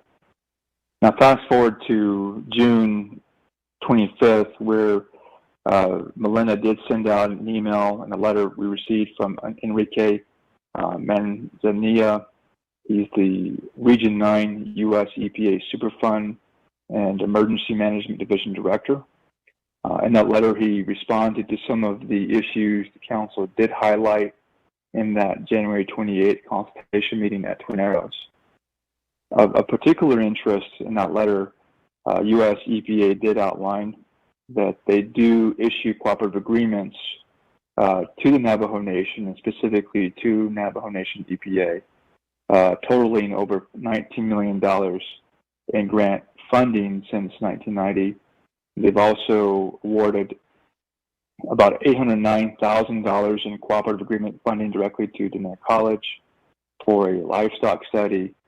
And they've also issued awards, specifically three stand-alone contracts with Navajo-owned businesses with a combined value of $6.2 million. So there was sort of a rebuttal to some of the issues the Speaker and the Council had brought up in that January 28th meeting. In terms of next steps for the 10-year plan, it is expected that the Congressional Oversight Committees will carefully review the 10-year proposed plan by U.S. EPA and the corresponding federal agency partners. I suspect that Congressman O'Halloran will be one of U.S. EPA's harshest critics, considering he also sits on the House Committee on Energy and Commerce. And expected, I understand, prior to the pandemic, he was also trying to push for a full congressional hearing on the proposed 10-year plan, and I'm not sure or aware of whether or not he intends to still push for that in official committee action in the coming year. But in terms of the key dates coming up in the next few weeks, the end of a 30-day comment period for the 10-year plan expires next Thursday, August 27th. Then on September 4th, there will be a final draft of the plan given to the Navajo Nation, describing how, in all the comments and the consultation were all considered and responded to. And then by September 14th, here next month, the U.S. EPA will submit a final draft of the plan to the U.S. Office of Management and Budget. So in summary, members of the committee, I wanted just to kind of outline a few key concerns from my perspective from what I heard. My first concern is that, to be honest, the meeting seemed to simply be a meeting to check the box, to say that they've consulted with the nation, that they fulfilled that requirement, and never really considered some additional comments or positions from all members of the 24th Navajo Nation Council. But you have until next Thursday for the committee or for the council to consider an official response. Secondly, the U.S. EPA did state that impacted chapters and communities would need to be consulted before any preferred remedy is chosen. A formal public comment period is required.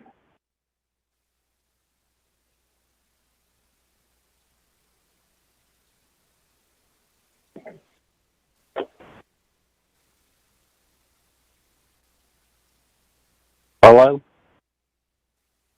Mr. Begay?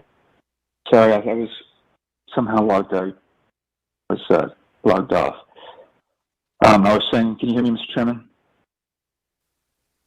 Yes, we can hear you.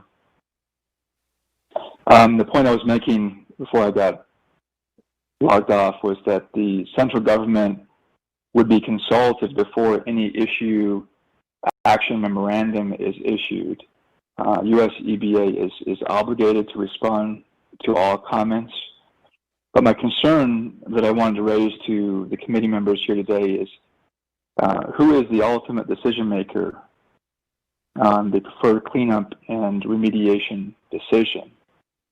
I know that Delegate Keon Begay had proposed legislation earlier this year to change the makeup of the Diné Uranium Remediation Advisory Commission, which also resulted in now that commission reporting directly to the Chief of Staff of the Office of President and Vice President. And so I think my concern is, at least from the governing body perspective, who ultimately is the decision maker that U.S. EPA will be looking to seek approval, and the actions and decisions that will be made over the course of the next 10 years. There are three key areas of criteria that will be taken into consideration on any preferred remedy, on any decision in terms of cleanup and remediation. One is the effectiveness of the remedy. The second is implementability. And the third is the cost. How expensive is a remedy in comparison to all the alternatives that will be given to and presented to the communities impacted? The other concern that I wanted to bring up is, and Delegate Keon-Begay mentioned this and pressed this issue yesterday, why is US EPA not really taking into consideration more directly the cooperative agreements and how, in what is proposed over the next 10 years, hundreds of millions of dollars that will be spent on cleanup and remediation? How can we force EPA to consider building our own capacity, specifically through Navajo Nation EPA, through our existing Superfund program managed by Daryl Yazzie? Is there an avenue to press that on US EPA prior to this 10-year plan or proposal being approved? And the last concern that I have that wasn't really discussed in full detail yesterday, previously there was discussions at the beginning of this year where RDC did express concerns that any remedial decisions made regarding Alati areas, specifically in the Eastern Agency of the Navajo Nation, would require acknowledgement of Alati consent and an understanding of Alati right-of-way regulations. It must be acknowledged that in the abandoned uranium mining areas within the Eastern Agency, the Alati areas are much different than any other abandoned uranium mine remediation projects across the Navajo Nation, especially if you take into consideration the concentration of very complex land statuses, especially Alati land status. And I know that BIA was on the phone earlier. Perhaps they could answer those questions more directly. But the Alati land status does present a different scenario for the Navajo Nation, considering that Alati consent and Alati right-of-way would need to be taken into consideration for any remedial action to be taken. So, Mr. Chairman and members of the committee, that concludes my brief report, and happy to answer any questions. Thank you, Mr. Begay. Certainly appreciate your briefing. Shanantai, I'd like to have a motion and a second. Sure, motion, Chair, for Thomas Walker. Okay, Honorable Walker, second by Freeland. Honorable Freeland, thank you. Any questions? Let me go to Mariana. Mariana, are you on the line? Ms. Khan?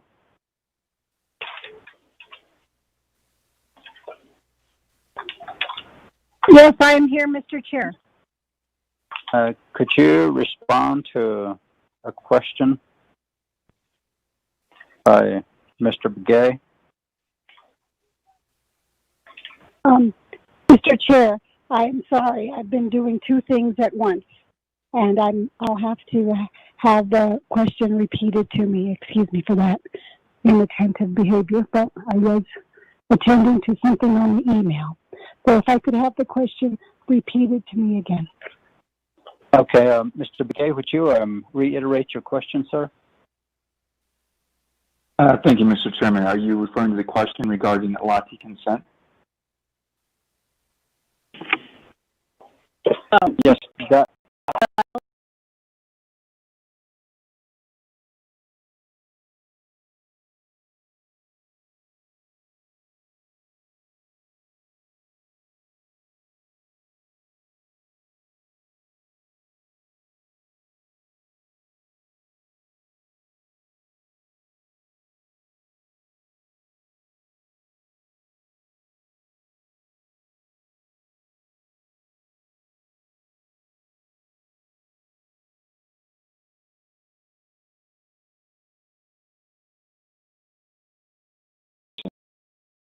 requires a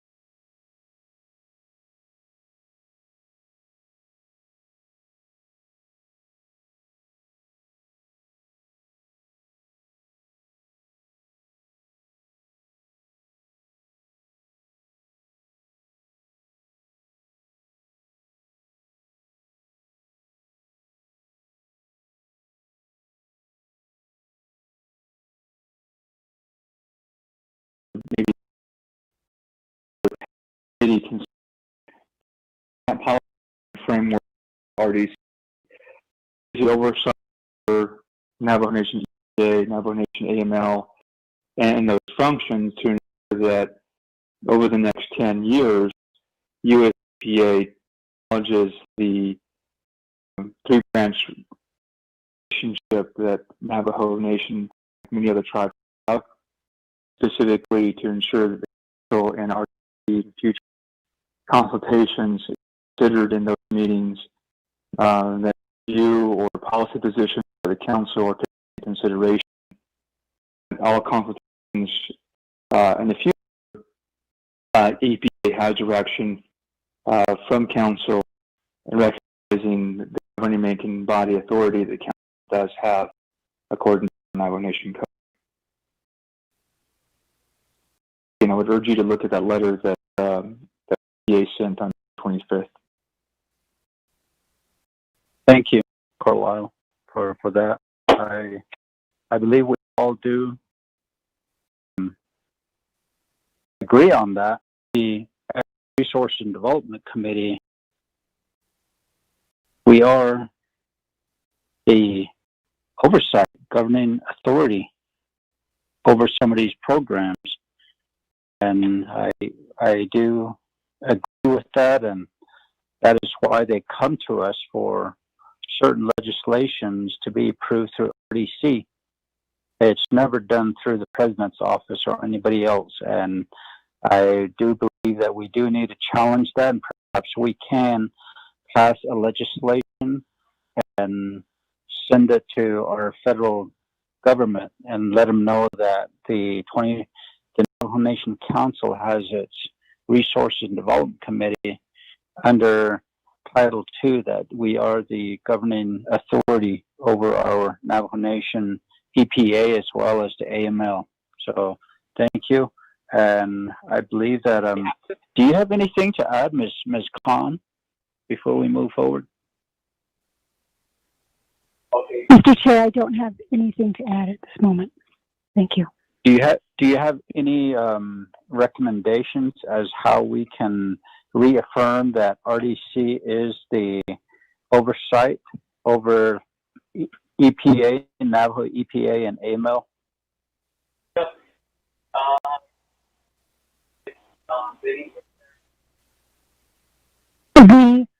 Mr. Chair, the authorities of the Resources and Development Committee are listed in Title II and under the purposes of RDC, and it says very clearly there at the what divisions and departments that the committee has oversight authority over, and it very specifically uses the word oversight authority. As far as making a communication with the federal government, I would need to consult with with the Chief Legislative Counsel, but there is also the overall responsibility of the Navajo Nation Council with respect to communications with the federal government, and that has been done through the Nabik-Iyatchit Committee by resolution. And that's the usual form, with whatever resolution that is before Nabik-Iyatchit having gone through and being acted upon by the Resources and Development Committee. Mr. Chair. Thank you, Ms. Khan. Honorable members of RDC, any questions or comments?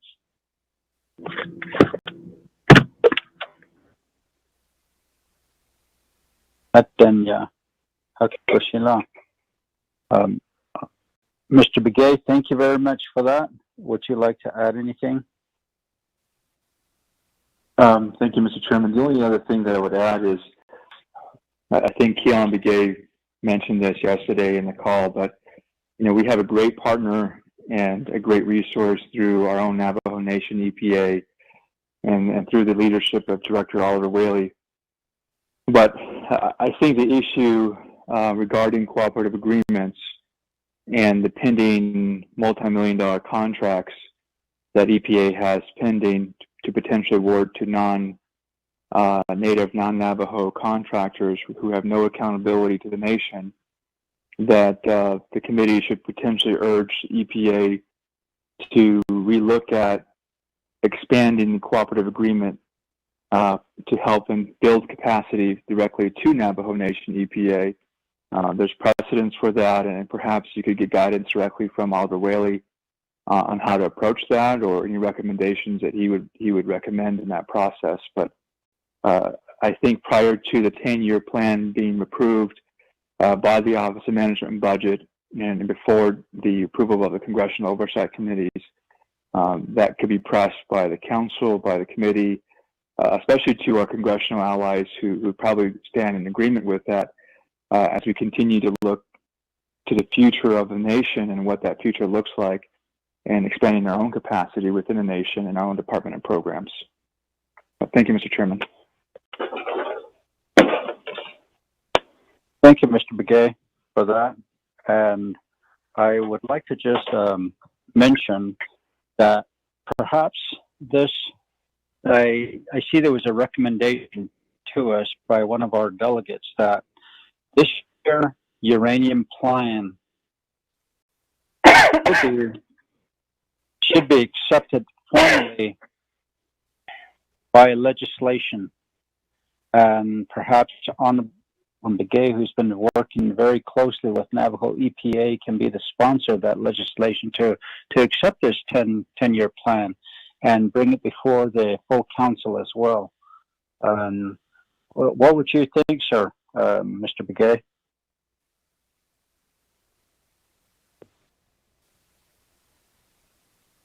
Thank you, Mr. Chairman. Are you referring to me or Delegate Kealan Begay? I'm sorry. I'm referring to you, sir. And perhaps we can all maybe have a leadership meeting, but time is coming closely. This legislation should be formally accepted. What are your recommendations, sir? Thank you, Mr. Chairman and members of the committee. I think your biggest obstacle at this point, Mr. Chairman, is that you have a fairly short time frame. The end of a 30-day comment period regarding the 10-year plan expires next Thursday, August 27th. US EPA does plan to submit a final draft, as I stated, on September 4th to the nation, that they're supposed to consider all the comments from the consultation in that time frame, and they'll be submitting the final plan to the Office of Management and Budget by September 14th. So I think those recommendations are great, Mr. Chairman, but I don't know from a time frame perspective if there could be an official position and a letter sent from the Speaker's office and from the committee outlining any additional concerns or comments prior to next Thursday. And I agree, I think if Delegate Kealan Begay does have a sponsored legislation with specific requests through resolution, I'll leave that up to Delegate Kealan Begay. Thank you, Carlisle. Appreciate that. Ms. Khan, is there a way that we could have an emergency legislation drafted before that date? Mr. Chair, emergency legislation, of course, goes right to the Navajo Nation Council, and there will be no, if it fits within the purposes of an emergency legislation, there's no time. You don't have to meet the 5-day comment period and do not go to the oversight committees. It would have to go directly to council. In order to draft such a legislation, all the exhibits that I would need to attach to such a legislation would need to be provided to the Office of Legislative Counsel, and then the legislation would be drafted. Of course, then, if it's going to the Navajo Nation Council and if there's not a regular session before that time, the delegates would need to circulate and get the requisite delegate signatures for the calling of a special Navajo Nation Council session. Mr. Chair. Thank you for your response, Ms. Khan. I believe that one of our colleagues could possibly request that through Speaker Damon. And if we could have some documents, are these all the documents that you sent us, Mr. Carlisle? Okay. Yes, thank you, Mr. Chairman. Those documents should all be in your email box. Okay. Thank you very much. Any other questions, comments? And Mr. Chair, Superintendent Sosi here again. Comment? Go ahead, sir. There was an earlier discussion on who from the Navajo Nation might be the authorizing individual or entity on any remediation plan. A similar discussion is what we had with US EPA. If you look at the federal regulations, and it's consistent across the board in 169, 170, 162, 169, and things like that, where landowner is defined as a key participant in any federal decision that would be made. And so on the allotted side, that we look to that to give us guidance that we need to work with the landowners. These are the interest owners for the allotment to get consent from them so they would make the decision on it. So that's how we look at it on allotted lands. Tribal trust side, we look at, quote, the landowner to be the Navajo Nation. That's how we perceive that and how we process. And then the question sometimes for us is that who's the authorized signatory from the Navajo Nation for tribal trust lands? In the past, we usually did work with the president's office. The president would sign off on these documents as the representative for that. So I'm just providing some background information, some observation as we do this work with AUM. Thank you. Thank you, Mr. Sosi. Carlisle, could you work closely with Honorable Kealan Begay and get this process going? Assist him in it, and he'll have this legislation dropped as soon as possible with all the required documents. Will do. Thanks, Mr. Chairman. Thank you. I know Honorable Kealan Begay is listening in, so Honorable Begay, if you would work with Mr. Carlisle here, would appreciate that. Thank you. Any other questions or comments from our honorable delegates? And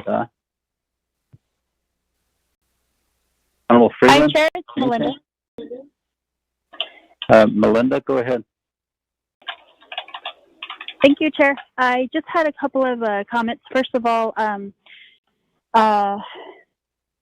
in discussing with Director of the Environmental Protection Agency for Navajo after the call yesterday, I think it would also be good to include him in the discussion for the legislation and working with Kealan Begay and our Delegate Begay and Carlisle. Thank you.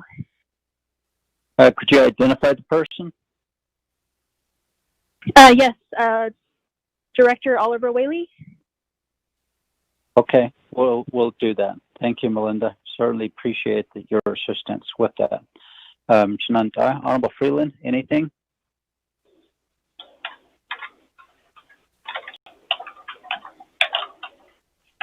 Honorable Stewart? No, Sinai. Okay. Honorable Vice Chair Walker? Daga. Thank you.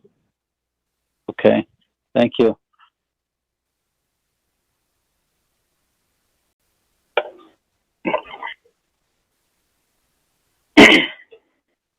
Thank you, Chair.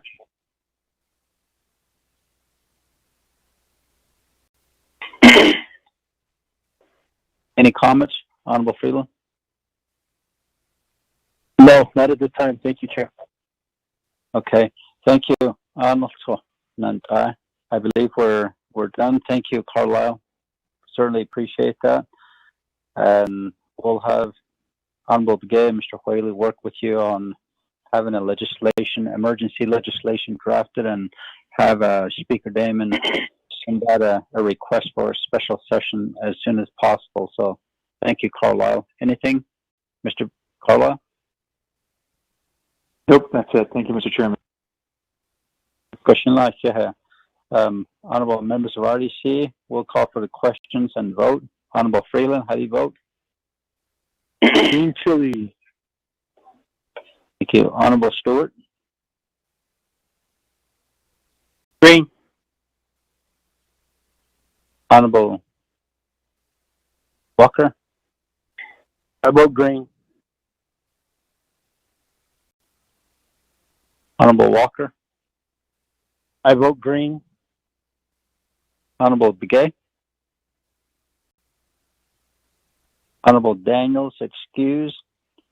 We have a vote of 3 in favor, 0 opposed. Chair not voting. Motion carries. We'll accept the report from Mr. Carlisle Begay. Thank you. Nanta, we would like to have a motion to amend the agenda to add the leadership meeting that we want to schedule. Motion? Chairman, I'll motion. Honorable Walker, second. Freeland. Honorable Freeland. Thank you. Any questions on adding this to the agenda? None. Honorable Freeland, how do you vote, sir? Green. Honorable Stewart? Green. Honorable Kealam Begay? Excused. Honorable Walker? I vote green. Honorable Daniels, excused. A vote of 3 in favor, 0 opposed, chair not voting. Motion carries. Shananta, we've added one item to the agenda, which is to schedule a leadership meeting with Division of Water Resources, Division of Natural Resources, DOJ, and Department of Ag on what we discussed this morning on windmills. And we also wanted to have a written financial report from OOC as to how these monies were allocated to water resources for windmills and earthen dams repair. So would like to have a motion. Shananta. Chair, a motion. Honorable Walker, second by Freeland. Honorable Freeland. Any questions? Ms. Begay, how soon can we schedule this leadership meeting?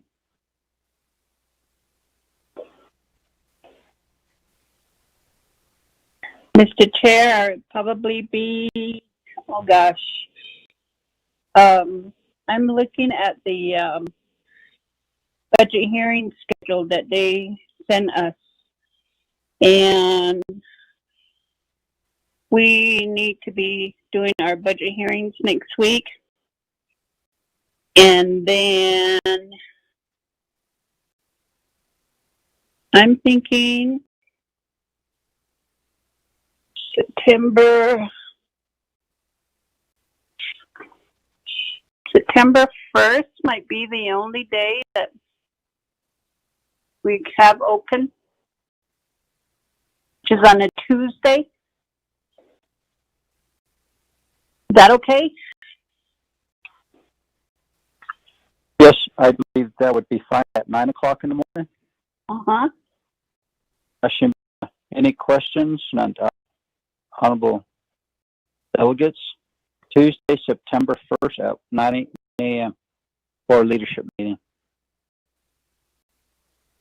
Yeah.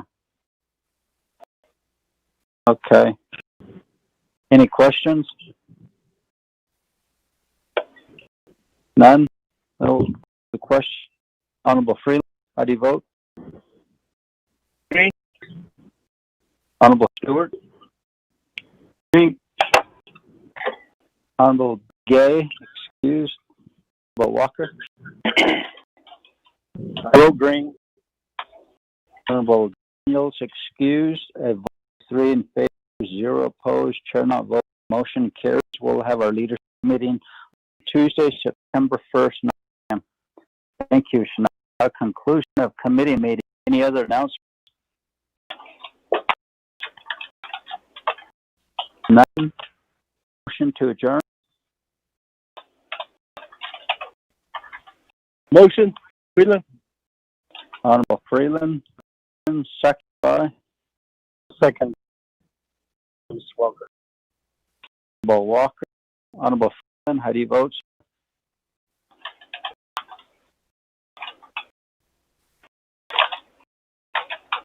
Honorable Green. Vote.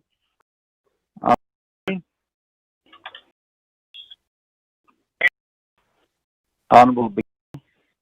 Excused. Walker. Daniels excused. Vote of 3 in favor, 0 opposed. Chairman voting carried. It's 3:47 p.m. Adjourned. Ready? And then, go ahead.